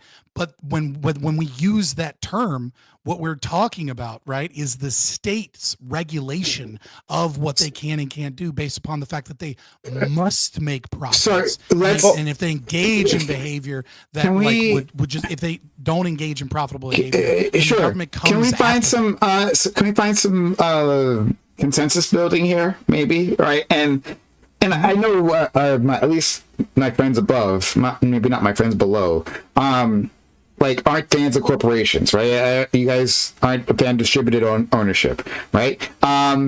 So I'm fine with corporations. I thought, okay, well, there's a single owner. It's weird. I'm fine with people having investment on contracts that say that they'll pay them dividends, right? I'm not fine with like 1,000 people being a supposed owner of a business, because a business can only be owned by one entity. Okay, now, granted, they can make contracts to pay people. We'll have to talk about that later then. That's really interesting. It becomes a logical contradiction, because if two people own the same private property, it's no longer private property because you don't have a right to exclude. Yeah, so let's discuss that later. Then I was sorry. I thought that was I thought I had you pinned down on this one, but I don't. Looking at this tweet, right? So Elon Musk sends a tweet, and I'll read it out. I'm not sure if Ali already did that, but it says in Discord. Yeah, it's It says it's disgusting how everyone is turning this guy into being the shooter, a guy into some kind of folk hero. Insurance companies, like any company, have a duty to shareholders to maximize profits, no matter how ruthlessly. The radical left espousing otherwise needs to grow the hell up. So that's his response. And then Scott helpfully points to the fact this is a government a term, like a legal framework where we say that fiduciary duty. Fiduciary responsibility to do so. Can we say that maybe that's a bad way of organizing society, that there might be a better way rather than making that the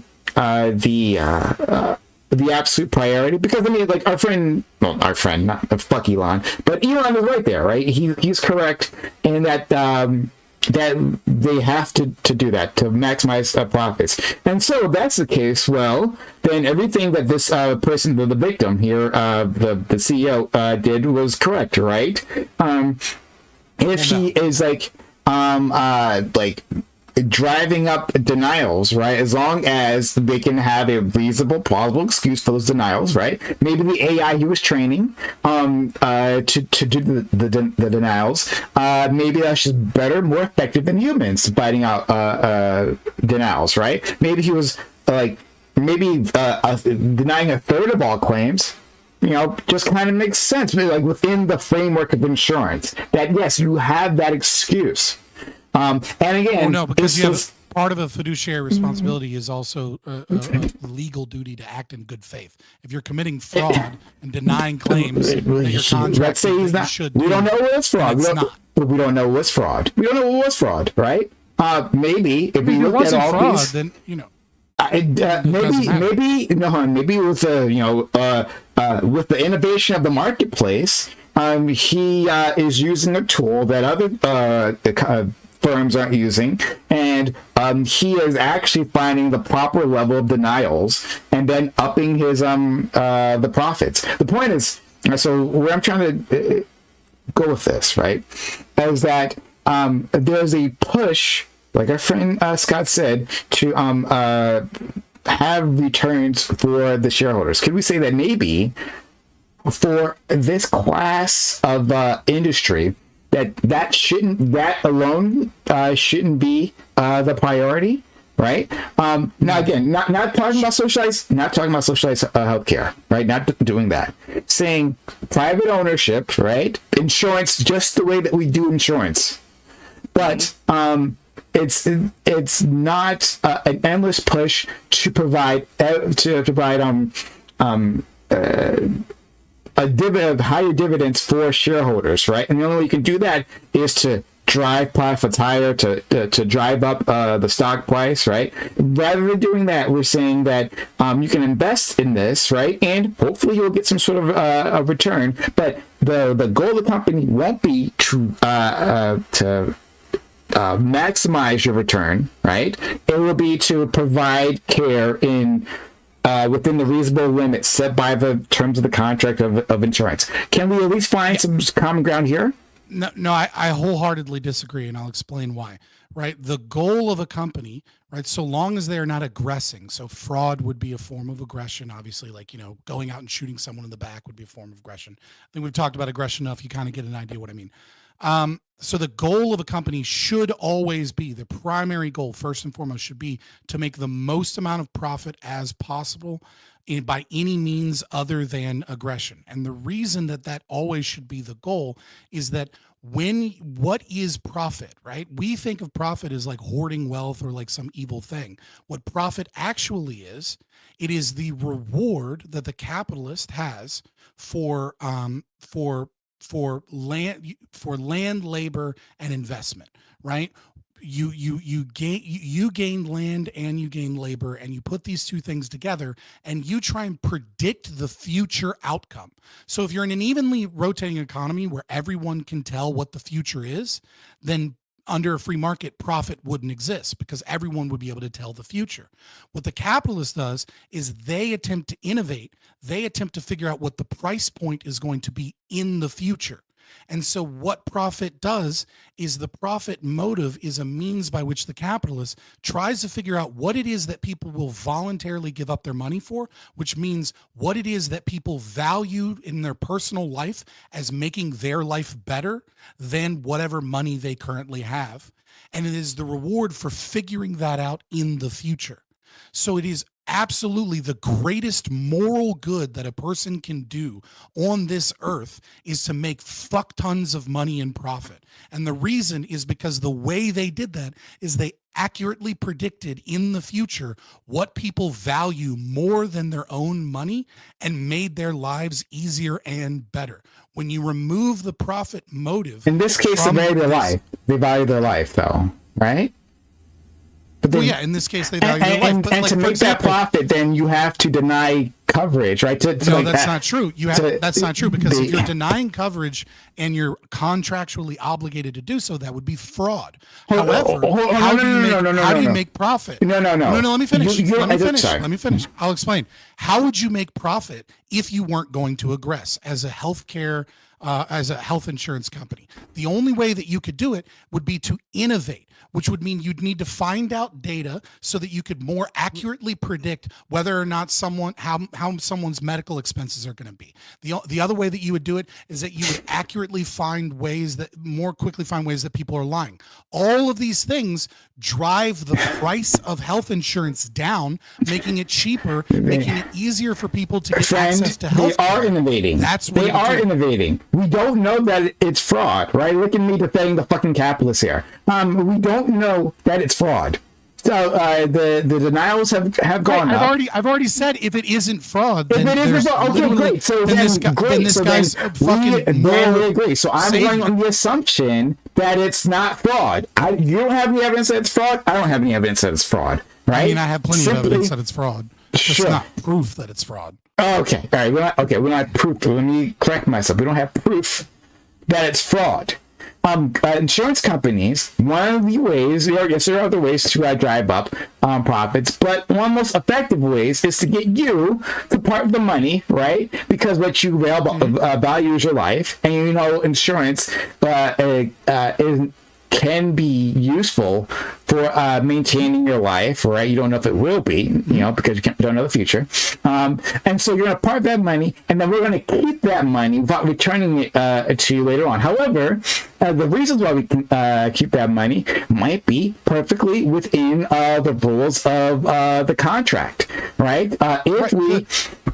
If we simply look harder, right? If we parse it better, parse the claims better, we parse our own rules better, right? We can find more and more reasons to deny more and more care. Yes, but it's within absolutely the terms. You should morally do that. Sure. You would be a moral arbiter of society, and I'll explain. I don't need to explain. I don't need to explain. I got it. It does need to be explained. It needs to be explained. I don't need to explain. I got you. No, you just don't want it. No, it needs to be explained both for you and the audience. It's important. I can do this.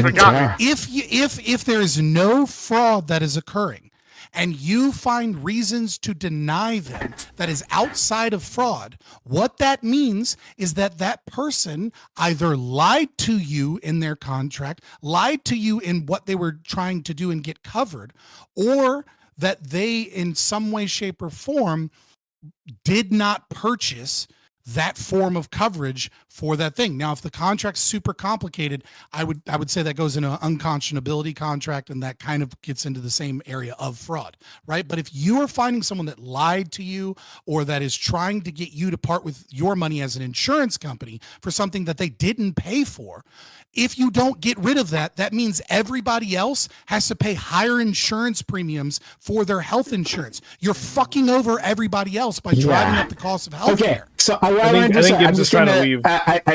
Sure, hold on a second. Because I wanted to hear from other people. Because we can't do this now. Of course, it's never easy. But with my friend Scott. So Gibbs, you have to go. I'd like to hear your answer. Can we form some sort of consensus building with the situation I talked about before, that maybe the shareholders aren't primary? You can invest in the business and you can get returns from that business, but the goal of the business isn't to maximize the returns, and more especially when we're talking about healthcare, is to provide a valuable service. All right, so let me just, when you say that, just so I have a firmer grasp on what you're proposing, you want like that, like regulated, saying basically that if you're an investor or shareholder, that the company's goal can't be product or profit driven, but you still could gain money from it if it is profitable. Is that correct? I guess I think so.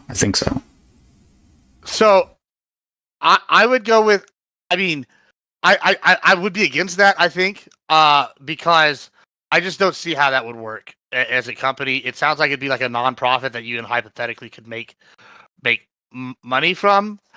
I don't know. I don't know how that would work practically. I'm pretty against it, I think, at the regulation side, because it goes against the free market, really, in a sense. Well, the fiduciary responsibility is regulation as well, right? So we're just changing that one responsibility to say that, like, and for this sector, right, being the healthcare industry, that it's to provide a fair compensation for fair services for your customers.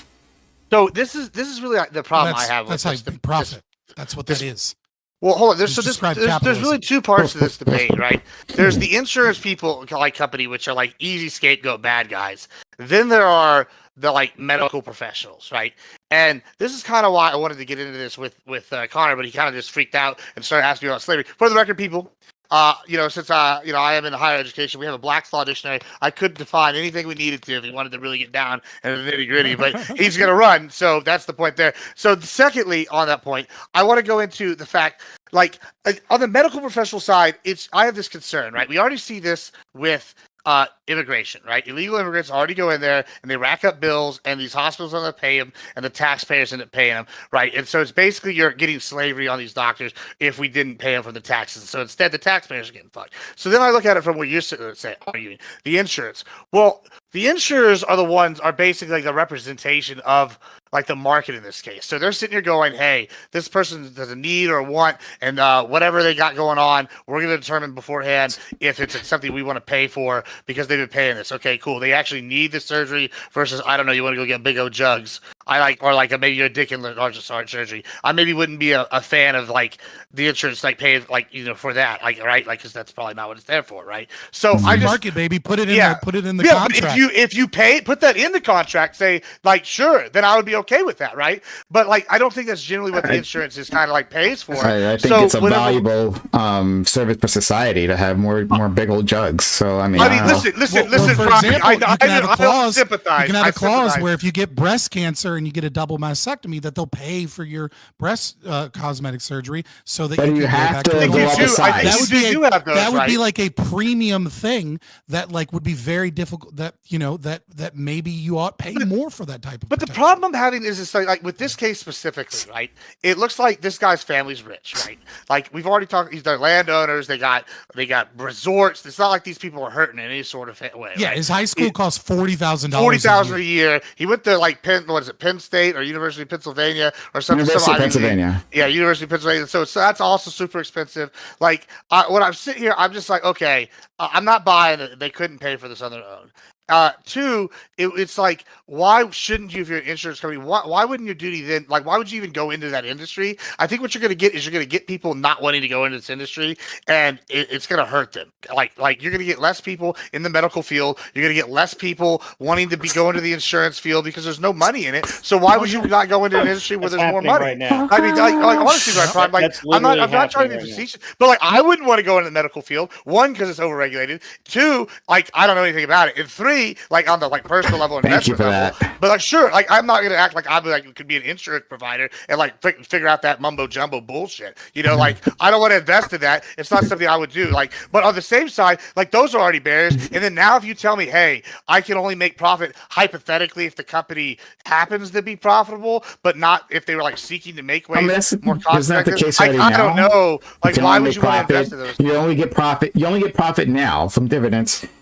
If you have profit, right? Like Right, but the companies are like they're able to sit here and go like do things more efficiently, right? They're going to have some kind of like metric. They're going to be able to provide cheaper healthcare, or they're going to provide. They have different services they sell you. Basically, that's the whole point of the you're right. Your doctors I in don't network. know why my system changes all that much, other than saying that that's not the primary goal. Not that you can't, like, it's the same what thing. I'm saying is it's a barrier to people investing in that? that. What happens? Like, do we have AOC come in and go, oh, actually, we investigated it and we have determined that profit was your primary goal. Like that is either your company.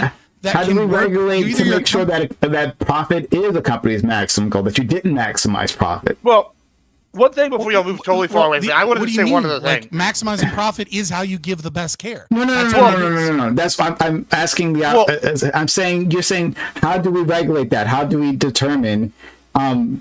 Well, just one last thing with that, like, and then I'll be done here. Is like earlier we were talking about argue how we argue about productivity and what work is, right? Like we were sitting here, like if you work all this time, and then I kind of like jokingly, but like semi-serious at the same time, brought up the Harris thing. So say you work in like a political field and your candidate loses. Does that mean all your work was actually not productive? Was it like a negative? Say you work in like a lobbyist field and you go and try to get somebody as like whatever, and then you're not able to get this law passed. Does that mean all your work's not productive?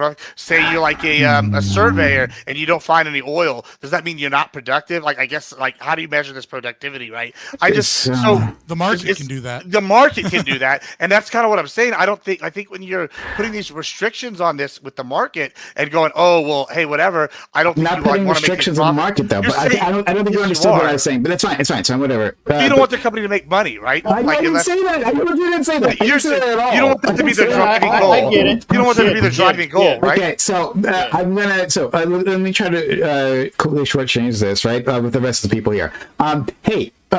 Does anyone think of our conservative leaning friends, right? Because I think I know what the other two feel like. Do any of you think that the current there's anything wrong with the current American healthcare system other than that it's too regulated, right? I understand that part. Too regulated. Gotcha. Right. But in terms of the outcomes and like the general structure of it, are you all okay with this? And you maybe don't understand the anger that people are feeling towards it. Scott, not you. Because we're going to, oh my God, you're going to go forever. Regulation is the problem. I know regulation is the problem. Point me to one that isn't Is caused by regulation that. the problem? Yes, absolutely. So, like the way I'm just come up with an example where the regulation. Oh my God! Please. I'm not educated on this as much as you guys, but from what I've been listening to, none of us are educated on this. Even Elon Musk tweet, he's like, "Oh, a business's goal is to maximize profit." Is the Lactoid and I are insurance really a business? Can you compare it to a business that produces actual products and actual tangible things? But then you might say, oh, well, it's not business in that regard. It's actually a service-based business. But it's not the same as someone cutting your grass or like someone who actually provides value to your life. It acts sort of more like a bank than a service company, right? You give it money monthly, and then in the hopes that one day when you need it, it will give it to you. That's more like a bank. Well, it's like investment is a service. I don't believe that. It shouldn't be. Well, so let me give you an example that maybe is less charged, right, than healthcare, right? So one thing that is a service that is purely gambling and speculative, as we're describing, right, is futures on farm goods, right? So one of the things that farmers do is they have to try and figure out in the future how much soy is going to be worth, how much corn is going to be worth, how much onions are going to be worth, etc. Right?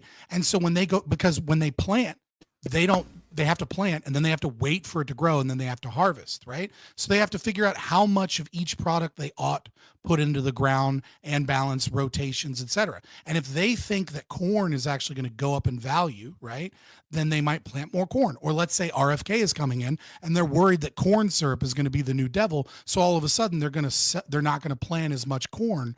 They're going to plant other things because they think they're going to get less money from their corn. Now, in comes this guy from a hedge fund and says, "Hey, look, I know you're stressed, and here's the problem. If you guess wrong, then you're going to lose money come harvest. But here's the deal. I think you're going to make $800,000. So I'm going to pay you $700,000 right now, but whatever you make selling all of these things, I get." So there's some nerd somewhere with autism that like looks at the news and looks at like the stock market and follows politics and does all of this shit that isn't the manual labor of farming. And he's better at guessing what in the future those crops are going to be than the farmer is. And the farmer no longer has to worry about the stress of what his potential product is going to be worry about losing. He can plant ahead of time. So you're saying that's that a service industry Okay, that yeah. allows the farmer to produce more and more efficiently and allows him to make a profit because he's able to guess that it's going to make 800,000, not 700,000. Sometimes he's right, sometimes he's wrong, but enough times he's right Okay. more often than wrong. I do want to hear he from makes other a people, profit. please. Is the farmer is like hospitals and the healthcare system, and then the nerd is the insurance provider. Yeah, right, the farmer is the farmer is the individual getting a life insurance policy, and they're the person going, looks like you smoke, looks like these are your cholesterol levels, looks like this is your family history, etc. I'm betting that this is how much I'm going to have to pay in the future. You just pay me a monthly payment, and you don't have to worry about having all of this money squirreled away that you know in a bank account somewhere, because if something happens in 5 years, you might not have enough money in the bank to deal So with it. I do want to hear other people. So if you don't have questions, then I just kind of want to move on. Lactoid. Just answering. Yeah, no, I understand. You were answering a question. Lactoid. You have. I mean, most of the problem is regulation, Prime. Okay. But I don't know how you would fix this. The one thing that sticks in my craw about insurance, that I think that if you could fix it, I don't know how you would do it. But if you could fix it, I think it would solve a lot of the issues. Which is that I don't like that insurance is tied to your employer. I don't like it that I can't just be like, fuck you. True. You denied me this many times and I'm going to go to a different company. And by the way, there's no state lines competition rules anymore. So I can literally go anywhere in the country and just buy an insurance policy from anywhere who will sell it to me. And then now I've got some real market competition, right? That's exciting. Because as it is right now, it's just more expensive. Well, it's I mean, you can look, go buy private insurance right now. It's just more expensive because businesses get a deal. So I don't want to say it because I don't believe in it. But if okay, let's say Prime, gun to my head, I have to do one regulation, otherwise the world ends. I don't know, something. Yeah. I would ban discounts for large organizations. I think that would solve the whole problem. You would ban discounts for large. What?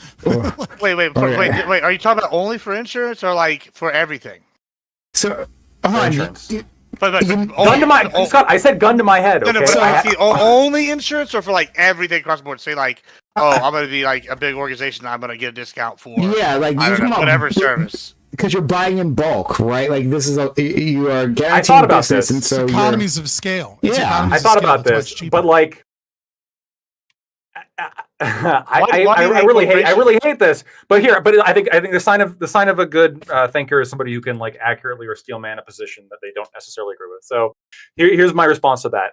Bulk purchases, I think, matter when we're talking about certain items, but when it comes to insurance contracts, it does like the same kind of considerations don't really apply. Right? We're talking about There's a better an insurance company who will apply, who wants to sell contracts. And when they sell contracts, it's not like there's shipping considerations. It's not like there's degradation considerations. It's not like, we have to work out a logistics system of like which freight are we going to put on what But here, there where, is who, a what, where. cost to acquiring customers, right? And so now this person, the firm, right, the employer is giving you those customers in bulk, right? Like they're providing you like a pool of customers. I understand. Hey, Lactoid, why does that exist? Hey, Lactoid, why does that exist? Why does what exist? Why is it that so many businesses purchase health insurance in bulk? Why do they do that? Yeah, that's a good point right there. Because if they're a large company, they have enough bargaining power to negotiate a lower rate. No. It literally started in World War II because they couldn't hire people at higher rates of profit, so they started coming up with offered people health insurance because the government had put in price controls on labor, and then afterwards they made that a law for companies with employees like over 100. It's literally you just described regulation. Hold on. Regulation with more regulation. Hold on. Hold on. I'm not describing. I understand. I misunderstood your question. If you're saying why did companies started offering insurance in the first place, I understand that there's yes, it started a while ago, and then Obamacare made it required. I understand, right? But what I'm saying is that the question is, big company, why are the rates so much better at big companies as opposed to small companies? And it's because if you're a big company, you can say, hey, we got this many employees, you're going to get this amount of premiums. Is that it? Is that it? You got to get learned again. You know what else you get when you're a large company and you do a bulk order of insurance? You get healthcare subsidies from the government. You are describing the government regulation and government socialism and the problems it causes. That's right. I'm sorry. No, Scott. If I had 500,000 employees, okay, and there's an insurance company looking to sell premium, sell policies, and I say you get the right to sell to my employees. All the 500,000 of them or whatever, a policy, except here are my terms. Otherwise, I'm going to go with the competitor. Of larger companies, of course, have more negotiating power. I know you're saying there's government involvement. Of course, there is. I'm against this. Yeah. Yes, and so again, gun to my head. If I have to pick one regulation, it would be to remove the ability for those kind of discounts because, and here's the reason why. I think what it would do is it would open up people because now the insurance is the same rate no matter who buys it. Now there's no incentive for me to stick with my company's insurance policy. If it sucks, I can go buy any other insurance company's policy. Twice the price. And well, you're saying twice the price, but I'm also a little bit skeptical of that because I mean, assuming that you did what you said, if you follow the path you are going, that's exactly what's going to happen because there's no subsidies anymore, which is why the companies can provide. Well, I'm good on that. It wouldn't be. It wouldn't be. Scott's not even in favor of subsidies. Well, it's. I'm not in favor of it. Well, I mean, hold on. Who's paying those subsidies? Who's paying those taxpayers? The taxpayers. So one of the things. One of the things you have to account for is that these companies are paying on your behalf, right? So when you get a health insurance policy, let's say you make $40,000 a year and it comes with what on the market would cost $1,000, right? And then they offer it to you for $500. They're paying the other $500, okay? So what's actually occurring is if you were going to go into the market, wages would also go up. So yes, you would pay more for health insurance, but wages would go up. And the reason the government likes doing this is because they don't trust American people to go out and purchase $1,000 a year health insurance plan. And so they keep it tied to your job because they know if you work that the company will pay part of it and you'll pay part of it. And then now we're incentivized for you to be on health insurance, even though you feel like you do or don't need it because you're leaving free money essentially on the table if you don't get their health insurance policy. And that's how the government attempts to control behavior with subsidies so that this occurs more, with laws for larger companies. There's a much easier answer to if I was going to have regulation, right? Just get rid of pharmacy care managers. If you want to talk about fucking health insurance being a problem, it ain't health insurance companies. It's pharmacy care managers. Look into these people. They are 10 times more evil than any fucking health insurance CEO could ever be. And they're pretty bad. They're pretty awful. They're a million times worse. All right. So So then, I think. But Prime. I mean, do you see the argument would be? Argument would be that if everybody, if you have to market at the same rate to everybody, what this will do is now insurance companies have to bring down the price for everybody to compete for the business of the big businesses. So, right now you can have an insurance company where they're going to charge, let's say, $200 a month in premiums, but they're going to make a special deal with big company A where they're only going to charge $50 a month in premiums, and they're able to get that big business while fucking everybody else. Well, there is. You're just going to have a bunch of people without health insurance. You're going to have rising healthcare costs. And then on top of that, you're going to have more people going to the hospital filing bankruptcy, and we're going to end up paying for it. Even if you did get such a regulation put through, that is a regulation for sure.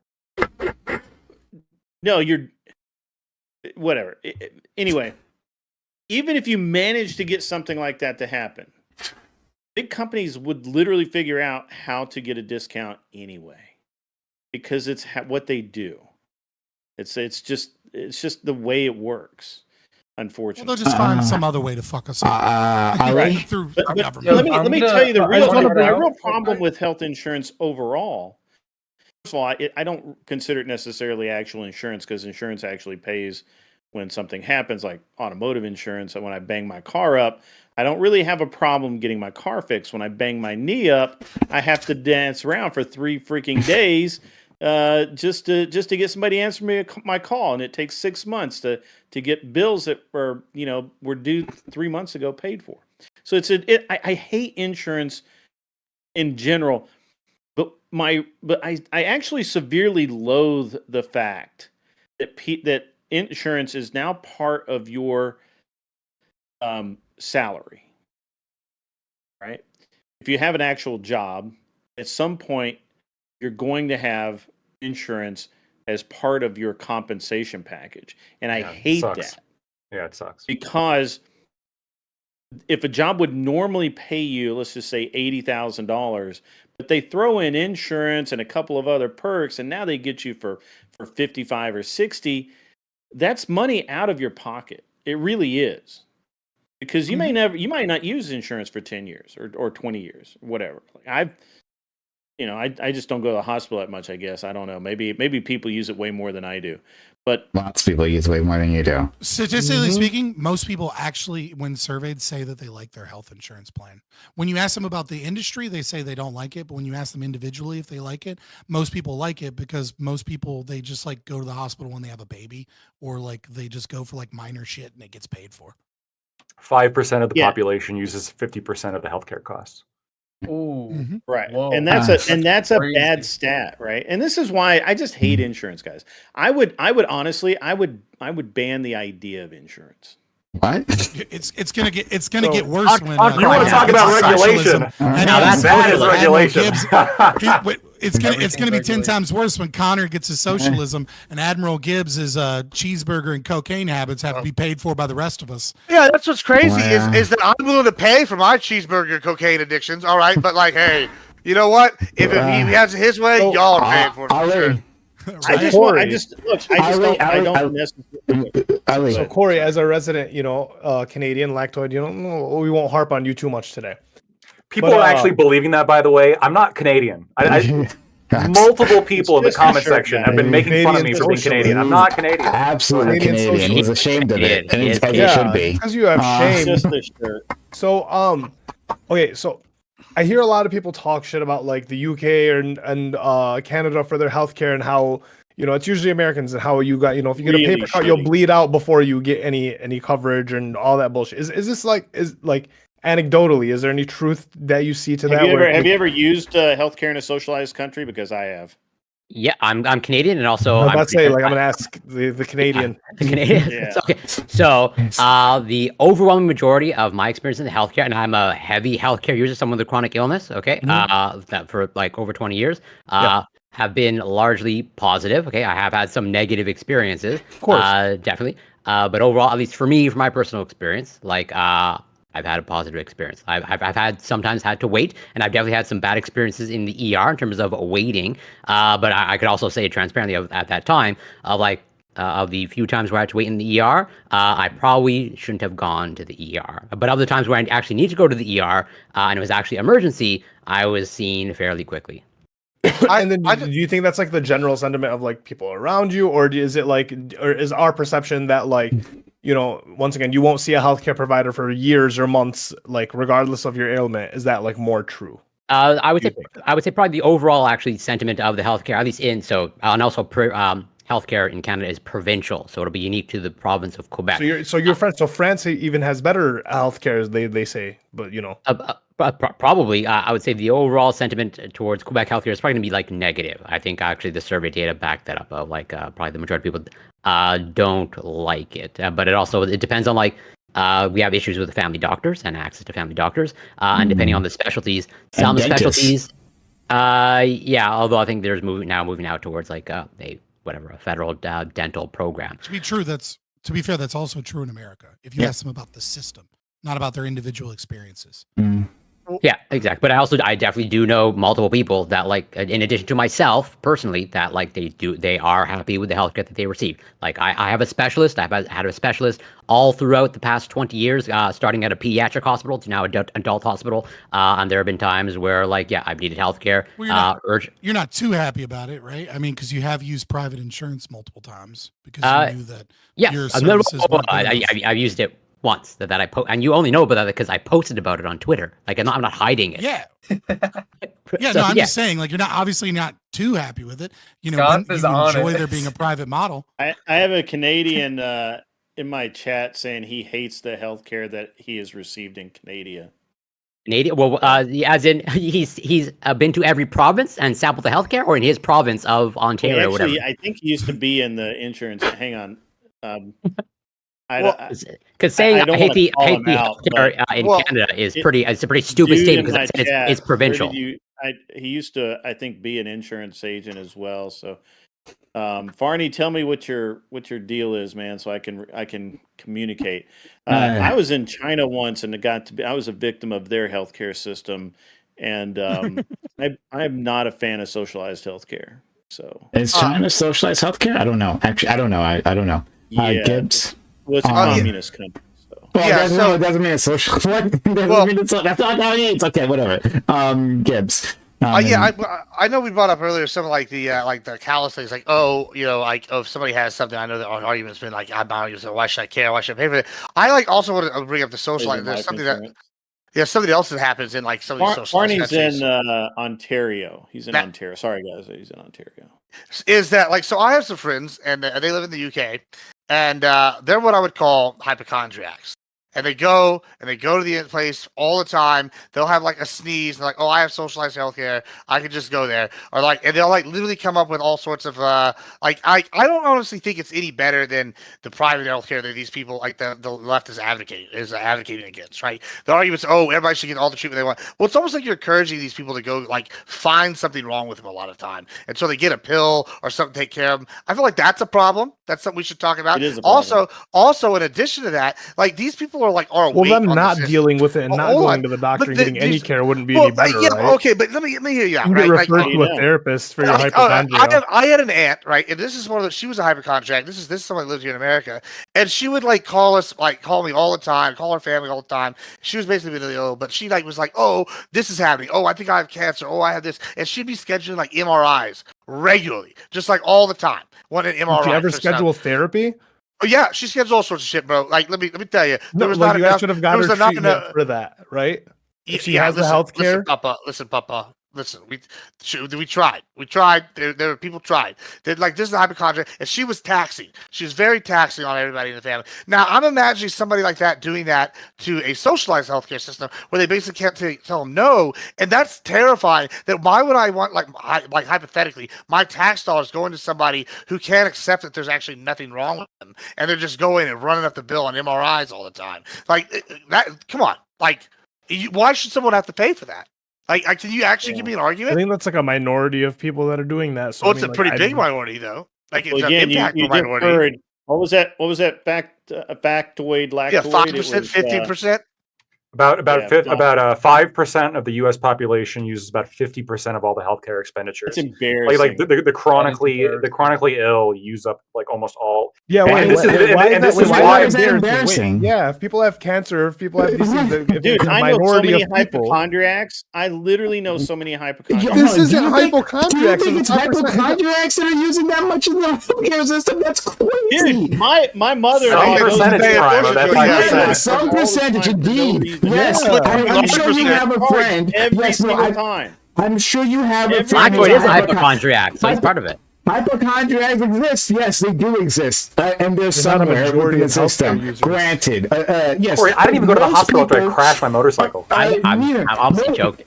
Most of those individuals literally are. You do identify as a hypochondriac. Are elderly individuals, most of them, right? And then, there's just some people who are just of all ages who are just sickly individuals. That's just what it is. I mean, it's how any system would work that way. That you'd have a very small amount of people using a vast majority of the healthcare system, no matter how you organize that.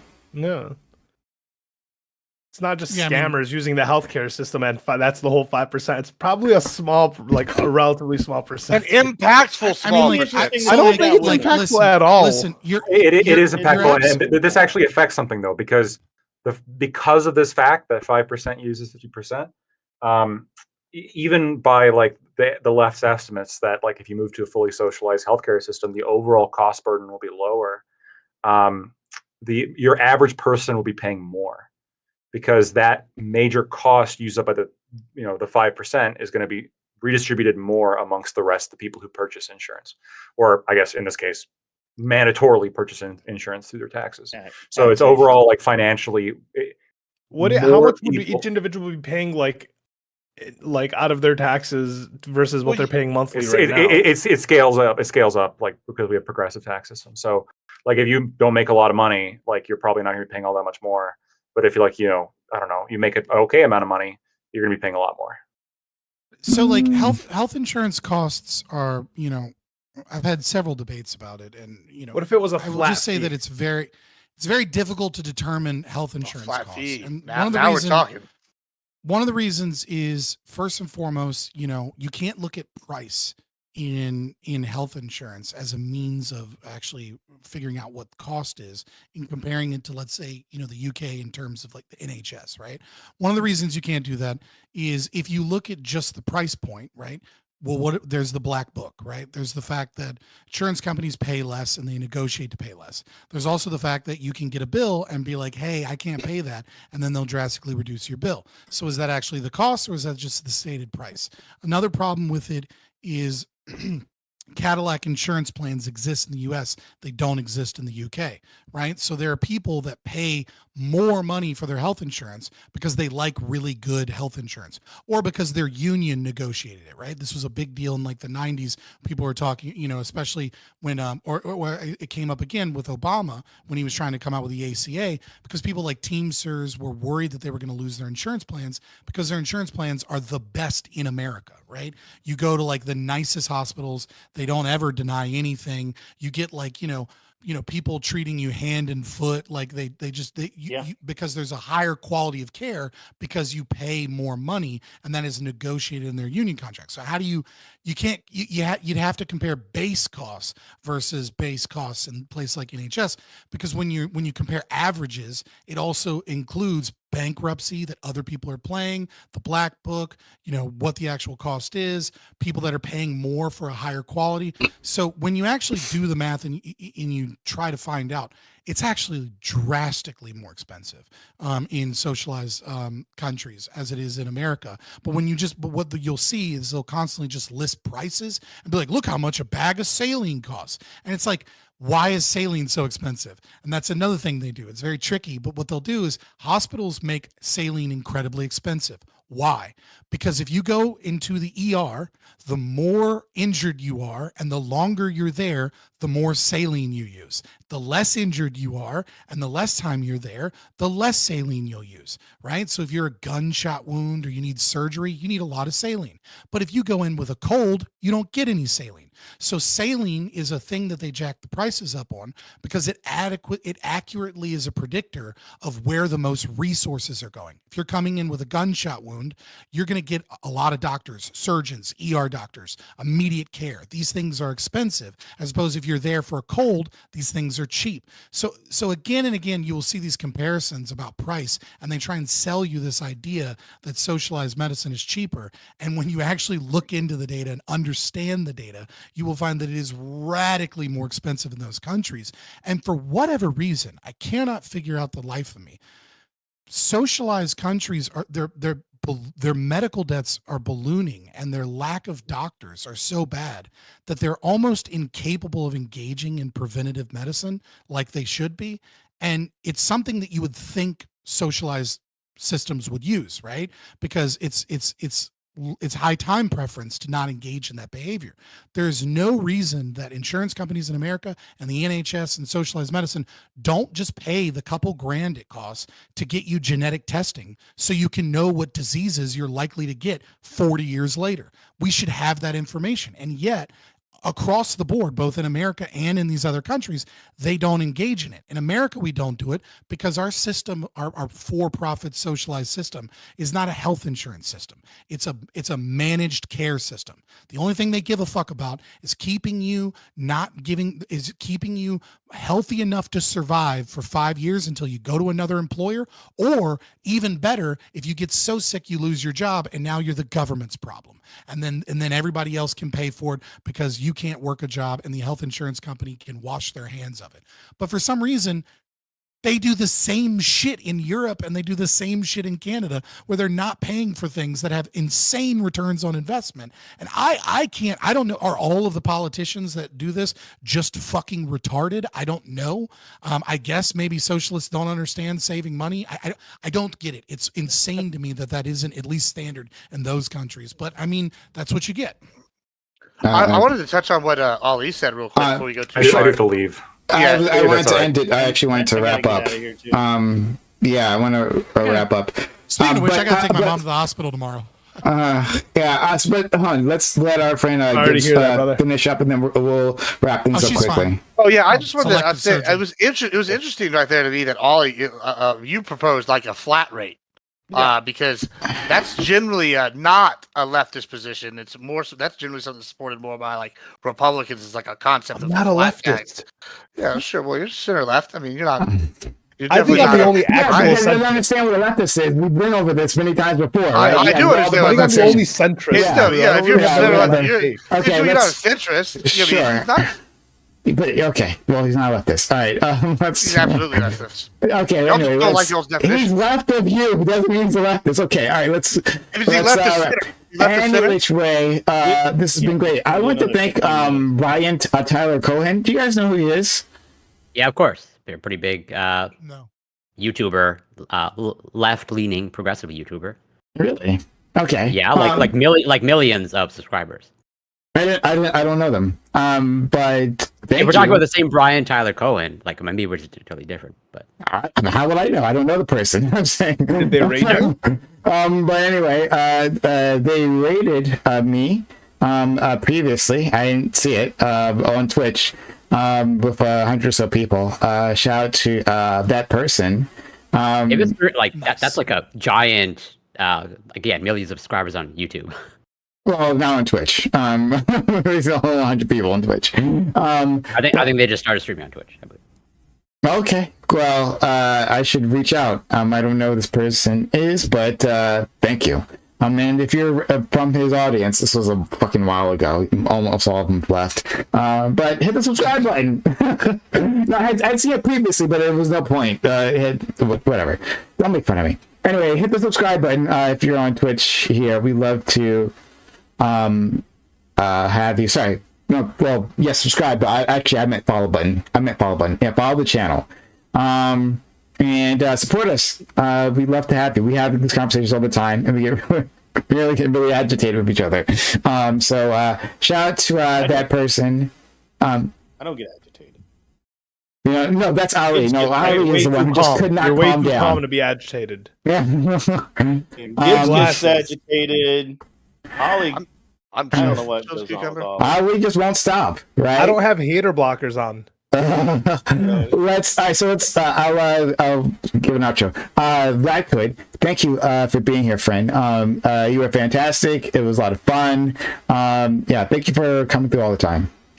Yeah, I'm speaking. Maybe this is because I'm a lawyer, but please don't kill people just because you don't like their profession. I would really appreciate that. Thanks. But realistically speaking, I think that a lot of the people celebrating this shooting is pretty similar to why there were people who celebrated the 2014 Isla Vista killings from Elliot Rodger.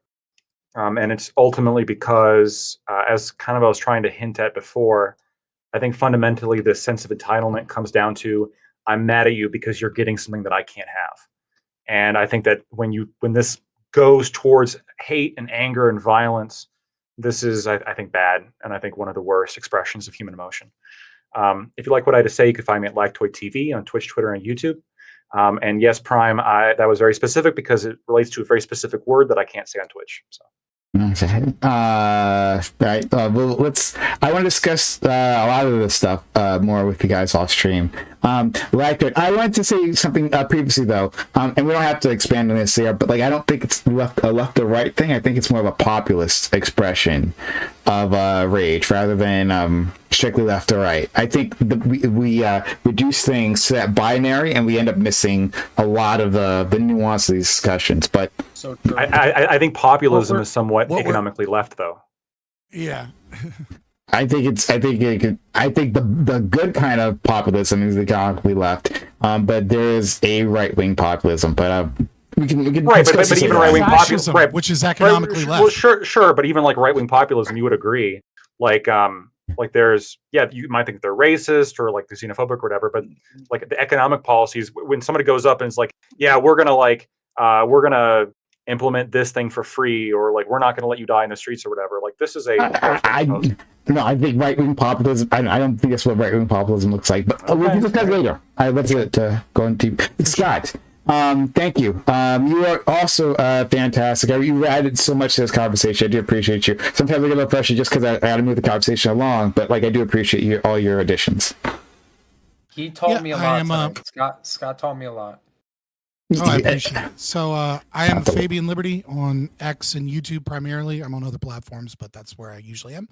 I am a anarcho-capitalist, which is basically a right-wing anarchist libertarian, as it was defined by Murray Rothbard, who coined the phrase as an American movement. Lactoid, I think you're 100% correct, obviously, on that last take. It's resentment. Right, from Nietzschean's will to power, right? It's slave morality, and populism is, and at its basis is the belief that the elites control us, and that the elites are making it bad for the working class and for the people at the bottom, and that we have to overthrow those that are in power, that are elites, so that we can collectively reap the benefits of our nation. And the logical end conclusion of that is either socialism, communism, or fascism. Sometimes it leads to an awakening of people, and hopefully more people awake from that populist movement and learn some libertarian philosophy, because there is a third way. And I hope you come find me and I'll tell you all about it. I will begrudgingly talk economics. It's not my strong suit. But unfortunately, when you're an ANCAP or a libertarian, it's what you're forced to argue most of the time. But most of my content is, I studied psych and sociology and, things of that nature. But I appreciate you having me. Prime, I do. Shout out to you, Scott. And it's also news that Scott begrudgingly talks about anything. I don't know. No, I begrudgingly listen. Yes, I have an associate degree. I have an associate degree in economics, and I hated it so much that I immediately switched degrees when I went for my bachelor's into grad school. Right? It's not my favorite topic. It's boring. Viewers usually don't like it, but when people say, but it's important. And it's important. Because it's important, I feel the need to dispel with myths, because it is the most it's the most logic based part of talking politics, right? Like a lot of things are based upon feelings and emotions, and like economics is like you can break it down just to its science. Okay, thank you so much, friend. Corey, thank you so much for coming through. You're fantastic, and I love you. I always appreciate being here. Always look forward to Mondays and all that transpires here. It's quite the roller coaster ride. You can find me on Twitch, Corey Campbell 84. You can find me on X, Twitter, YouTube, Instagram. It's Corey Campbell. And I have something to plug on Wednesday. Okay, I'm actually going to be teaching one of my students live biochemistry. They have their biochemistry exam the next day, and I'll be preparing them on stream live, or maybe sabotaging them. Who knows? Find out. And also, I do have to correct the record on a couple of things. One, Lactoid is Canadian. No matter what he says, he is Canadian. 100%. Don't let him lie to you. And two, I'm just a biochemist, not an expert, but I'm pretty sure you're not going to find AIDS in a syringe. But yeah, Grid 1, Motorsports, Sociologic, Ali, Gibbs, Van Gogh, Scott, Lactoid, always a pleasure. Love you, Brian. I love you too. Vince Van Gogh, thank you for coming through. We're happy to have you here. We'd love to have you here again in the future. We'll have to de-brainwash you from whatever Scott's told you. You've learned a lot. You know, you're worse off than you were when you came in here. But Vince, thank you for coming through. I appreciate for having me on. I know I wasn't too vocal, but once you guys started going off, I was like, okay, I'm out of my depth here. Let me just learn and listen. I do agree with Scott on a lot of things, but he said some stuff that, you know, he needs to learn, and maybe I can educate him on a few things, change his opinion on some stuff. But I'm excited to come back next time. I wonder if Scott ever thinks that anyone anywhere, anyone who's on the company's panels can ever educate him on anything. I feel like, how do you think I got so smart? It's because I'm actually super humble. The most humble. Nobody's more humble than me. Nobody's more humble. Number one humbleness right here. We call him Fabian Humble Liberty Scott. He's the best at being humble. The best. The Humblenator. That's a good one. But shout out to you, Vince. And yeah, we'll send you invites in the future. We'd love to have you later on. Admiral Gibbs, I love you so much. You make my world better. So thanks for being here, friend. Yeah, I mean, I just want to say two things. One, for the amount of times I've gotten called retarded by lefties lately, and then ended up being right on all my predictions. It's been amazing. So I guess if a retard can see what's coming, what does it say about them? And secondly, I guess after the amount of times being called retard, you know what got to me, guys? You know what I'm going to do? I'm going to go do a line of cocaine off my checkbook and then wipe my eyes with the tears, because that's the only way I know how to deal with my problems. You have a checkbook? Yeah, that's how you know. Yeah, if you own a business, you have a checkbook. I'm just saying. Anyway, other than that, I got one more thing. I got one more thing. According to the Black's Law Dictionary, leftist is a person with left-wing political views. So anybody that's got left-wing views, y'all are all leftist. I don't give a shit how y'all break it down. Fuck all that shit. Y'all can sit and cry about the specifics later. Non-specific. We're fighting all of y'all. One last thing. Oh, so sorry. I do want to plug one thing, if I can. Give me a break. Turn 7:30 on Thursday. It's gonna be wild times. We're gonna be arguing over TikTok. Ending gonna be a new social media golden age, and the Syrian bullshit. Scott's called you a retard as well, to be clear. Yeah, right? well, that's okay. I mean, okay. At least he likes money. And doesn't sell out his values for it. Like money. Like, see, Scott likes money, but even if it was between money and his morals, but hold on. I'll give Scott credit. If it became someone gave him money to compromise morals, I don't think Scott would do it. Other people, they want to talk about morality, and then they compromise for everything they believe in for like a check that I use as toilet paper. It's convenient for you, Gibbs, because your morality is your money. So it all works out. I appreciate it, Admiral. Let's go to our friend Ali. Bridges.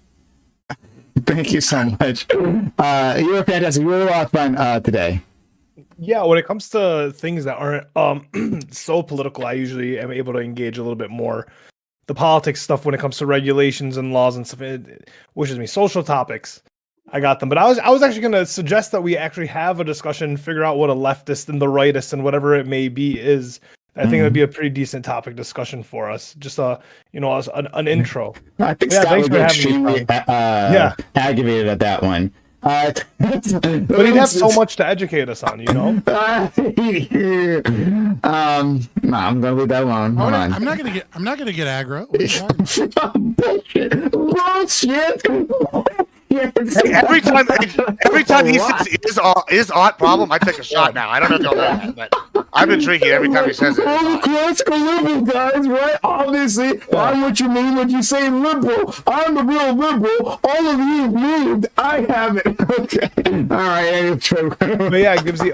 I disagree. I don't think TikTok's going I'm anywhere. just being right loudly. That's not me being angry or upset, right? I'm just making sure my voice is heard over top of all of you plebeians, all right? And I'm gonna learn you something, and it's okay. Gotcha. Real good. So let's go to our friend Ali. Grid. Grid, thank you as well for coming through. It was great to have you. You were a lot of fun. Hey, good to be back. It was excellent being back, actually. I'm glad I slipped in under the wire. My son had a violin concert tonight and with his school or for his school or whatever. And I didn't know you were Asian. Huh? That's funny. My son is half Asian. My wife is Chinese. Is he really? He has my son has no choice but to learn the violin or piano. Oh, right? when racism is accurate, I love it. Oh fuck. Oh God, Scott. Right, you can always find the racism in a moment. Thank you. Yeah. Oh fuck. Yeah, sorry, man. I'm sorry to do that. I'm sorry if your wife ever sees this. My bad. That's all right. No, my wife, my wife will find it funny probably. She where is she? Is it like what ethnicity? She's Chinese. She's Chinese. Okay, Chinese. Yeah. Oh, that's why you were in China, and that's why you'd use their healthcare system. Okay, makes sense. Yes. Not all at the same time, but yeah, it's close enough. So great to be back again. Did slip under the wire. Missed a little bit of the first conversation, but I think I came in okay. I really, the insurance thing just gets me every time. I actually had one of my chatters was said something that is just so insightful. If you guys would prefer to, if you want, you can just send me your money and I'll ignore your phone calls and deny you and just keep your money. It's the same as the insurance company. It's the same. You get the same result. So as long as I thought that was great. One of my chatters was like, "Hey, I'll do that for you," and I was like, "You know what? I'm going to use that in my closing," and I did. Good to see everybody again, Admiral Gibbs. Man, you and that counterpoint fellow. That was entertaining. I really appreciate I'm glad that. somebody was entertained. That's what I'm here for. I know. So I'm glad too that you were here to entertain me. Guys, you can find me at Grid1-Motorsports on YouTube, and I do a show 5 times a week. Thanks so much. Okay, I'm going to send you guys off. This is I'm going to drop down, guys. So we'll. Sure. I'm going to send. Later. Sure. I'm going to send my audience off. There's a female streamer, and from the screenshot, looks pretty cute, which is all that matters here. Female streamer. Female. Yes, everybody do that. That's what you got. All you raiders, female streamer. Woo! Okay, hold on. Let's. I'll send you off to this one. Off you go. Just waiting for the countdown to finish. She playing Bellatra?